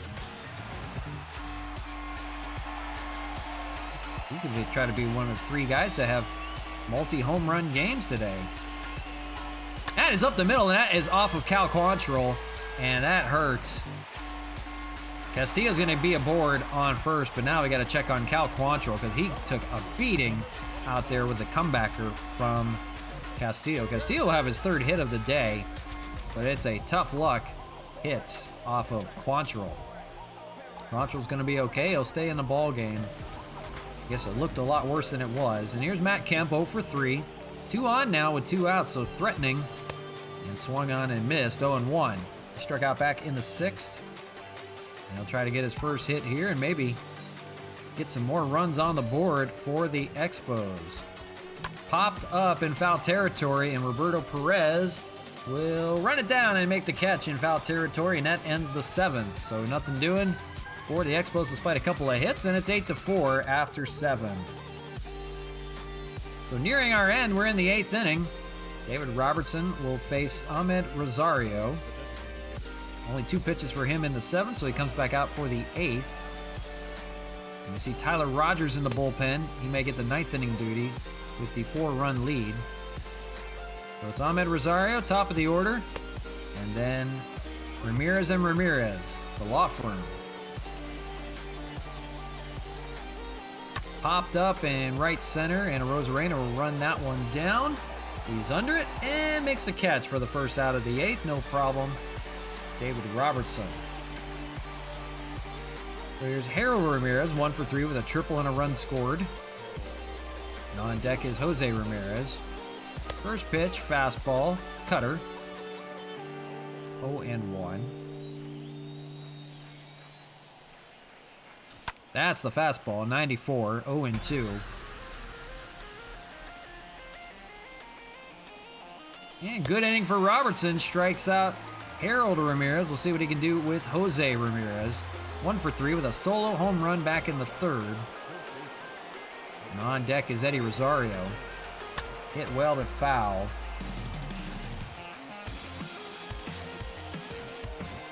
8-4 your score, trying to pull off the sweep. And that would be 12 in a row for the Expos. Unheard of. But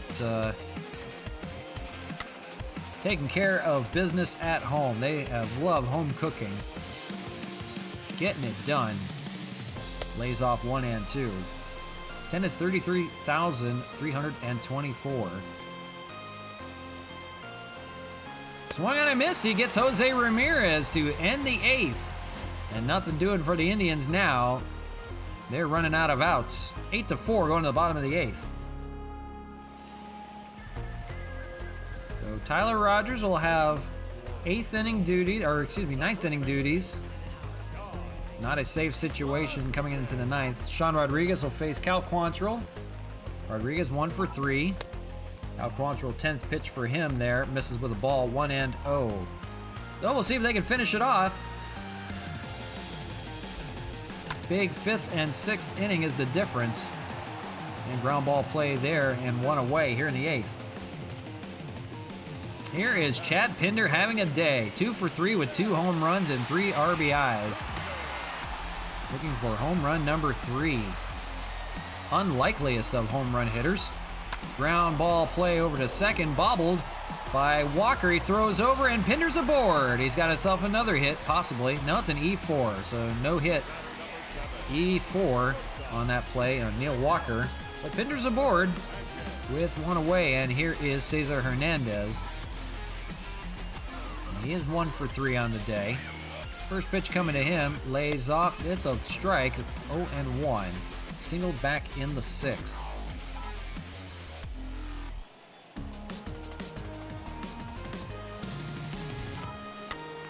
Fouled away, it's 0-1.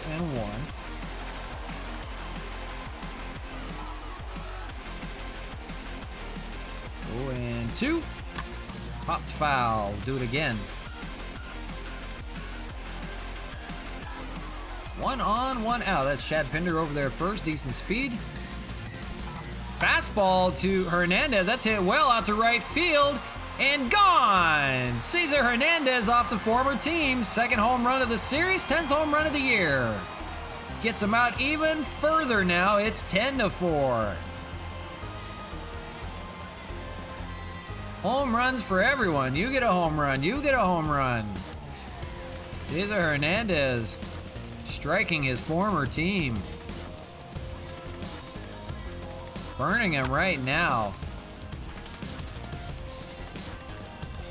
Nice shot out to right field. He's the only guy that ever hits it out to right field on the Expos, that's for sure, as everybody else is right-handed hitting. Here is a Rosarena, 0 for 4, takes a strike down the middle, 0-1. Grounded out last in the 6th inning, but 6 for 12 in this series. Cal Quantrill trying to get him to the 9th, but now all Expos after a back and forth until the 4th inning. Here's the 0-2. Fastball, and that's hit well out to left center, and that one's gone. Another home run for the Expos. That is number 7 now, I believe. That is home run number 7 on the day. Amazing. 11-4. All Expos now. They just need to cruise to the finish.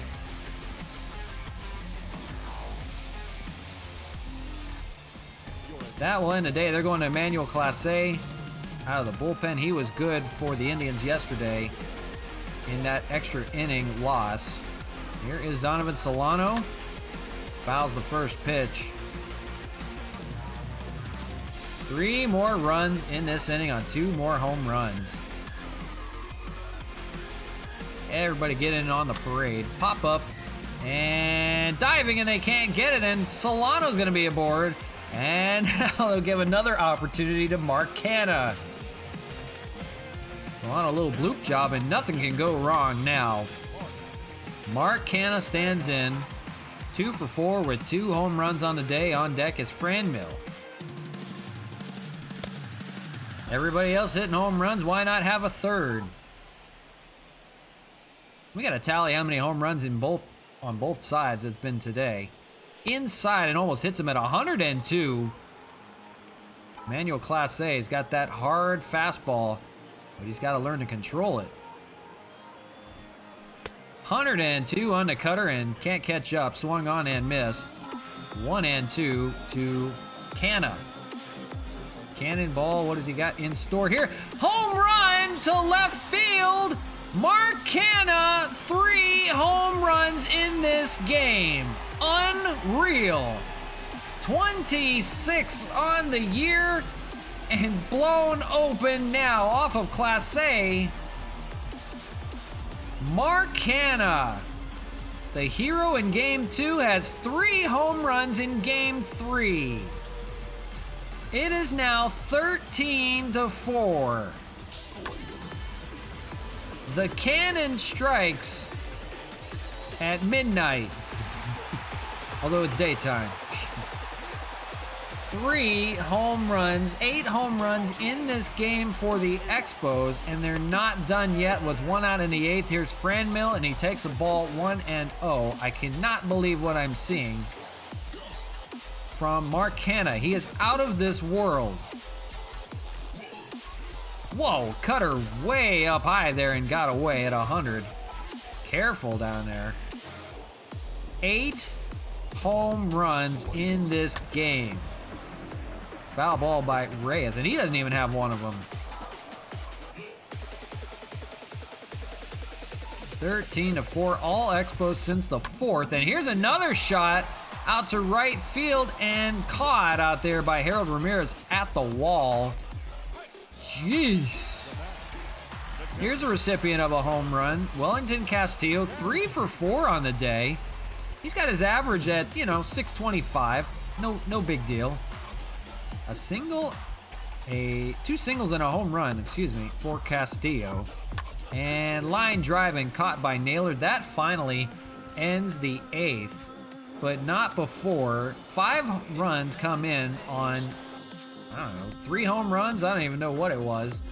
Unbelievable Mark Canha. And Tyler Rogers will come in and close this ball game out in the 9th. It is no contest right now. Here's Eddie Rosario. He's a recipient of 3 home runs yesterday. 2 for 3 today with 2 doubles. Tyler Rogers has the 9th and first pitch in there for a strike. 0-1. This game is all said and done. All but the crying. 13-4 after a 5-run 8th. Unheard of. Mark Canha. We are in awe. 1-2 on the curveball. He is a cheat code. Swung on and missed. First out of the 9th. Running away, yeah. Mark Canha, 3 home runs in this game after walking off in game 2. Unheard of. 8 home runs on the day as a total by this team. 1 away. Here's Josh Naylor, takes a strike, 0-1. And we are ready to cap this one off. Unbelievable what we're seeing. Chad Pinder, 2 home runs. Mark Canha, 3 home runs. A home run by Castillo. Home run by, who else? Cesar Hernandez hit one. I think that was everybody. Unbelievable. Indians cannot catch a break. 4 home runs. They were tagging along until the 4th. And it got away from him after that. Bullpen burned him. 1-2 here. Ground ball play. That is going to be a fair ball on the shift. And we'll see if they make the turn. Kemp will throw it in to second. That's going to be a double just in time for Josh Naylor. And here comes the rally, I guess. Here's Neil Walker, 1 for 3. Rogers will try to close this one down. A 5-run 8th. And 13 runs in this game. 0-2. They're going to take this momentum and play the New York Mets for a 2-game series tomorrow's stream. We'll have that for you. We'll also have something special on Diamond Dynasty to fill in for just a 2-game series. We'll have that for you tomorrow. 0-2, fouled away. But might as well finish this one off. Appreciate everybody hanging out today. It was a good one. It was a good series. A great second game. But they're going to finish this one off here shortly. 1-2. I don't think that kind of a rally is in. Although here they come. They're going to get a run back. It's now going to be 13-4. Play at second, we'll see. And safe. So they rally back. Neil Walker has himself an RBI double. It's 13-5. And here is Andres Jimenez with 1 away still. We won't close the book on this just yet.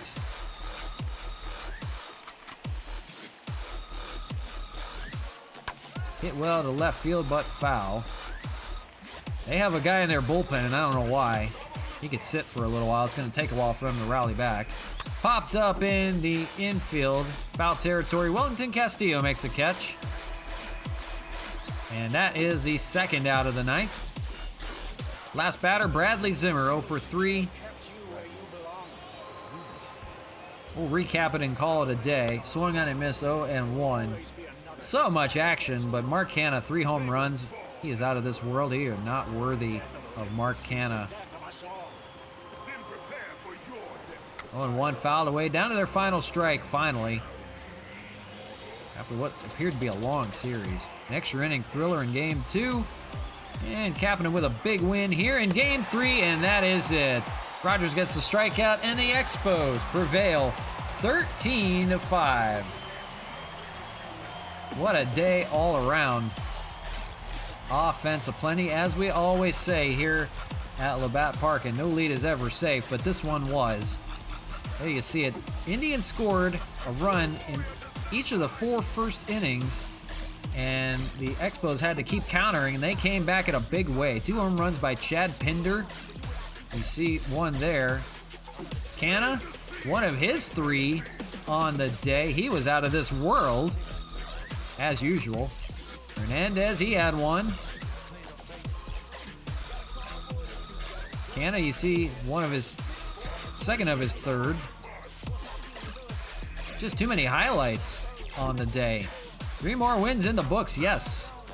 And that keeps the streak at, I believe, 12 games in a row now.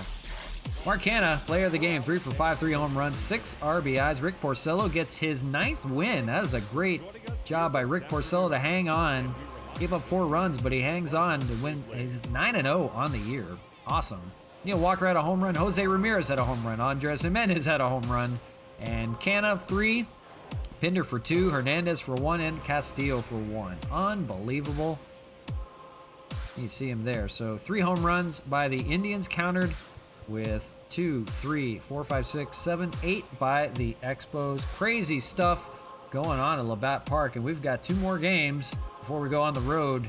We're facing the New York Mets.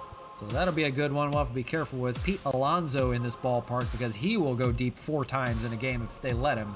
And that will do it. So that's it for me. Appreciate everybody hanging out on a great series against the Indians. Keeping her going. Riding high in first. And we get a headliners pack. We'll open that we'll open that right now. What the hell?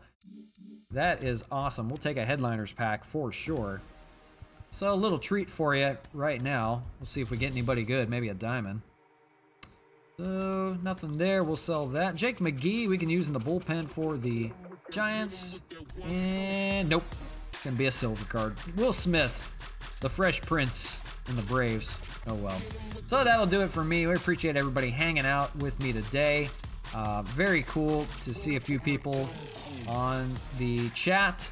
But that's going to do it for me. Until tomorrow, we'll have the Mets series and a Diamond Dynasty game. Something else to kind of round it out. But for me, that was awesome. This was a great series for me. So signing off, RJthe. Take care, everybody. We will see you again tomorrow. Have a good day.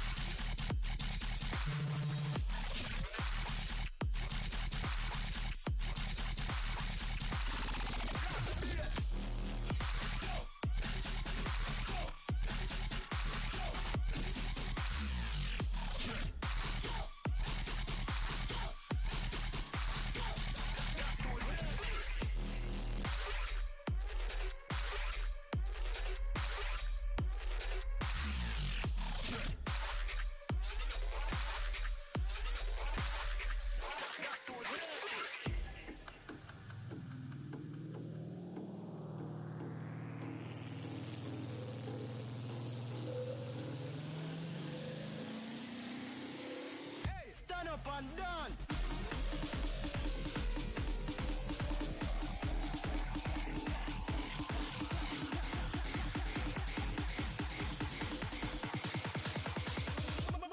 Smash it.